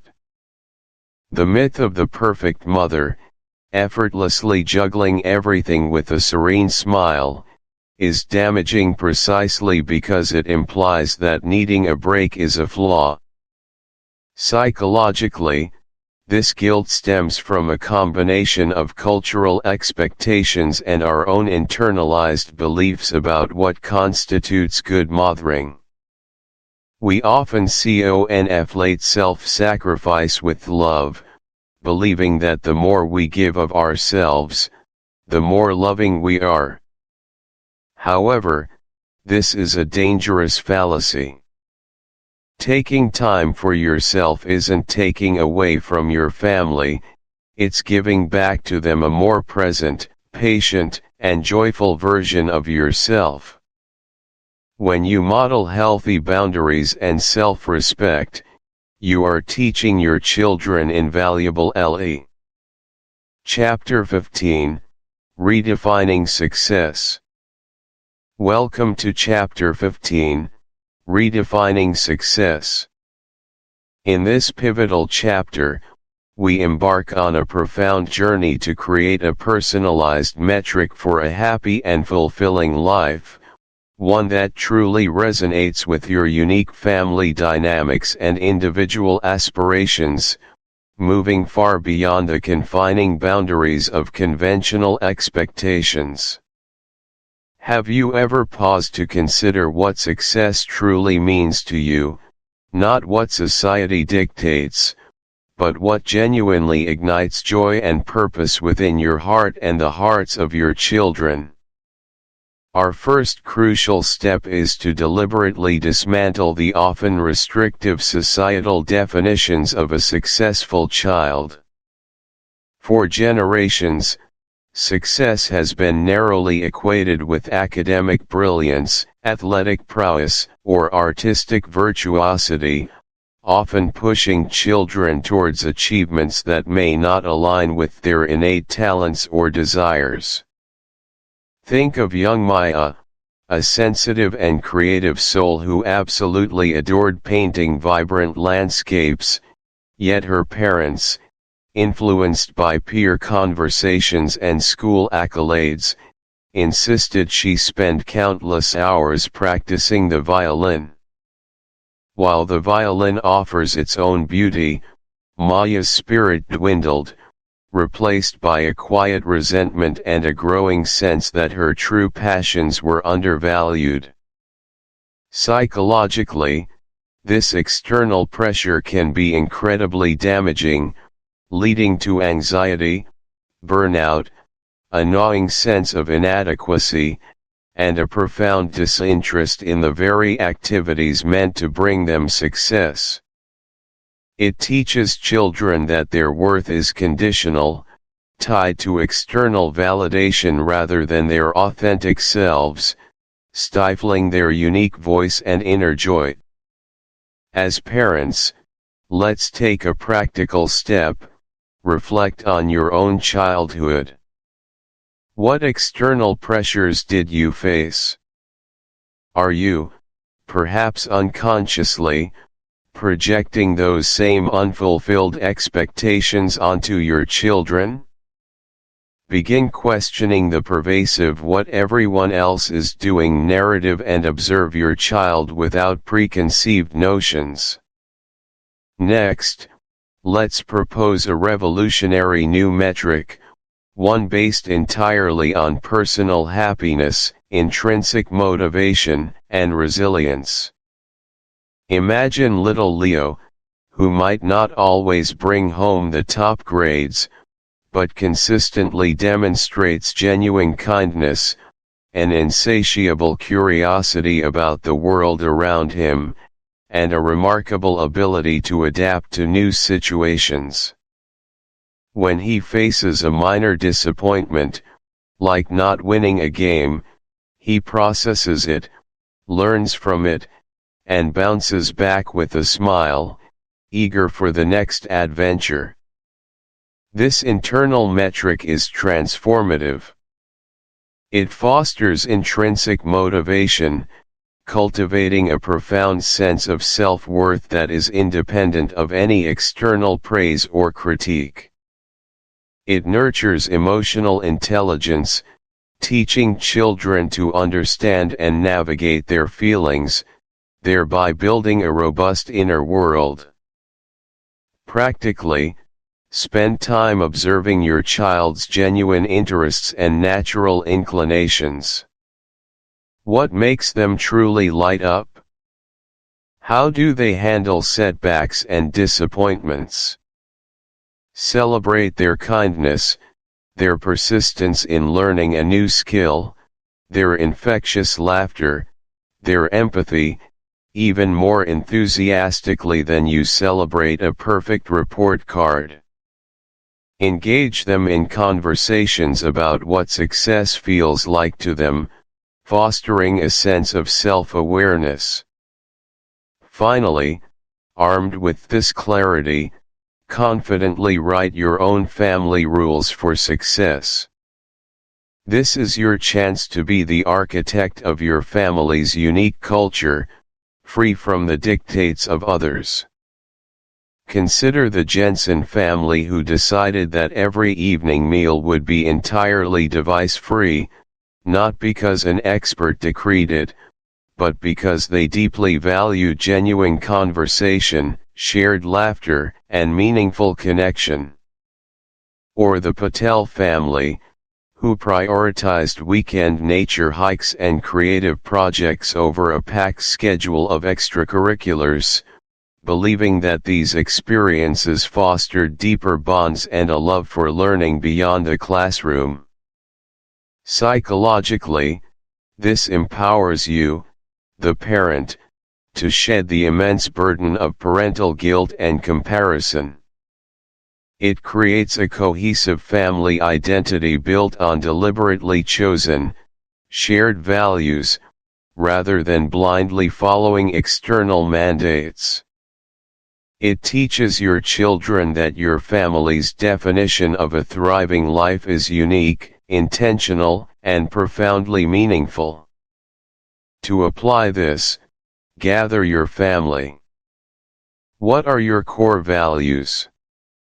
What traditions do you want to create that truly reflect what you cherish? What does a successful day or a successful life truly look like for your family, in your unique context? Write these down, perhaps display them as a family manifesto, and commit to them as your family's distinct definition of flourishing. In essence, redefining success means stepping away from a one-size-fits-all ideal and embracing the beautiful, intricate tapestry of your own family's aspirations. It is about fostering an environment where happiness, resilience, and authentic self-expression are the true markers of a life well lived. This empowers not just your child, but your entire family, to thrive on your own terms. As we conclude this chapter, reflect on the immense freedom and power inherent in this shift. Next, we will explore practical strategies for weaving these personalized metrics into the everyday fabric of your family life, ensuring these values are not just concepts, but lived realities. Chapter 16, Handling the Critics. Welcome back, dear listener, to Maman Leo. In our journey of parenthood, while we often celebrate the joys and share the triumphs, there's an inevitable aspect we all encounter, the gentle, and sometimes not so gentle, chorus of external opinions. We're talking about handling the critics, those well-meaning souls and sometimes not so well-meaning who offer unsolicited advice or cast judgment on our parenting choices. Have you ever felt that familiar pang of frustration when a stranger comments on your child's attire, or a loved one suggests a better way to manage a tantrum? Today, we dive deep into the art of dealing with unsolicited advice and external judgment with grace, protecting our peace while navigating the world. Let me share a common scenario, one that Maman Leo herself has navigated countless times. Imagine her bustling through the park with little Leo, perfectly content, perhaps allowing him to explore a puddle or enjoy an ice cream on a warm day. Suddenly, an unfamiliar voice chimes in, perhaps from a passing stroller. "Oh, my dear, he looks a bit cold in that outfit, doesn't he? You should really put another layer on him." Or perhaps, "Is he really old enough for that snack? My children never had solids until much later." Have you ever experienced that sudden, unsolicited assessment of your perfectly reasonable parenting decision, delivered with an air of absolute authority? Psychologically, these moments can be incredibly disorienting. They often tap into our deepest parental insecurities, making us question our judgment and competence, despite our best intentions and thorough knowledge of our own unique child. It's an instinctual protective reaction. When our methods are questioned, it feels like our very ability to care for our offspring is under attack. The practical step here is to develop a polite, non-committal deflection. A simple, "He's quite warm, actually, thank you," or "We've found this works well for us," delivered with a confident, pleasant smile, can disarm the situation without inviting further debate, allowing you to gracefully pivot and continue enjoying your moment. But what happens when the advice comes from someone closer, someone we love and respect, but whose counsel consistently clashes with our own philosophy. Think about a well-intentioned grandparent constantly suggesting, "He needs more discipline, you're too soft on him," or a friend remarking, "Are you sure you're not spoiling her by carrying her so much?" Setting boundaries here becomes paramount, not just for your sanity, but for the health of your relationships. Psychologically, establishing these clear lines isn't about outright rejection, it's about self-preservation and defining the integrity of our own family unit. It teaches others how to engage with us respectfully, protecting our mental and emotional space. Without boundaries, we risk resentment and feeling overwhelmed, constantly second-guessing ourselves and eroding our confidence. Here are some actionable scripts you can employ. Try, "I appreciate your concern, but we've thoroughly researched this and feel confident in our current approach," or "That's an interesting perspective, and while we value your input, we're choosing a different path that aligns with our family's unique values." For recurring advice from a persistent source, you might gently say, "I've heard your thoughts on this, and we've made our decision. Let's talk about something else, shall we? How about that new book you were reading?" This effectively communicates that the topic is closed. Ultimately, my dear listener, after navigating the external noise, we arrive at the most crucial anchor: internal validation. Maman Leo herself learned this profoundly. There were times she felt the immense pressure to conform, to parent in a way that would garner approval from others, to silence the whispers of inadequacy that arose from comparing herself to an idealized image. But in quiet moments, observing Leo thrive under her unique care, witnessing his genuine happiness and their unbreakable bond, she Chapter 17, Growing Up Fast. Welcome to Maman Leo, the chapter where we observe our little one, now no longer quite so little, navigating the complex and exhilarating transition into older childhood and those nascent preteen years. It is a period of rapid evolution, marked by both thrilling strides towards independence and the occasional stumble that reminds us just how much they still need our guiding hand. We are witnessing the unfolding of their unique personality, the blossoming of their intellect, and the sharpening of their understanding of the world around them. This stage is less about the foundational building blocks of infancy and toddlerhood, and more about the intricate architectural details of who they are becoming. It's about witnessing the incredible journey of growth, not just in height, but in thought, feeling, and social interaction. This transformation truly highlights the dynamic nature of parenting, as we constantly adapt our approaches to meet the ever-changing needs of our children. One of the most noticeable shifts in this developmental phase is the nature of the challenges Leo faces. No longer are the primary hurdles things like mastering potty training or overcoming separation anxiety at daycare. Instead, they metamorphose into more nuanced, socially intricate, and sometimes emotionally charged situations. Remember the days when a scraped knee was the biggest crisis of the afternoon?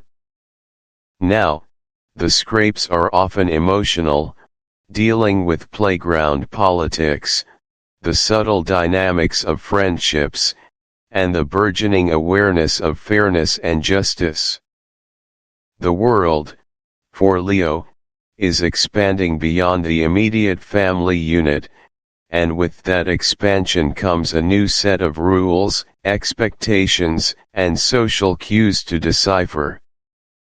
The simple black and white world of early childhood begins to take on shades of gray, requiring more sophisticated emotional and cognitive processing. How do we, as parents, prepare them for this increasingly complex social landscape without overwhelming them, or conversely, without shielding them so much that they fail to develop essential life skills? Let me share a real-world example that perfectly illustrates this evolving landscape. Just last week, Leo came home from school visibly upset, a storm cloud brewing behind his usually bright eyes. He wasn't crying, not in the way he would have a few years ago for a fall, but there was a quiet, intense frustration radiating from him. When I gently probed, he recounted a situation during lunch. His friend, a boy named Sam, had supposedly broken a promise to play a specific game with Leo during recess, opting instead to join another group without much explanation. What might seem like a trivial playground slight to an adult was, for Leo, a profound breach of trust, a deeply felt injustice. He felt excluded, betrayed, and confused by his friend's seemingly arbitrary actions. The challenge here wasn't just the emotion itself, but Leo's struggle to articulate it, to understand why Sam made that choice, and what his own response should be. This wasn't a simple problem with a clear-cut right or wrong, it was a foray into the labyrinthine world of social relationships and emotional regulation, a taste of the complexities that interpersonal dynamics present as we mature. Psychologically, this matters immensely because it's a critical period for developing what we call social emotional intelligence. As children move into older childhood, their cognitive abilities allow them to grasp more abstract concepts, including the perspectives and intentions of others. They begin to form deeper, more complex friendships, moving beyond parallel play to collaborative, empathetic interactions. When a child like Leo experiences a social setback, it's an opportunity, albeit a painful one, to learn about navigating conflict, understanding different viewpoints, and developing resilience.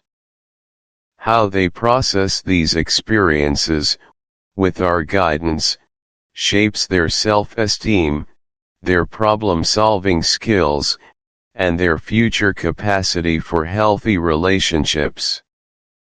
It's about equipping them with the emotional toolkit they'll allowing them to navigate social challenges, with appropriate scaffolding and support, helps them build this vital sense of industry. It teaches them that they have the capacity to influence their own outcomes, even when things are tough or uncertain. This isn't about throwing them into the deep end without support, but about progressively letting go of our own grip on the life raft, knowing they are learning to paddle and gaining strength with each stroke.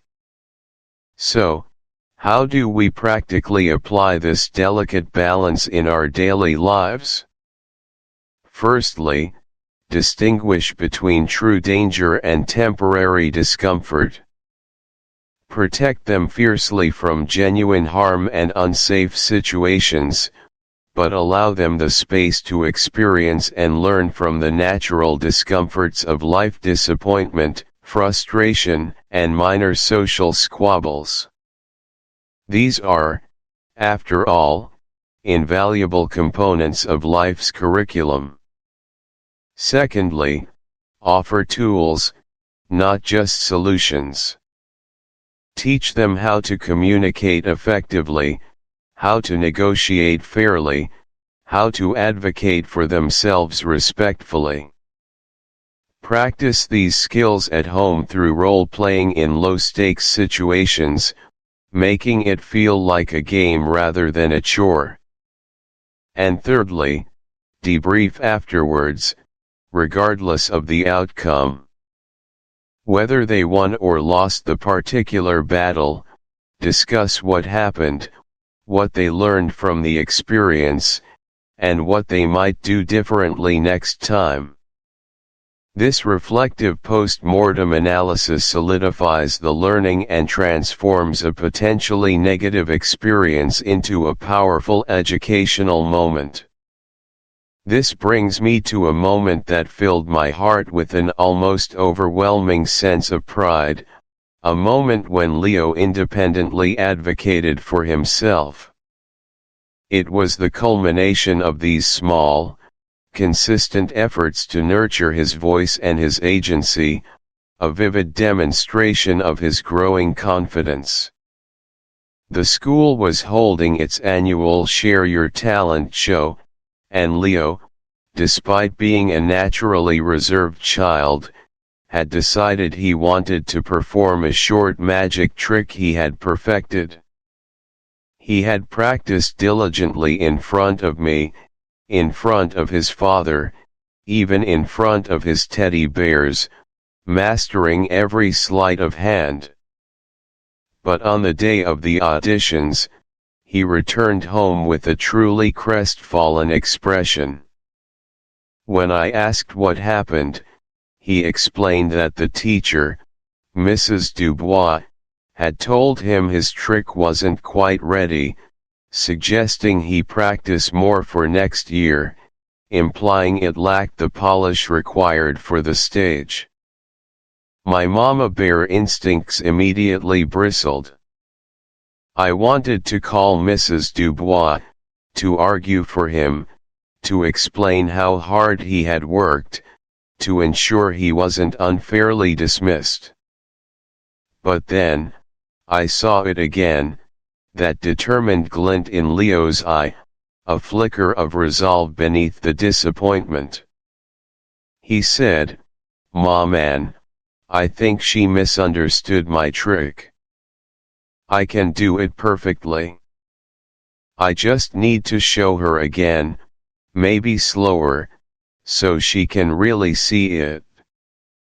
This was Leo's moment, a pivotal juncture in his personal growth. I simply took a deep breath, looked at him, and asked, "What do you want to do about it, my love?"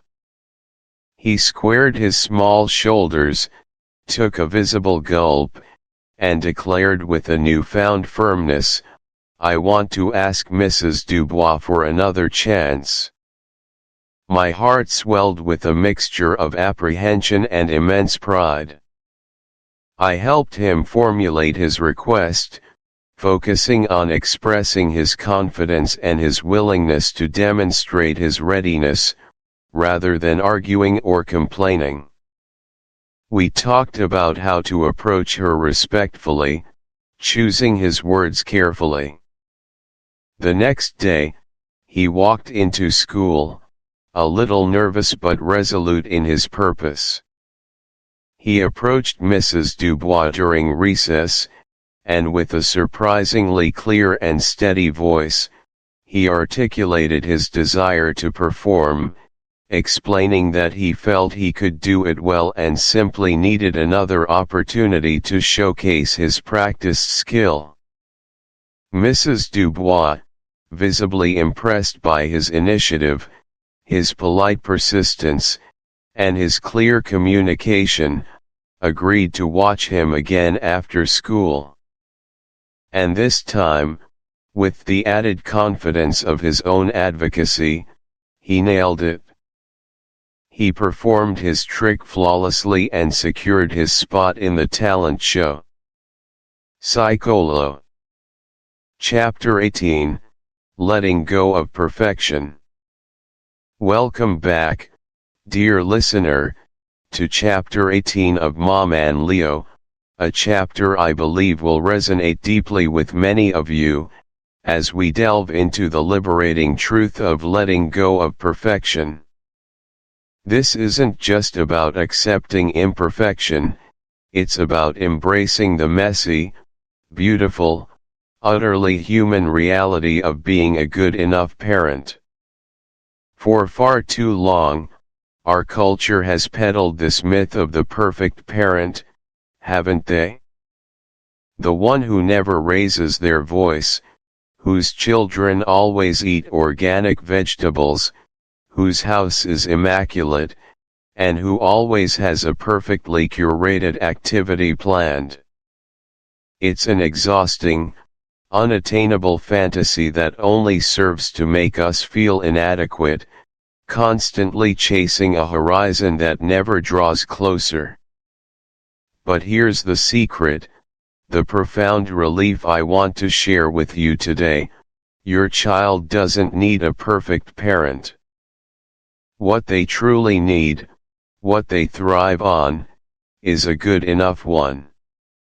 This concept, championed by the brilliant psychoanalyst D.W. Winnicott, isn't about settling for mediocrity, it's about recognizing that authentic, present, and responsive parenting, with all its inevitable bumps and missteps, is precisely what fosters resilience, independence, and a secure attachment in our children. Striving for an impossible perfection only leads to burnout, resentment, and a deep-seated anxiety that steals the joy from the precious, fleeting moments of parenthood. Letting go of that crushing ideal is, in itself, an act of profound self-love and an even greater gift to our children, freeing us to truly see and connect with them, rather than through the distorted lens of an imaginary ideal. So, let's reflect honestly, shall we, on the inevitable mistakes we make along this winding journey. Can you recall a moment, perhaps recently, when you felt that pang of parental guilt, that internal whisper of "I should have done better"? I certainly can. I remember one particularly hectic morning when Leo, then about 5, was dawdling over his breakfast. I was already running late for an appointment, the car keys were mysteriously missing, and the dog had just knocked over a plant. My patience, a finite resource on the best of days, completely evaporated. I snapped at Leo, my voice sharper than I intended, telling him in no uncertain terms to hurry up. "Leo, we don't have all day." The instant regret was palpable. His little shoulders hunched, his eyes downcast, and he slowly pushed his cereal away. The moment was over in seconds, but the echo of my harsh tone lingered, not just for him, but for me. Why does acknowledging these moments matter so profoundly? Psychologically, when we deny our mistakes or bury them under a blanket of shame, we prevent ourselves from learning and growing. That cognitive dissonance between the ideal parent we want to be and the human parent we actually are creates immense internal conflict and stress. By honestly reflecting, not with judgment but with compassionate observation, we allow ourselves to integrate these experiences. We realize we are human, flawed, and capable of repair. This process of acknowledging our imperfections models for our children that it's okay to make mistakes, and more importantly, that it's possible to recover, apologize, and move forward. It teaches them empathy, resilience, and the invaluable lesson that true connection is built on authenticity, not on an illusion of flawless performance. So, what can we do practically? I encourage you to set aside a few minutes this week, perhaps with a cup of tea, and simply write down 1 or 2 instances where you felt you fell short. Don't censor yourself. Just observe the feelings that arise. Then, after you've acknowledged them, take a deep breath and consciously reframe the experience. Instead of "I failed," try "I learned." Ask yourself, what did this moment teach me about myself, about Leo, or about my capacity for patience? You might consider quietly apologizing to your child if the moment calls for it, not as a performance, but as a genuine acknowledgement of your shared humanity. This isn't about dwelling on negativity, it's about freeing ourselves from its grip by facing it with kindness and a commitment to evolution. Now, let's deepen our understanding of why being a good enough mother is exactly what your child needs. It's often counterintuitive, isn't it? We're told to give our children everything, to anticipate their every need. But what if perfect anticipation actually hinders their growth? I often think back to a time when Leo was constructing an elaborate tower with his building blocks. He was fully absorbed, concentrating intently. I, in my usual helpful mode, was about to suggest a more stable base, or point out a wobbly connection, when something stopped me. I just watched. And sure enough, the tower swayed, then collapsed with a satisfying clatter. My immediate instinct was to rush in, reassure him, and offer to help rebuild. In summary, letting go of perfection is not a surrender to mediocrity, but a conscious embrace of authenticity, connection, and joy. It is about understanding that our children don't need a flawless guide, they need a loving, present, good enough human who models resilience, self-compassion, and the beautiful truth that mistakes are simply opportunities for growth. By honestly reflecting on our missteps, understanding why our children benefit from our imperfections, and consciously forgiving ourselves, we unlock a profound sense of peace and empower both ourselves and our children to thrive in the real, messy, and wonderfully human world.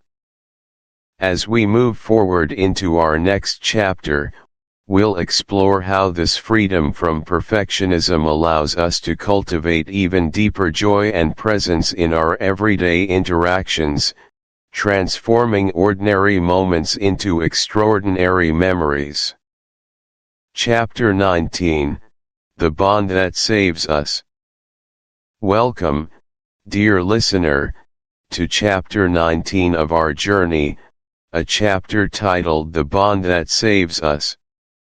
In this intimate space we've carved out together, we're going to delve into a profound and often unspoken truth, a fundamental human experience that shapes us from our very first breath, the deep, grounding connection between a mother and her child. It's a tapestry woven with threads of instinct, empathy, shared history, and an enduring love that often defies explanation. This isn't merely a biological link, it is a spiritual anchor, an emotional compass, guiding us through the inevitable storms of life and reminding us of our truest selves. Have you ever paused to consider the sheer power of this unique bond? It's not just about nurture and protection, though those are undeniably crucial elements. It's about a reciprocal exchange of energy, a silent language understood long before words are ever uttered. From the earliest moments, a child learns about the world through the lens of this primary relationship. The mother's gaze, her touch, the rhythm of her heartbeat against which the child sleeps, all contribute to laying the very foundation of security and identity. This connection is less about what is said, and more about what is felt, a constant, resonant hum of presence that permeates every facet of existence. It is, in essence, the very first school of love we attend, teaching us what it means to be truly seen, truly cherished, and unequivocally accepted. This foundational bond becomes the bedrock upon which all future relationships are built, influencing our capacity for trust, empathy, and emotional resilience throughout our lives. It's a connection that operates on a level far deeper than conscious thought, often manifesting as an inexplicable intuition, a sense of knowing that transcends logic, binding two souls together in an unbreakable covenant. It's a force that can literally shift the trajectory of a life, offering solace in despair and courage in the face of fear. Let us explore, then, the profound depth of this unique mother-child connection. It's a bond that often manifests as an almost extrasensory perception, a mother's ability to sense her child's distress or joy across distances, to understand their unspoken needs. It's a connection that is forged not just in moments of shared happiness, but more profoundly, in the crucible of vulnerability and unconditional support. Consider a moment from Leo's life, a time when he was perhaps struggling with a complex challenge, one that weighed heavily on his young shoulders, making him withdrawn and quiet. He might have been trying to solve a problem at school, or navigating a difficult friendship, something he felt he had to tackle alone.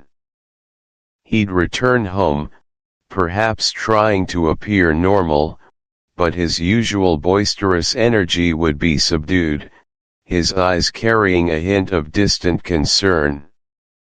Maman Leo, with her decades of observing him, her heart intrinsically tuned to his, wouldn't need a single word to be spoken. She wouldn't demand an explanation, wouldn't barrage him with questions that might only deepen his self-consciousness. Instead, she might simply place a hand gently on his arm as he walked past, her touch light but firm, conveying a world of understanding. Perhaps she'd offer him his favorite comforting meal, or suggest a quiet activity they could share, like tending to her small garden, without ever mentioning his troubles directly. It was in these subtle gestures, this quiet acknowledgement of his inner turmoil without invasion, that the profound depth of their connection truly shone. Leo would eventually feel the invisible permission to lower his guard, perhaps finally sharing his burden, not because he was asked, but because he felt seen and safe. Her quiet presence was the invitation, her unwavering love the secure space. From a psychological perspective, This deep connection is the very core of what attachment theory calls a secure base. A mother, or primary caregiver, who consistently responds to a child's needs, both spoken and unspoken, helps the child. No words were needed because the touch conveyed everything. I see you. I love you. I am here. You are safe. It's the kind of moment that imprints itself on the soul, a quiet affirmation that becomes a lasting memory of belonging and unconditional acceptance.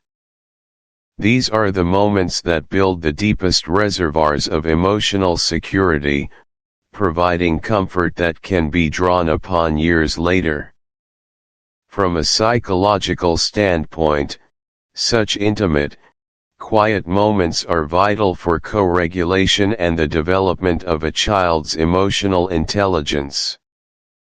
When a child is absorbed in an activity, and a parent offers a gentle, non-intrusive connection, it provides a subtle yet powerful form of validation. This nonverbal communication, often through touch or shared space, releases oxytocin and reduces cortisol, creating a sense of calm and safety. It teaches the child that their internal world is respected and that they can be fully themselves without needing to perform or seek attention. These moments build a shared narrative, a collection of silent understandings that form the bedrock of intimacy. They also demonstrate healthy boundaries. The mother is present and connected, but also respects the child's autonomy and focus. It's in these seemingly insignificant interactions that the brain maps out patterns of trust and connection, showing the child what healthy, loving relationships feel like, laying down the neural pathways for empathy and emotional reciprocity. The consistent presence and attuned responsiveness in these quiet interludes build a deep-seated belief within the child that they are truly seen and cherished for who they are, fostering an invaluable sense of inner peace and self-worth. For our practical application, let's consider how we can consciously cultivate such moments. For parents, try dedicating even just 5 minutes a day to unstructured presence with your child.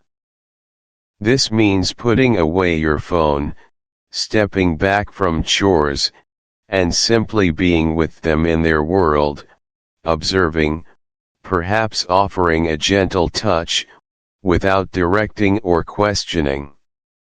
Join them in their quiet activity, or simply sit nearby. For all of us, think about the power of nonverbal communication in your significant relationships. How often do we truly sit in comfortable silence with loved ones, allowing presence to be the communication?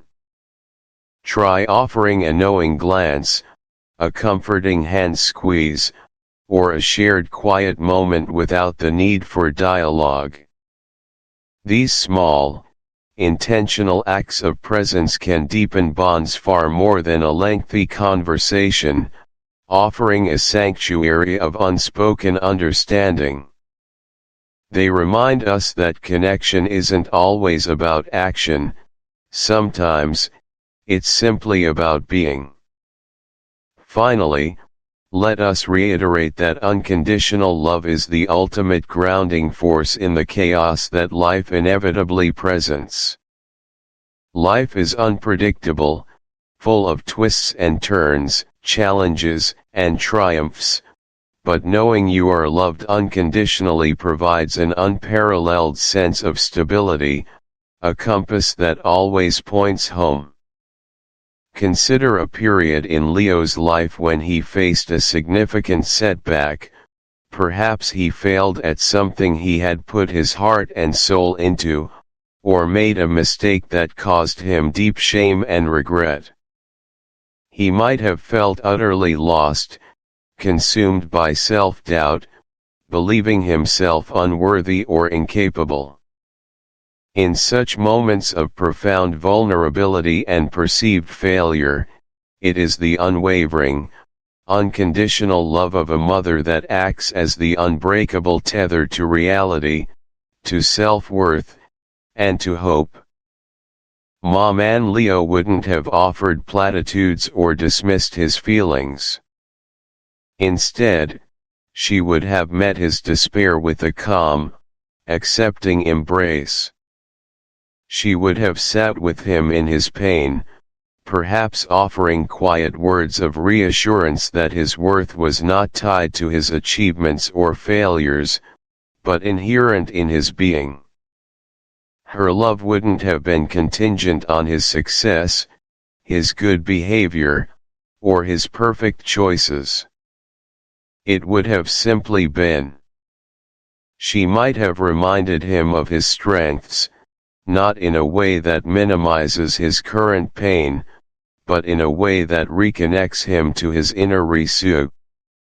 Chapter 20, Looking to the Future. Chapter 20, Looking to the Future. Welcome, dear listeners, as we arrive at Chapter 20 of Maman Leo, a chapter that, in many ways, feels less like a conclusion and more like a profound, hopeful launchpad into the great unknown. This isn't an ending, but a pause for reflection and an invitation to gaze forward with courage and anticipation. We stand at a precipice, not of fear, but of profound possibility, ready to embrace the journey ahead for Leo and for our family, armed with an unwavering optimism and a deep, abiding support system forged through trials and triumphs. Our core concept for this significant chapter is precisely that, embracing the unknown journey ahead with optimism and unwavering support. It's about understanding that life, particularly a life intertwined with the unique path of someone like Leo, is rarely a straight line. It is a winding river, sometimes tranquil, sometimes turbulent, but always flowing towards a horizon we cannot fully see. The beauty lies not in predicting every bend, but in trusting our canoe, our paddles, and the strength of those rowing beside us. Consider for a moment the very essence of embracing the unknown. It's a powerful act of faith, isn't it? It's not about denying potential challenges or pretending difficulties don't exist. Rather, it's about choosing to approach them with a spirit of what can we learn, and how can we grow, instead of what if it all goes wrong. It's about cultivating a mindset where every new experience, every unexpected turn, becomes an opportunity for discovery, for strengthening bonds, and for reaffirming our deep commitment to Leo's happiness and well-being. This perspective is not born of naivete, but of hard-won wisdom, developed over years of navigating uncharted waters. It's a proactive choice to lean into hope, even when the path ahead is shrouded in mist, because experience has taught us that warmth and light invariably break through.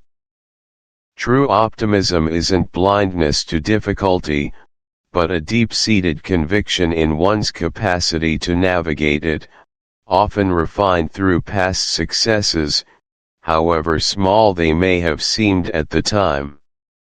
And what about the unwavering support? This is the very bedrock upon which our future, and indeed, Leo's future, is being built. It's the silent promise whispered during sleepless nights, the firm handhold offered during moments of doubt, the cheerleading from the sidelines during every small victory. It's the network of family, friends, professionals, and even strangers who have extended kindness and understanding. It's the internal fortitude of our own family unit, strengthened by every shared laugh and every tear shed together. This support isn't just about practical assistance, it's about the emotional scaffolding that allows Leo, and all of us, to feel secure enough to explore, to try, and perhaps, even to falter, knowing there's a safety net of love beneath us. It is the assurance that no matter the obstacle, we face it together, pooling our resources, our intellect, and our emotional strength. Now, let's delve into some key points that illuminate this journey. First, we must reflect on exactly how far the family has come since Chapter 1. Do you remember those early days? The bewilderment, the fear, the isolation that often accompanies an unexpected diagnosis? It felt like stepping into a foreign country without a map or a translator, didn't it? The sheer weight of the unknown was immense. We navigated the labyrinthine medical system, deciphered complex terminologies, and wrestled with conflicting advice. There were moments, many moments, of profound grief, not for the child we had, but for the idealized future we had once envisioned, a future that suddenly seemed to vanish into thin air. The initial shock was like a cold wave, pulling us under, leaving us gasping for air. We grappled with questions that had no easy answers, often feeling overwhelmed by the sheer volume of information, yet simultaneously starving for truly helpful insights. I recall a specific moment, early on, when Leo was just a toddler. We were at a bustling playground, and other children were laughing, running, interacting with an effortless grace that Leo simply didn't possess yet. My heart ached with a mixture of longing and fear for him. I saw mothers effortlessly engaging with their children, understanding their nonverbal cues, and I felt like I was constantly trying. These weren't just small wins, they were monumental victories, hard-won battles against developmental hurdles, each one a beacon of progress in what sometimes felt like an endless fog.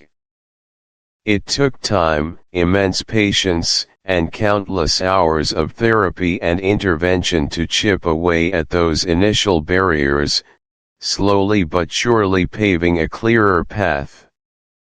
We learned to become fierce advocates, tireless researchers, and unwavering champions, skills we never knew we possessed until they were demanded of us. Psychologically, why does this reflection matter so deeply? Because acknowledging the distance traveled provides an indispensable sense of perspective and validation. It's so easy, in the day-to-day grind, to lose sight of progress. We focus on the next challenge, the next appointment, the next therapy goal. But pausing to look back, to genuinely appreciate the journey from that bewildered, fearful parent to the resilient, knowledgeable advocate we are today, is incredibly empowering. It validates the struggles, the tears, the sleepless nights, and the sheer effort expended. It builds what psychologists call self-efficacy, the belief in one's own ability to succeed in specific situations or accomplish a task. By seeing how far we've come, by recognizing the growth in ourselves and in Leo, we strengthen our belief that we possess the tools and the inner resources to face whatever lies ahead. It transforms our personal narrative from one of passive victimhood to one of active, heroic navigation. It fosters immense gratitude for the growth experienced, the lessons learned, and the strength discovered within ourselves and within our family unit.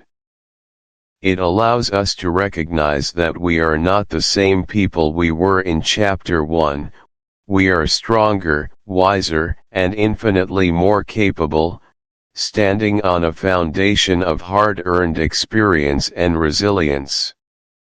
This retrospective view is not about dwelling on the past, but about drawing strength and confidence from it to propel us forward into the future. So, how can you apply this practically in your own life?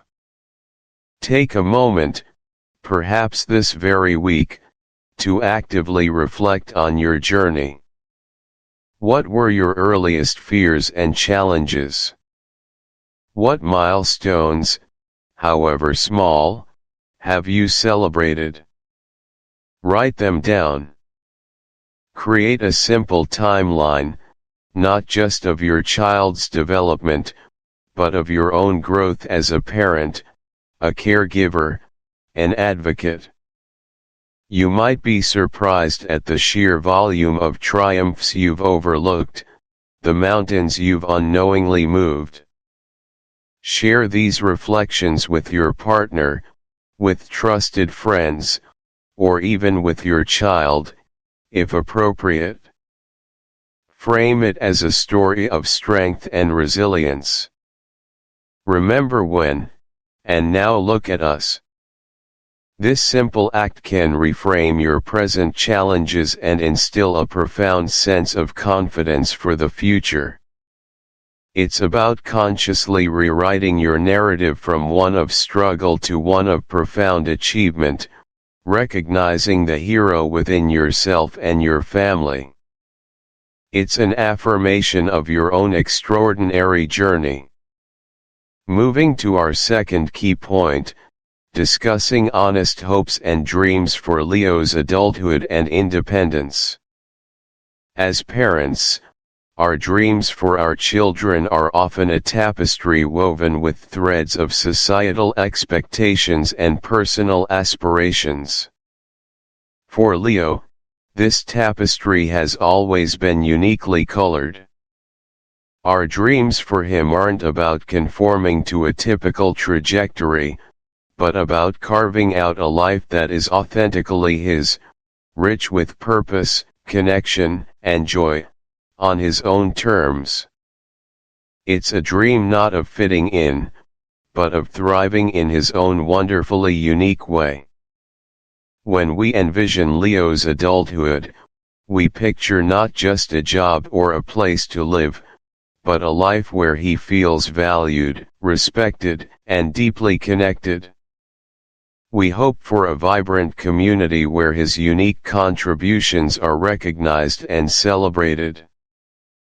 Perhaps he will find a vocational path that truly ignites his passion, where his meticulous attention to detail or his capacity for pure, unadulterated joy can be channeled constructively. We dream of him experiencing the profound satisfaction of meaningful work, whatever form tha. We choose to end not with the anxiety of the unknown, but with the excitement of what possibilities lie ahead.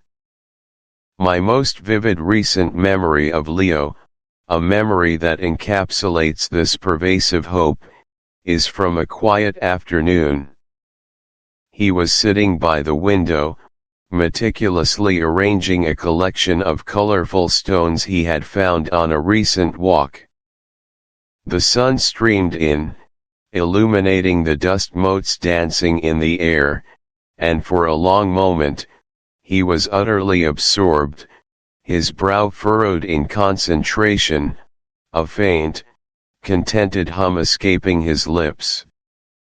It was a picture of pure, unadulterated presence, a child completely at peace with his world, finding joy in the simple, tangible things. In that moment, watching him, I realized that true happiness for Leo might not be found in grand achievements or conventional milestones, but in these profound moments of connection, to himself, to nature, to the simple beauty of existence. It was a powerful reminder that our role isn't to force him into a mold, but to cultivate an environment where his unique light can shine brightly, unencumbered. His joy is infectious, his perspective on the world often refreshing and pure. He reminds us daily of what truly matters: love, patience, presence, and the unwavering belief in the inherent worth of every individual. The future, for Leo, and for us, is not without its uncertainties, but it is rich with the promise of continued discovery, growth, and love. We have learned to find immense beauty in the unconventional, profound strength in vulnerability, and boundless hope in every sunrise. Every new day brings an opportunity for a new skill, a new connection, a new understanding, and a deepening of our collective journey.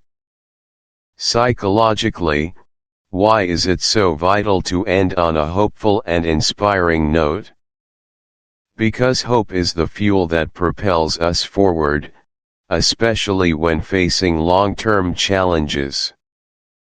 It's the antidote to despair, the balm for weariness.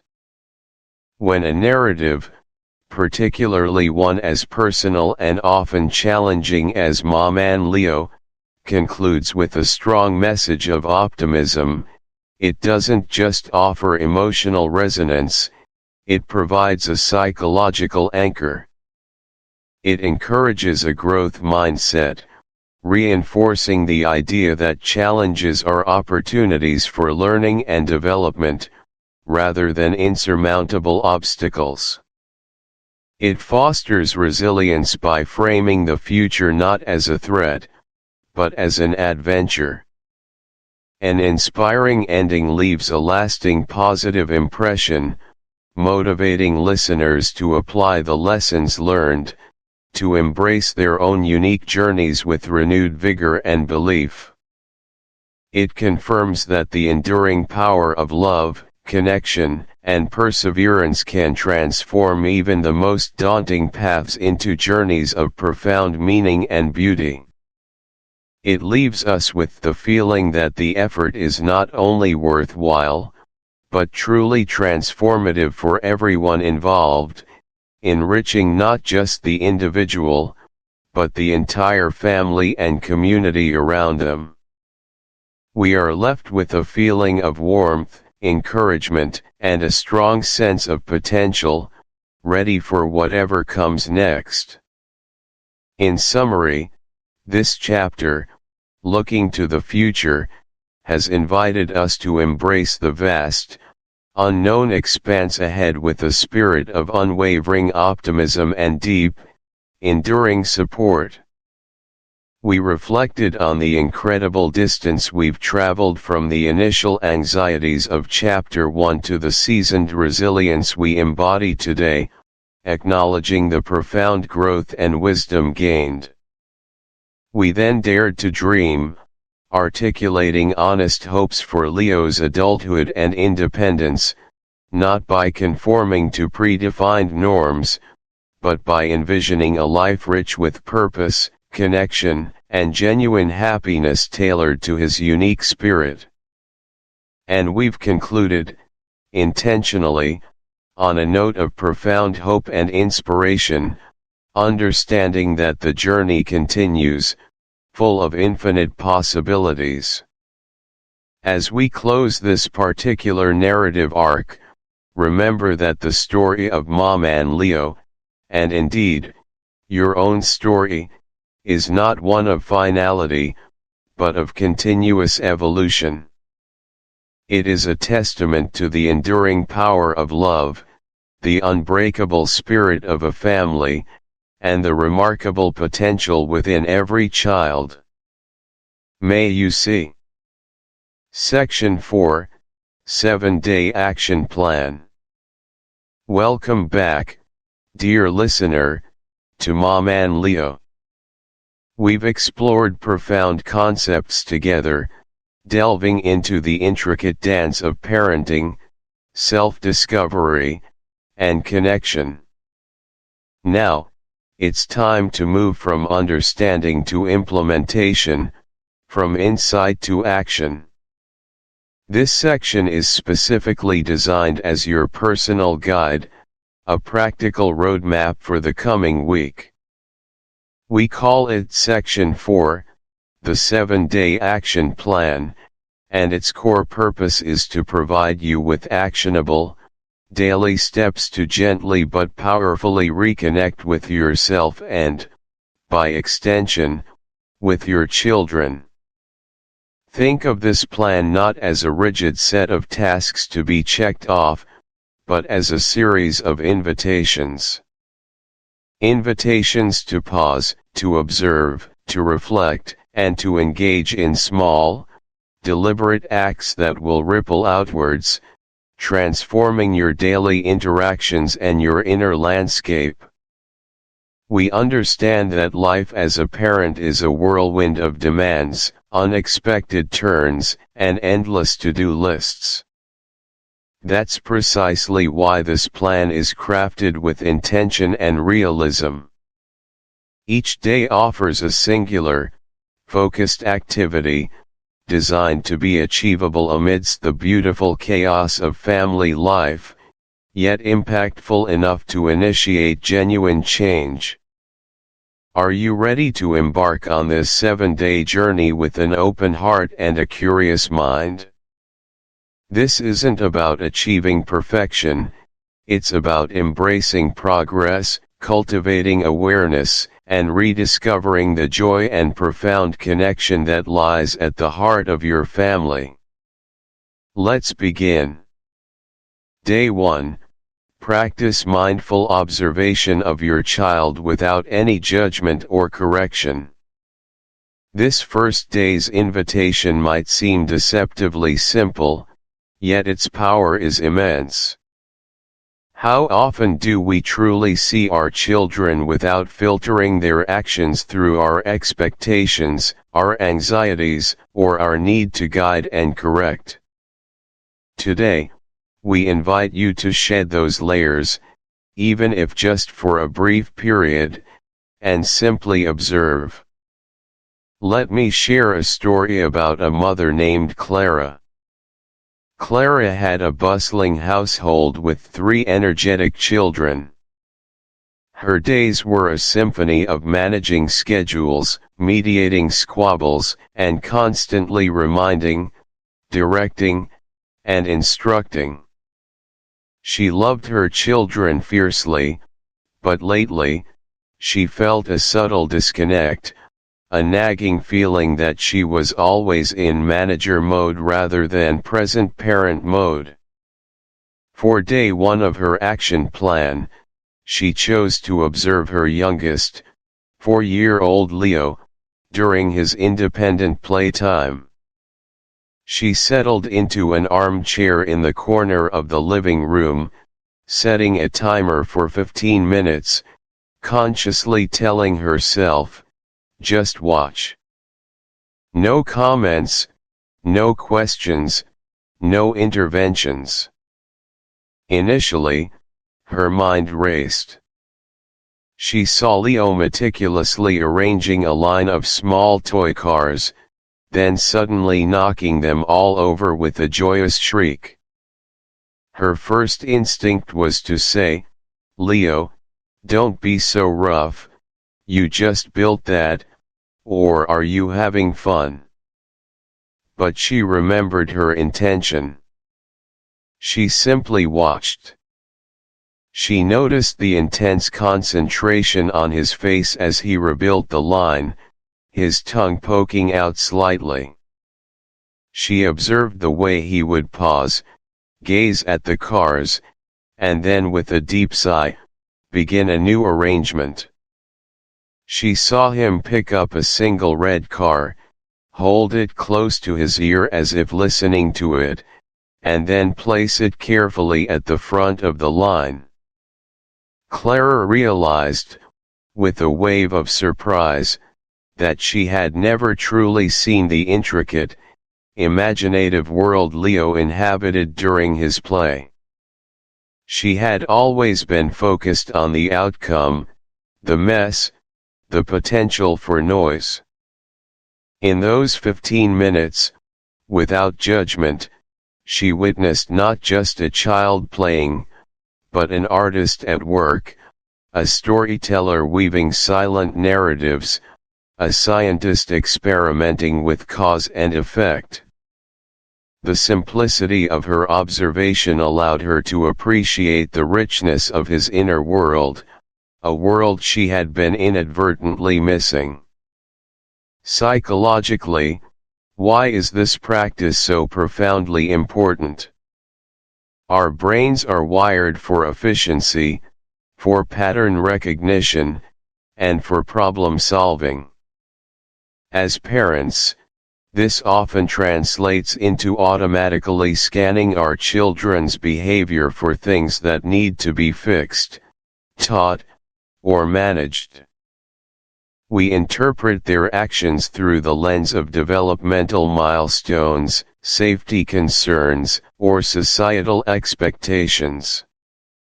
While these functions are crucial for their well-being and growth, they can also inadvertently create a constant barrier to truly seeing and understanding our child's authentic self, in that precise moment. Mindful, non-judgmental observation helps us to pause this automatic filtering process. It allows us to step out of our internal commentary, the shoulds and oughts, and simply be present with what is. This practice significantly reduces parental reactivity.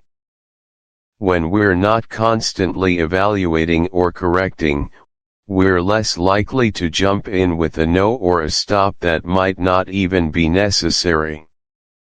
It enhances our empathy, as we begin to notice the subtle cues, the fleeting emotions, the intense focus that our child exhibits, which we might otherwise overlook. This deeper empathy builds a stronger foundation for secure attachment, as it communicates to your child, without words, I see you. I accept you. You are enough, just as you are. They feel truly witnessed, which is a powerful affirmation of their self-worth. Moreover, it helps us differentiate between objective observation and our own subjective interpretations, allowing us to respond more thoughtfully rather than react impulsively. So, how can you practically apply this today? First, choose your moment.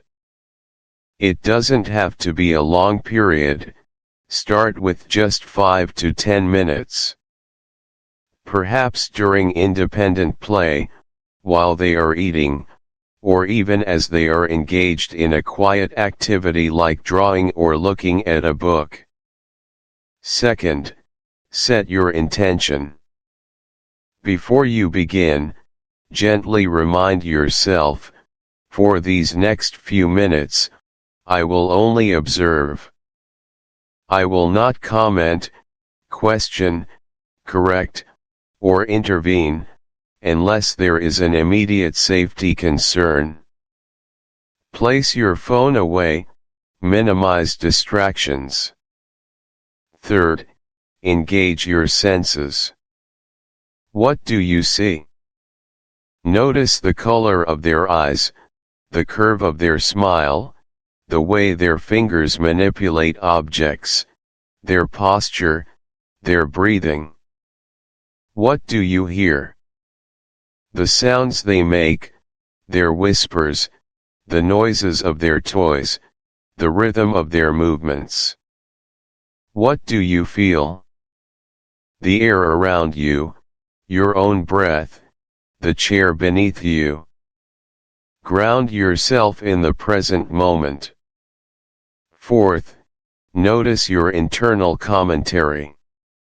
Your mind will inevitably want to jump in with thoughts like, they should be doing X, or is that safe, or I should help them.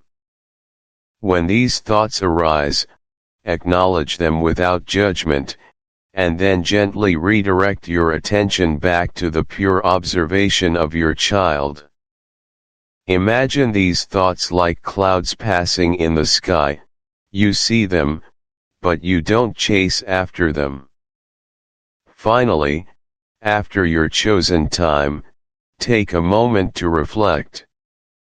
Perhaps jot down a few notes in a journal. What did you notice about your child that you hadn't seen before? What did you notice about your own reactions or internal thoughts during the observation? This simple act of mindful observation is the first powerful step towards a deeper, more authentic connection with your child and a calmer presence within yourself. Day 2. Implement a non-negotiable 15-minute self-care pocket into your daily schedule. As parents, we are often told to put our own oxygen mask on first, yet the reality of doing so can feel incredibly selfish, even impossible. The demands on our time, energy, and emotional reserves are relentless. Day 2 is about challenging that ingrained notion and establishing a small, yet mighty, sanctuary for yourself. We are talking about a non-negotiable, 15-minute self-care pocket carved out of your day, just for you. Consider the experience of Mark, a father of 2 boisterous toddlers. Mark loved his kids more than anything, but by midday, he often found himself frayed, short-tempered, and utterly exhausted. He felt guilty about feeling this way, believing a good dad should be endlessly patient and energetic. His wife suggested he try implementing a 15-minute self-care pocket. Mark was skeptical. 15 minutes? What good will that do? I barely have. Every child is a unique individual, a distinct constellation of personality, preferences, and ways of perceiving the world. Yet, as parents, we often default to a one-size-fits-all approach to communication, assuming that what works for one child or one situation will work for all. Day 3 challenges us to observe, learn, and then adapt to the distinctive communication style of each of our children. Let's look at the example of Elena and her son, 8-year-old Daniel. Daniel was a quiet, introverted boy who loved to build intricate Lego structures. Elena, on the other hand, was an extrovert who processed her thoughts by talking them through. When Daniel came home from school looking upset, Elena's immediate response was always, "What's wrong, honey? Tell me all about your day." Daniel would often retreat further, mumbling nothing and burying his face in a book. Elena would feel frustrated, sensing his distress but unable to reach him. One evening, after another failed attempt to get Daniel to open up, Elena remembered a workshop she attended on different communication styles. She started to observe Daniel more closely. She noticed that when he was deeply engrossed in building Lego, he would hum or talk quietly to himself. When she joined him on the floor and started building alongside him, he would sometimes, spontaneously, start narrating a story about his Lego characters, or ask her a question, without making direct eye contact. Elena realized that for Daniel, direct, verbal questioning felt confrontational and overwhelming. He preferred to communicate indirectly, through play or parallel activity, allowing him to process at his own pace. The next time Daniel came home looking troubled, instead of launching into questions, Elena simply said, "Rough day, buddy. No need to talk about it now, but I'm here if you want to build some Lego later." She left out his favorite set. An hour later, as they sat building, Daniel, without prompting, began to describe a difficult interaction he had with a classmate, using the Lego figures to represent the different people. Elena listened, offering gentle nods and reflective comments, understanding that this was Daniel's way of processing and communicating. By adapting her approach, Elena finally opened the door to Daniel's inner world, bridging a gap she hadn't even fully understood existed. Psychologically, acknowledging and adapting to your child's unique communication style is pivotal for fostering deep connection, understanding, and trust.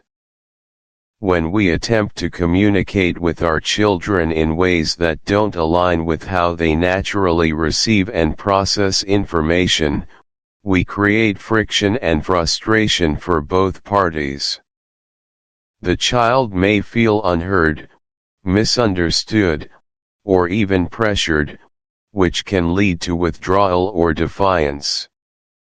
The parent, in turn, feels ineffective and exasperated. By intentionally observing and adapting, we validate our child's individual personality and neurological wiring. This sends a powerful message: I see you for who you are, and I am willing to meet you where you are. This validation is crucial for a child's self-esteem and sense of security. It reduces communication breakdowns, minimizing misunderstandings and power struggles. It also strengthens the parent-child bond by demonstrating genuine empathy and respect for their unique inner world. Furthermore, it teaches children that communication is a two-way street, requiring flexibility and adaptation, a vital life skill. We move beyond a universal blueprint and embrace the beautiful complexity of each child. So, how can you practically identify and adapt to your child's unique communication style, starting today? First, become an attentive detective. Observe, how does your child typically express emotions, joy, anger, sadness? Are they highly verbal, physically expressive, or do they retreat? How do they respond best when you give instructions or explanations? Do they need visual cues, charts, pictures, auditory explanations, clear, concise words, or kinesthetic experiences, hands-on demonstration? Do they need? When we release guilt, we free up cognitive and emotional space, reduce anxiety, and improve our overall mental well-being, making us more resilient and present parents. It is an act of profound self-love that benefits the entire family. How can you practically begin to release one specific piece of parenting guilt today? First, pinpoint that one specific piece of guilt. Don't try to tackle all your regrets at once, choose just one that feels particularly heavy. It could be about a past argument, a period you felt wasn't your best, or a decision you now regret. Second, acknowledge it without judgment. Write it down. I feel guilty about specific event or feeling. Simply stating it can diminish its power. Third, engage in self-reflection and self-compassion. Ask yourself, what were the circumstances surrounding that event? What was I feeling, struggling with, or learning at the time? Could I have done things differently? Maybe. But also, what was I doing right? What resources or support did I lack? Speak to yourself as you would to a dear friend who confided the same story. Would you berate them, or would you offer understanding and empathy? Remind yourself that you are doing your best, and that growth often comes from mistakes. Fourth, consider a ritual of release. This can be incredibly powerful.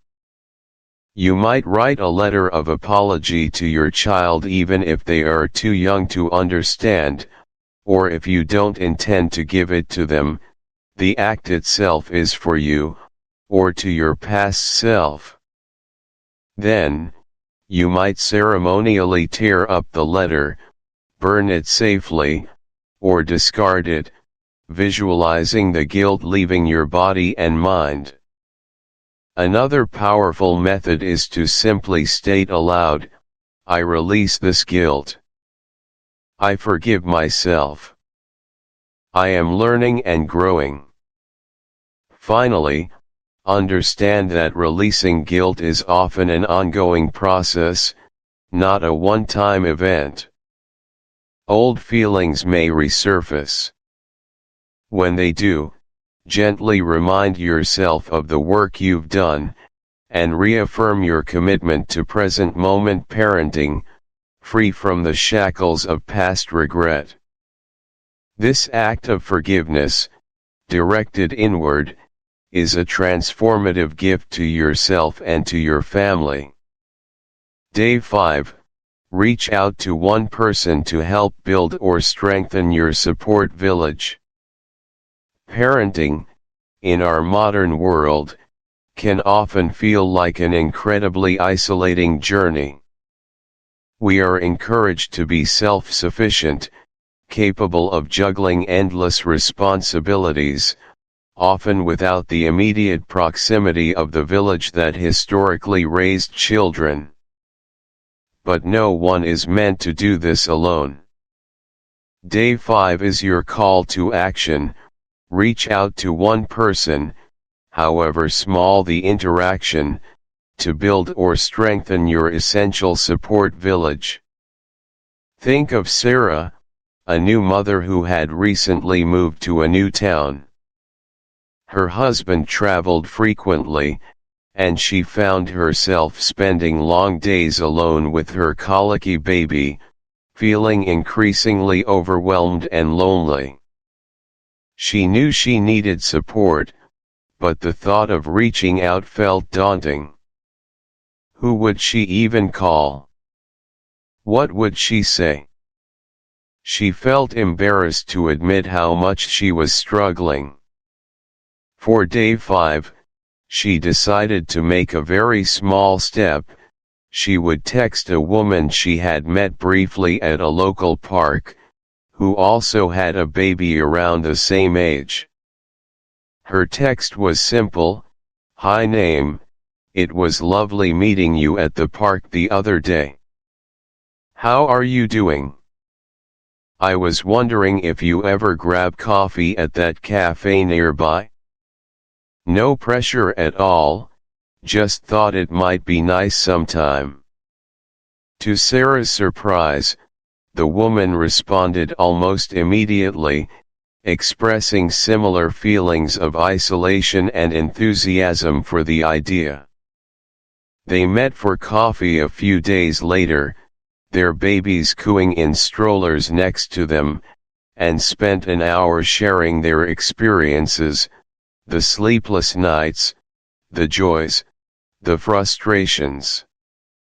That single coffee date blossomed into a regular playgroup, then a network of supportive friends who would share child care, swap parenting tips, and offer a listening ear.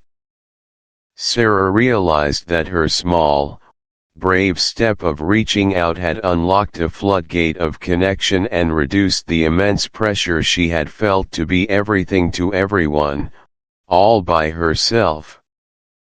The atmosphere at the dinner table shifted from routine to appreciative. Later that evening, everyone felt a little lighter, a little more connected, and a little more motivated. It was a simple recognition, but it created a ripple effect of positive emotions and reinforced cooperative behavior. Psychologically, the practice of identifying and celebrating micro-wins is incredibly powerful because it actively shifts our focus from deficit to strength, from problems to progress. Our brains have a negativity bias, meaning we are more likely to notice and remember negative experiences than positive ones. Consciously seeking out and celebrating small victories helps to counteract this bias, rewiring our neural pathways to register and appreciate the good that is happening, even amidst challenges. This practice boosts morale for both parents and children. For children, positive reinforcement of their efforts and cooperation builds self-esteem and encourages them to repeat desirable behaviors. They learn that their contributions, no matter how small, are seen and valued. For parents, it provides a much-needed sense of accomplishment and reduces feelings of inadequacy, reminding us that we are making a difference and that our efforts are not in vain. It also strengthens family bonds by creating shared moments of positivity, gratitude, and mutual appreciation, fostering a more joyful and supportive family culture. It teaches everyone that success isn't just about grand achievements, but about the consistent, incremental steps forward. So, how can you practically identify and celebrate a micro-win together as a family today? First, tune into the positives throughout your day. Make a conscious effort to look for small successes. Did your child get dressed independently? Did they share a toy without prompting? Did you manage to get out the door on time? Did someone try a new food? Did you stay patient in a moment of stress? Did you share a genuine laugh? These are all micro-wins. Second, choose one to highlight. You don't need to celebrate every single positive, but pick one that stands out or that represents something you want to encourage. Third, involve the whole family in the celebration. This could be during dinner, at bedtime, or a spontaneous moment. You might say, "What was a good thing that happened today?" or "I noticed something awesome today, and I wanted to celebrate it." Fourth, be specific and genuine in your praise. Instead of a generic good job, say, May and Ben, I loved how you worked together to clean the playroom without arguing. That showed great teamwork. Connect the action to the positive outcome or character trait. Fifth, make it a moment of shared joy. This doesn't require gifts or elaborate parties. A high five, a special hug, a moment of collective cheering, or simply taking a moment to acknowledge the achievement together, can be incredibly impactful. Some families like to keep a gratitude jar where they write down and save these wins to read later. By actively seeking out and celebrating these small, daily triumphs, you cultivate a family environment rooted in appreciation, resilience, and positive reinforcement. This powerful shift in focus will not only bring more joy into your home but will also equip your children with a valuable mindset for recognizing their own strengths and accomplishments. Day 7. Create a flexible, joy-focused family routine for the upcoming week. As we reach the final day of our 7-day action plan, we bring together the lessons of mindful observation, self-care, attuned communication, guilt release, and celebrating wins. Today is about harnessing these insights to proactively shape your family's future, not through rigid rules, but through a flexible, joy-focused routine for the week ahead. Routines can sometimes feel restrictive, but when designed with intention and a focus on connection and happiness, they become anchors of peace and predictability. Let's look at the example of the Rodriguez family. Mondays were always a whirlwind of stress for them. Getting 3 kids ready.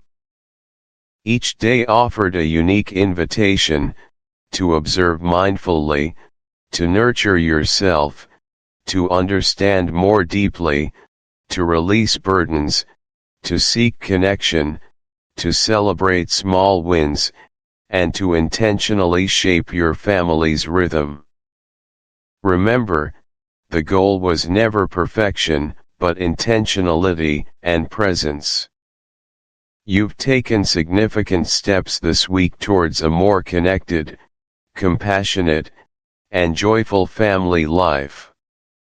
These practices are not meant to be one-time efforts, they are seeds planted, intended to be cultivated and nurtured over time. Continue to integrate them into your daily life, adapting them to what works best for you and your unique family. The beauty of this plan lies in its simplicity and its focus on the small, consistent actions that collectively create profound change. You are building resilience, fostering deeper bonds, and rediscovering the joy that resides within you and your family. Carry these lessons forward, trust in your innate wisdom, and continue to explore the wonderful journey of Maman Leo. As we move forward, we will delve deeper into sustaining these practices, navigating inevitable challenges, and truly embodying the principles of conscious, connected parenting. Thank you for walking this path with us. Your dedication to your family and to yourself is a testament to the powerful love you hold. Let's continue this enriching exploration together in the next section. Section 5, Summary. Welcome back, dear listener, to the final section of our journey together through the pages of Maman Leo. As we reach this concluding chapter, Section 5, Summary, it's time to take a deep breath, to pause, and to reflect on the profound, often challenging, but ultimately incredibly rewarding path we've explored. This isn't just a simple recap, it's an invitation to solidify the wisdom we've uncovered, to internalize the powerful lessons, and to truly feel the transformative impact of Maman Leo's story on your own understanding of parenthood, love, and self.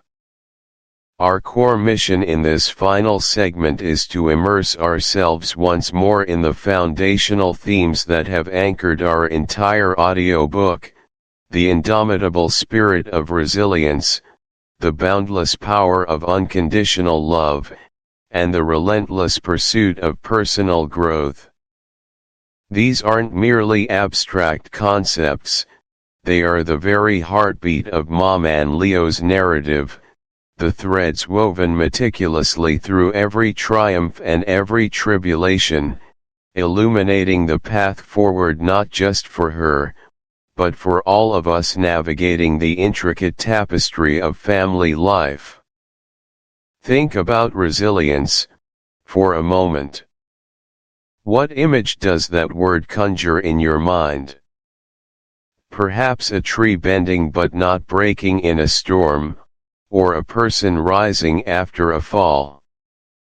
In Maman Leo's world, and indeed in ours, resilience wasn't a sudden, grand act of heroism, it was a daily, often quiet, accumulation of small acts of courage. It was the decision to get out of bed on the days when despair felt like a lead blanket, to research a new therapy after countless dead ends, to find a sliver of joy in the midst of overwhelming stress. It was the ability to adapt, to pivot, to continuously learn and adjust strategies when the conventional pathways offered no solutions. It's about more than just bouncing back, it's about bouncing forward, strengthened and reshaped by the very forces that sought to diminish you. It's the profound realization that adversity, while painful, carries within it the seeds of unforeseen strength and new capacities. Then there is unconditional love. Is there anything more potent, more foundational to the human experience, especially in parenthood?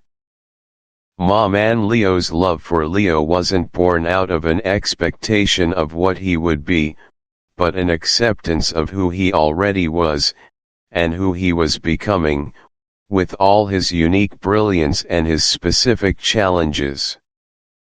This love was not contingent on his achievements, his societal conformity, or his ability to fit neatly into preconceived notions. It was a love that saw beyond behaviors to needs, beyond diagnoses to personhood, beyond the external to the radiant, intrinsic value of her child. It's a love that says, I see you, fully and completely, and I cherish every facet of your being, even the ones that challenge me, even the ones that society might struggle to understand. This kind of love is a potent force, capable of dissolving fear, building bridges of understanding, and fostering an environment where a child, any child, can truly flourish. And finally, personal growth. This is perhaps the most understated yet pervasive theme of Maman Leo's journey. It's easy to focus on Leo's development, but Maman Leo herself underwent a monumental transformation. She didn't just raise a child, she raised herself anew in the process. The challenges presented by Leo became catalysts for her own self-discovery, pushing her beyond her perceived limitations, forcing her to confront her own biases, fears, and strengths. She grew not just as a parent, but as an advocate, an educator, a partner, and a human being. Her initial journey, often marked by uncertainty and a search for answers, evolved into one of profound self-assurance and wisdom. It reminds us that parenthood is not a static role we step into fully formed, but a dynamic, ever-unfolding process of evolution, where every interaction, every challenge, every moment of joy or sorrow, contributes to the masterpiece of who we are becoming. These three pillars: resilience, unconditional love, and personal growth, are not isolated concepts. The brain's amygdala, our emotional alarm system, was in overdrive, perceiving constant threats to Leo's well-being and her own capacity as a parent. This chronic state of stress is exhausting, detrimental to decision-making, and can erode self-confidence. However, what Maman Leo's story so powerfully illustrates is the concept of growth through adversity. It's not about eradicating fear entirely, because fear can also be a motivator, a signal, but about learning to navigate it, to distinguish between constructive caution and debilitating anxiety. Her gradual shift towards empowerment wasn't a suppression of fear, but an integration of it. She learned that while the fear might still arise, it no longer had the power to dictate her actions or define her identity. This shift is deeply rooted in principles of self-efficacy, the belief in one's capacity to succeed in specific situations or accomplish a task. Each small victory, each new piece of knowledge acquired, each successful advocacy for Leo, chipped away at her initial feelings of powerlessness and built up her sense of competence. She moved from an external locus of control, feeling at the mercy of circumstances, to an internal locus of control, believing she could influence outcomes through her own actions and efforts. This transformation wasn't linear, it was a winding path, fraught with setbacks, but each step forward, no matter how small, reinforced her growing self-belief and her capacity to face whatever came next. So, how can you, the listener, apply this profound insight into your own life and parenting journey? The path from fear to empowerment is not exclusive to Maman Leo, it is a universal human experience. First, acknowledge your fears without judgment. What worries currently occupy your mind as a parent? Are they about your child's future, your own capabilities, societal pressures, or something else entirely? Write them down. Give them a voice. Often, naming a fear can already diminish its overwhelming power. Second, seek knowledge and understanding. Maman Leo didn't remain paralyzed by her fear, she armed herself with information. If you're facing a specific challenge, research it, talk to experts, connect with others who have similar experiences. Knowledge is a powerful antidote to the paralyzing grip of the unknown. Third, build your support network. Loneliness amplifies fear.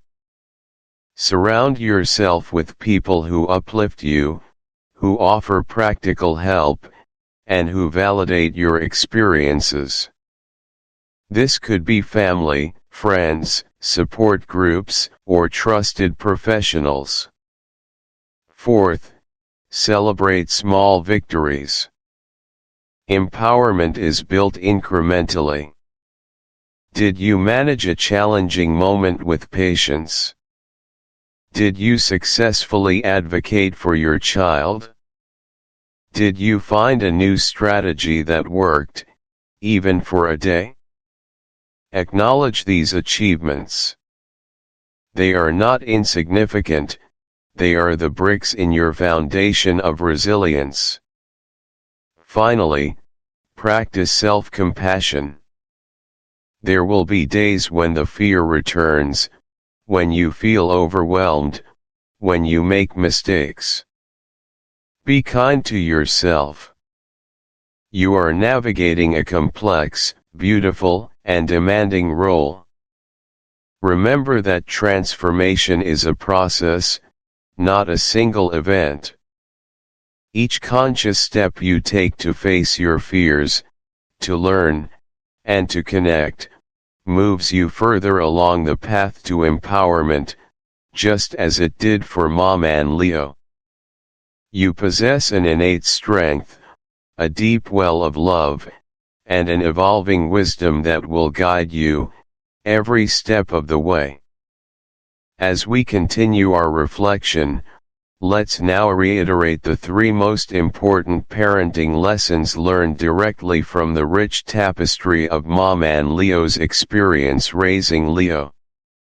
These aren't just abstract pieces of advice, they are deeply embodied truths, forged in the crucible of daily life, moments of profound connection, and significant challenge.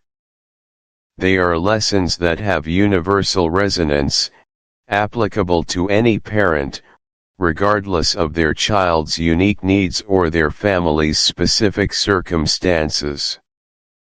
The first profound lesson, perhaps the most critical, is the profound wisdom of listening beyond words, the art of understanding true calm.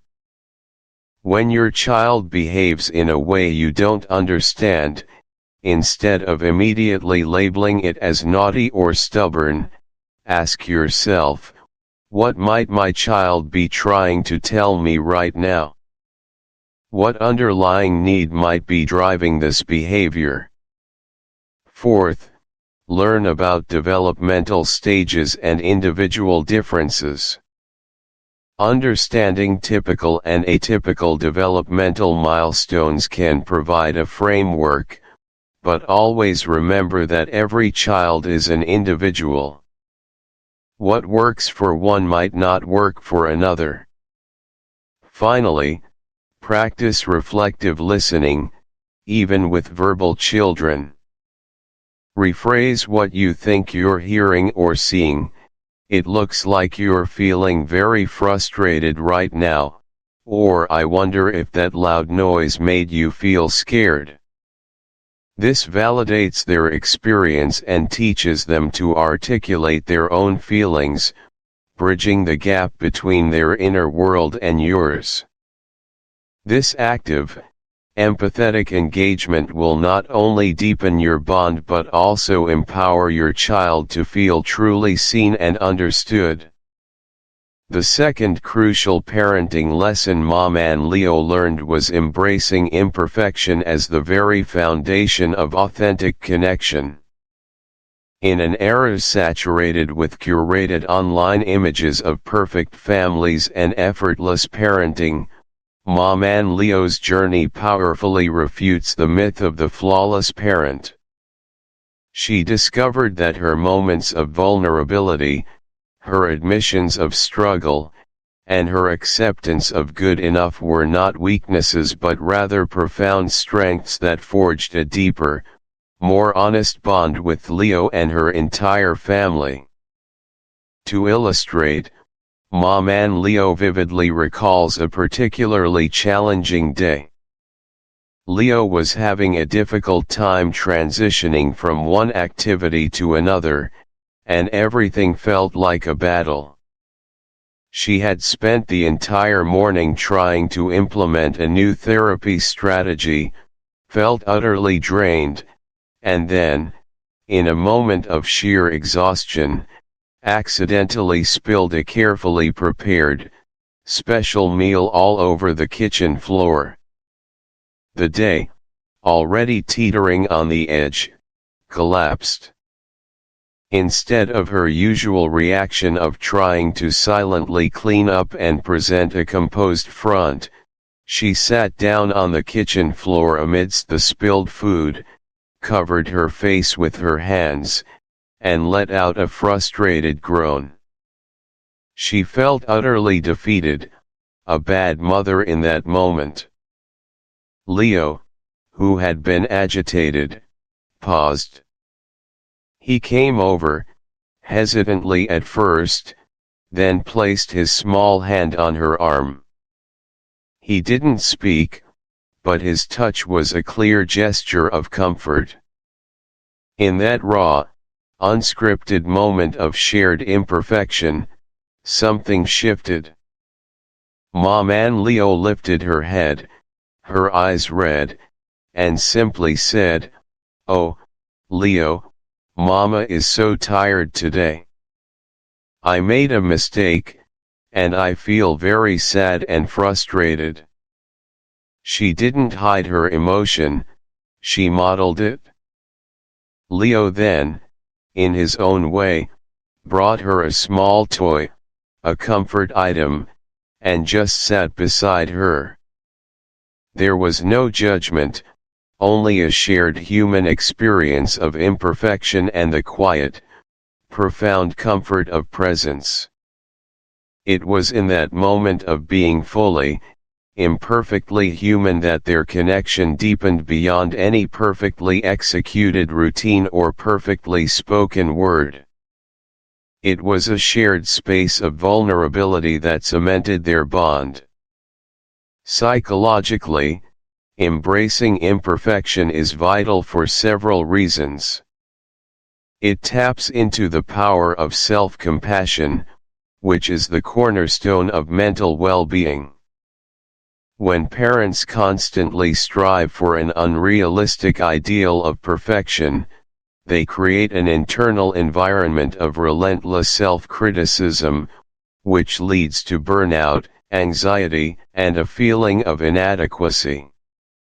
This pressure often stems from societal expectations, social media, and internal narratives of what a good parent should be. By allowing herself to be imperfect, Maman Leo was not only practicing self-compassion but also modeling authenticity for Leo. Children, regardless of their developmental stage, are incredibly astute observers. When parents present a facade of flawless competence, children can internalize the message that they too must be perfect, leading to anxiety, fear of failure, and a reluctance to take risks or express their true selves. Conversely, when parents demonstrate that it's okay to struggle, the unified family front aspect speaks to collective efficacy, the shared belief among family members that they can successfully work together to achieve their goals. When parents and partners are aligned, presenting a consistent message and dividing responsibilities, it reduces internal conflict, models healthy teamwork for children, and presents a powerful, consistent force to external entities. Furthermore, the ability to ask for and accept help, whether from family, friends, or professionals, is a sign of psychological strength, not weakness. It demonstrates self-awareness, a recognition of one's own limits, and a commitment to prioritizing the well-being of the entire family unit. It prevents the insidious creep of parental burnout, allowing Maman Leo to replenish her own emotional and physical reserves, making her a more effective and present parent. To practically apply this lesson to your own life, begin by identifying and actively nurturing your support network. First, open lines of communication within your immediate family. Talk openly with your partner about roles, responsibilities, and emotional needs. How can you best support each other? How can you present a unified front to your children and to the outside world? Remember, you are a team. Second, actively reach out to your wider circle. This includes extended family, close friends, and community members. Don't wait until you're at breaking point. Share your joys and your challenges. Be specific in your requests for help. Could you watch the kids for an hour so I can run an errand? Or I just need someone to listen today. Third, explore formal support systems. Are there local parenting groups, special needs organizations, therapists, or counselors that can offer specialized knowledge, emotional support, or a safe space for sharing? Don't hesitate to seek professional guidance when needed. It is an investment in your family's well-being. Fourth, set healthy boundaries. While a strong network is essential, it's also important to protect your family's privacy and energy. Learn to say no to commitments that overextend you and yes to opportunities that genuinely offer support. Finally, remember that building a support system is a reciprocal process. Be a good friend and family member in return, offering support when you can.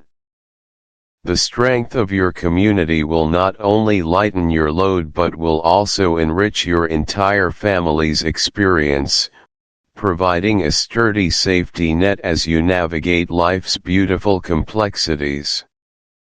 And so, dear listener, we arrive at our final, empowering thought, designed not as a mere conclusion, but as a potent launchpad for your continued journey. Throughout Maman Leo's incredible narrative, we have witnessed a profound arc from nascent fear to steadfast empowerment, from hesitant steps to confident strides. We've delved into the transformative power of understanding beyond words, the liberating embrace of imperfection, and the fortifying strength of a united community. Now, as we close this chapter, I want to leave you with a thought that solidifies your confidence, echoing the very essence of Maman Leo's hard-won wisdom: trust your inherent, unique parental wisdom, for it is the most powerful compass you possess. Think about it for a moment. You have journeyed alongside Maman Leo through her deepest struggles and her most radiant triumphs. You have witnessed her evolve, adapt, and lead with unwavering love. And what has been the constant, underlying force guiding her? It wasn't always a specific therapy technique or a perfect strategy, though those were valuable. It was her intuition. It was her profound, innate connection to Leo, a connection that sometimes defied logic or conventional advice.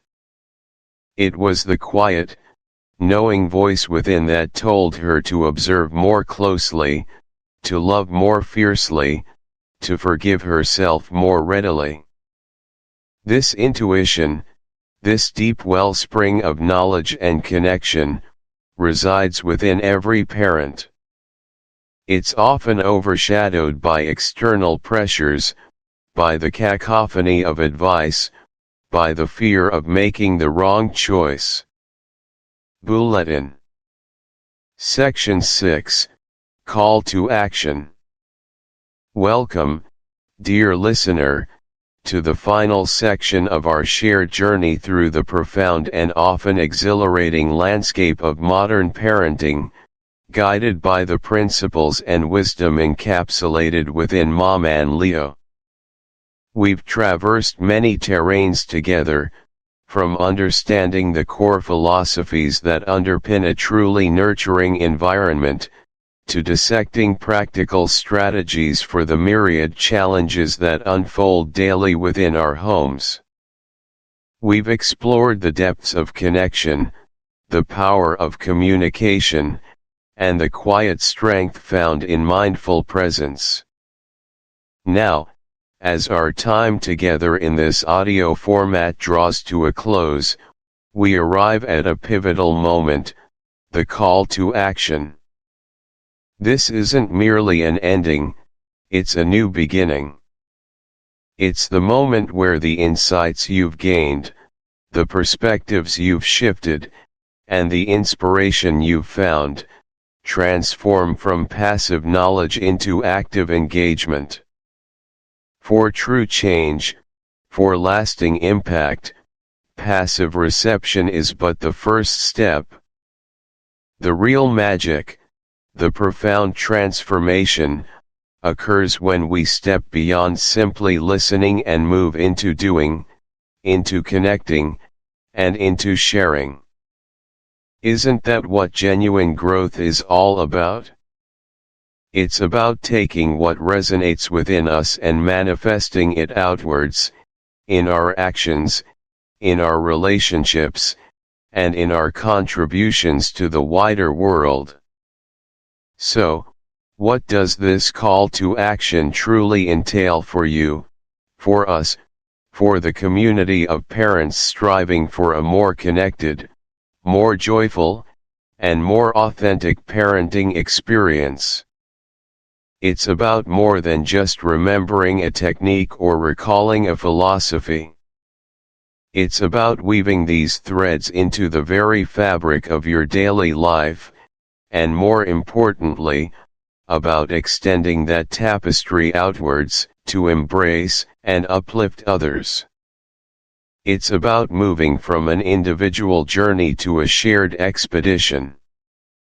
Think of it not as a demand, but as an invitation to deepen your engagement, to forge connections, and to pay forward the wisdom you've gained. We are all interconnected in this grand adventure of raising the next generation, aren't we? And every single step we take, every hand we lend, every voice we amplify, creates ripples that extend far beyond our immediate sight. So, let's explore 3 crucial ways in which you can translate the inspiration of Maman Leo into tangible action, starting today. These aren't just suggestions, they are opportunities to amplify your impact, solidify your learning, and truly become an active participant in building a more supportive and understanding parenting ecosystem. Our first, and perhaps most immediate, call to action is a simple yet profoundly impactful one. I earnestly ask you to take a few moments and leave an honest review for this audiobook wherever you acquired it.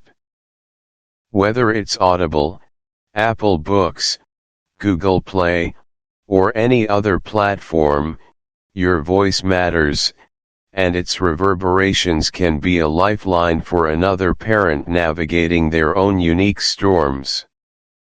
Let me paint a picture for you, a real-world scenario that illustrates the immense power of a review. Imagine Sarah, a new mother, sitting alone in the quiet hours of midnight, the baby finally asleep after what felt like an endless cycle of crying and frustration. She's utterly exhausted, feeling isolated, questioning every decision she's made, wondering if she's truly cut out for this monumental task. She scrolls through her phone, desperate for anything that might offer a glimmer of hope, a whisper of understanding. She stumbles upon a parenting audiobook, but what truly catches her eye isn't the title or the author's name alone, it's a review. A review from someone like you, perhaps, who wrote something like, "This book spoke directly to my soul. I felt so lost until I listened to it, and suddenly, I didn't feel so alone." The practical advice on gentle discipline changed everything for our family. Sarah reads those words, and a tiny seed of hope begins to sprout within her. This review, born from your shared experience, becomes her beacon in the dark. It convinces her to give the audiobook a listen, and perhaps, just perhaps, it becomes the first step on her path towards feeling more capable, more connected, and less overwhelmed. Without that review, that personal testimony, Sarah might have scrolled past, remaining trapped in her isolation. Isn't that a powerful thought? Your few sentences, shared authentically, could be the very thread that pulls another parent back from the brink of despair. Consider another perspective. Mark, a father of two boisterous toddlers, finds himself drowning in a sea of conflicting advice. His parents suggest one approach, his in-laws another, online. It's quite straightforward. Simply return to the platform where you purchased or accessed this audiobook. Look for a section labeled Reviews, rate this book, or write a review. You'll typically be asked to assign a star rating, which is helpful, but the most impactful part is your written feedback. Don't feel pressured to write a lengthy essay. A few honest sentences can be profoundly powerful. As you consider what to write, here are some prompts to guide your thoughts. What was the single most impactful idea or strategy you learned from Maman Leo? How did this audiobook change your perspective on a particular parenting challenge or on parenting in general?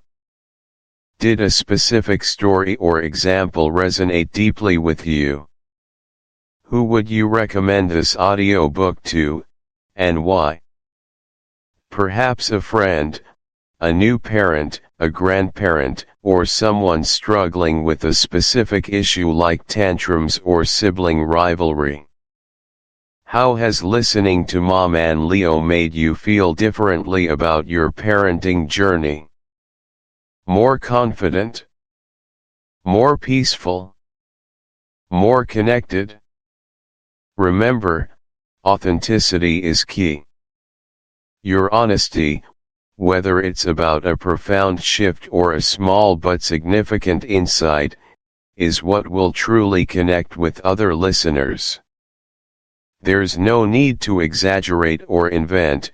Your genuine experience is more than enough. Even if your experience wasn't entirely positive, constructive feedback can still be valuable, but focus on how your honesty can guide someone who might genuinely benefit from the specific approach offered here. Every review, whether it's one sentence or a short paragraph, adds to a collective voice that helps other parents find the support and wisdom they desperately need. It's an act of profound kindness and community building, and I deeply appreciate you considering this vital step. Now, let's move to our second profound call to action, one that invites you to step beyond the confines of this audio experience and into a vibrant, living ecosystem of support and continued growth. I am directing you, with great enthusiasm, to the Maman Leo online community and our wealth of downloadable action plan resources. This is where the theoretical meets the practical, where individual learning blossoms into collective wisdom, and where you can find ongoing support as you integrate these principles into your daily life.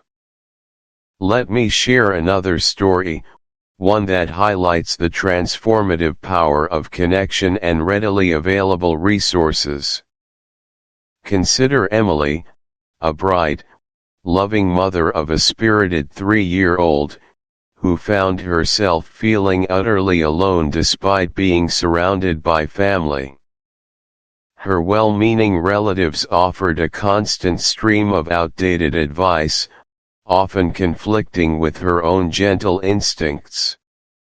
She loved her child fiercely but felt isolated in her approach, questioning if she was doing it wrong. She yearned for a space where she could openly discuss her challenges without judgment, where she could find like-minded parents who understood the nuances of conscious parenting. Emily discovered the Maman Leo online community. At first, she was hesitant, a quiet observer. But as she read the shared vulnerabilities and celebrated the small victories of others, she began to feel a sense of belonging. She posted a question about navigating bedtime struggles, feeling brave enough to admit her exhaustion. Within minutes, empathetic responses poured in, not just offering advice, but validating her feelings. One parent shared a similar struggle and a strategy she'd found in the Maman Leo downloadable resources, a customizable bedtime routine checklist. Emily accessed the checklist, adapted it to her family's rhythm, and began to implement it. The community provided the emotional support and validation, while the downloadable resource provided the tangible, actionable steps. Suddenly, Emily wasn't alone, she was part of a supportive tribe, equipped with practical tools. This shift, from isolation to connection and guided action, transformed her evenings and her confidence as a parent. Or consider David, a father who, despite his best intentions, often felt a disconnect.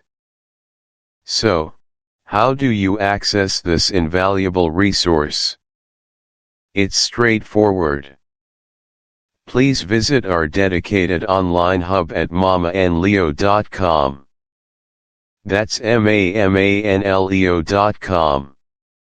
Once there, you will find clear navigation to join the Maman Leo community.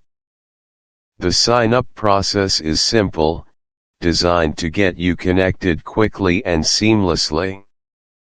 We've deliberately made it user-friendly, understanding that your time as a parent is precious and often fragmented. Once inside the community, what can you expect?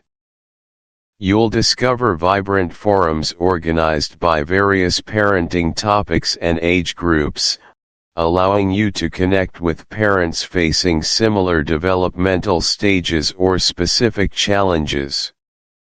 There will be dedicated spaces for sharing wins, asking questions, seeking advice, and offering support.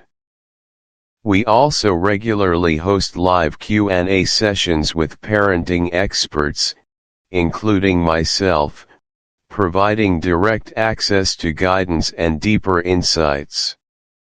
It's a space built on respect, empathy, and a shared commitment to growth, free from the judgment and unsolicited advice often found in broader social media groups.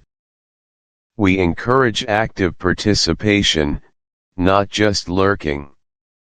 Your voice, Your experiences, your questions, and your insights are truly valuable and contribute to the richness of the collective wisdom. Don't be shy. Your contribution could be exactly what another parent needs to hear. And for the downloadable action plan resources, you'll find a dedicated section on the mamanleo.com website.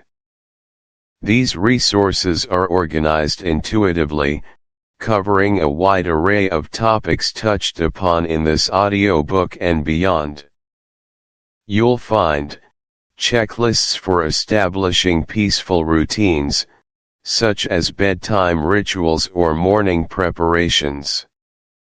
Templates for effective communication, helping you craft scripts for challenging conversations with your children or co-parents.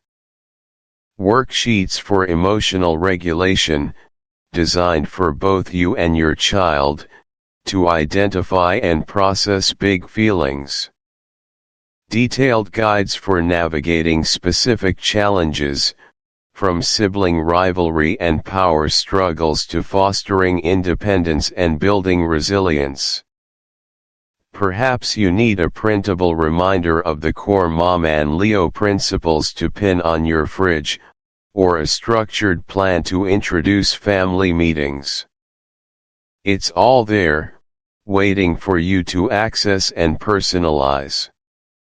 These resources are not static, they are living documents that evolve with the needs of our community, constantly refined and expanded based on feedback and new insights. They are designed to be practical companions, helping you translate the inspiration you feel into consistent, loving action in your home. They are easily downloadable, often in PDF format, so you can print them, save them, or access them on any device whenever you need a quick reference or a structured path forward. We recognize that theory is wonderful, but practical tools are what truly empower us in the day-to-day trenches of parenting. So, take that step. Visit mamanleo.com. Join our growing community. Explore and utilize the downloadable action plans. This is your invitation to move from being a solitary learner to an active member of a global village, a supportive network dedicated to raising children with love, wisdom, and profound connection. What a gift you can give yourself, and what a gift you can receive from others, by choosing to engage in this deeper way. Finally, we arrive at our third, and perhaps most altruistic, call to action. I encourage you to directly share this audiobook with another parent in your life who you believe might desperately need it. This isn't just about general recommendations, it's about a personal, heartfelt act of giving, born from your own transformative experience. Let me illustrate this with a story. Jessica was at her breaking point. Her toddler, Leo, seemed to communicate exclusively through screams and defiance, and Jessica felt her own patience fraying into thin, almost transparent threads. She loved Leo fiercely, but the joy of parenting felt buried under an avalanche of stress and guilt. Her friend, Maria, had been listening to Maman Leo and had found profound shifts in age. Furthermore, encouraging parents to share Maman Leo helps to reduce the pervasive stigma often associated with asking for or accepting help in parenting. Many parents feel immense pressure to appear competent and in control, leading them to suffer in silence rather than admit they are struggling. When a trusted friend or family member gently suggests a resource like this audiobook, It normalizes the idea that parenting is a learning journey, that it's okay to seek guidance, and that growth is always possible. It sends a powerful message that seeking knowledge is a sign of strength, not weakness.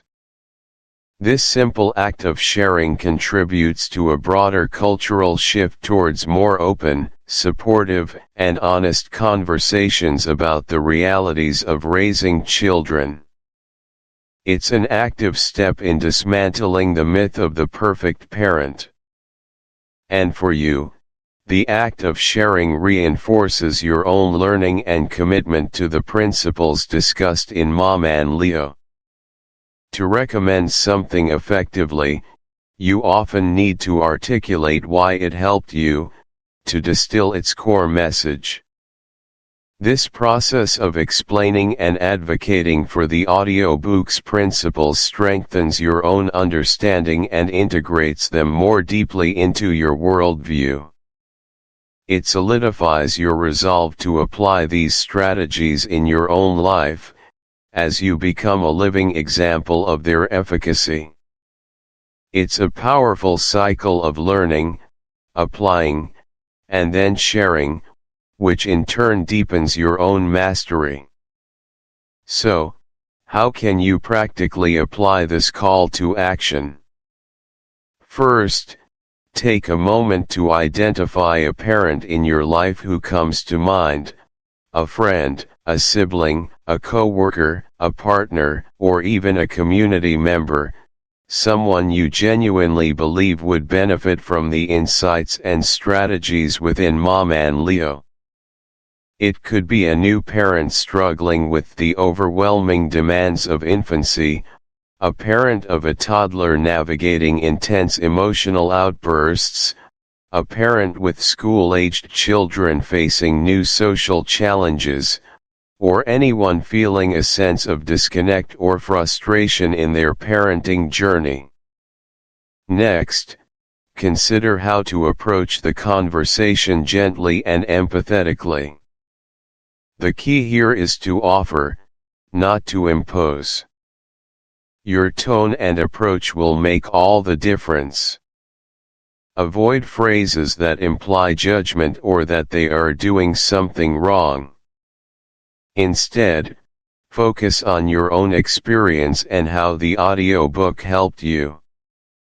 Phrases like, "I found this really insightful when I was struggling with X," or "this shifted my perspective on Y, and I thought it might resonate with you too," are far more effective than, "You really need to listen to this." The aim is to open a door, not to push them through it. There are several specific ways you can share the audiobook. You can simply send them a direct link to where the audiobook can be purchased or accessed on their preferred platform. Many platforms offer the option to gift an audiobook. This can be a particularly thoughtful gesture, removing any financial barrier and making it even easier for them to engage with the content. You could also suggest listening to a specific chapter that resonated most with you or that you know directly addresses a challenge they are currently facing. Sometimes, a focused recommendation can be less overwhelming than suggesting the entire work. Or, you can simply have a conversation.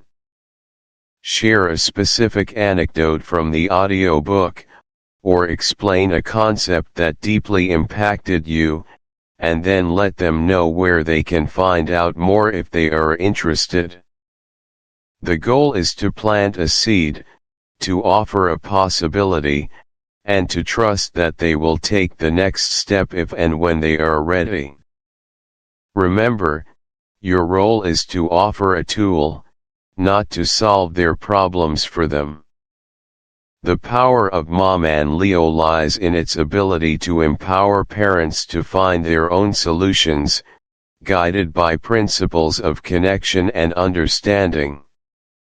By sharing this resource, You are extending an invitation to self-discovery and growth, not providing a ready-made answer. Your personal touch, your empathy, and your genuine desire to help will make your recommendation resonate far more deeply than any impersonal ma. Thank you for listening to this audiobook. If you found value, meaning, or inspiration in this journey, please remember to like the video, subscribe to the channel, and turn on notifications so you won't miss the next chapter. Your support helps us bring more timeless classics to life. See you in the next reading.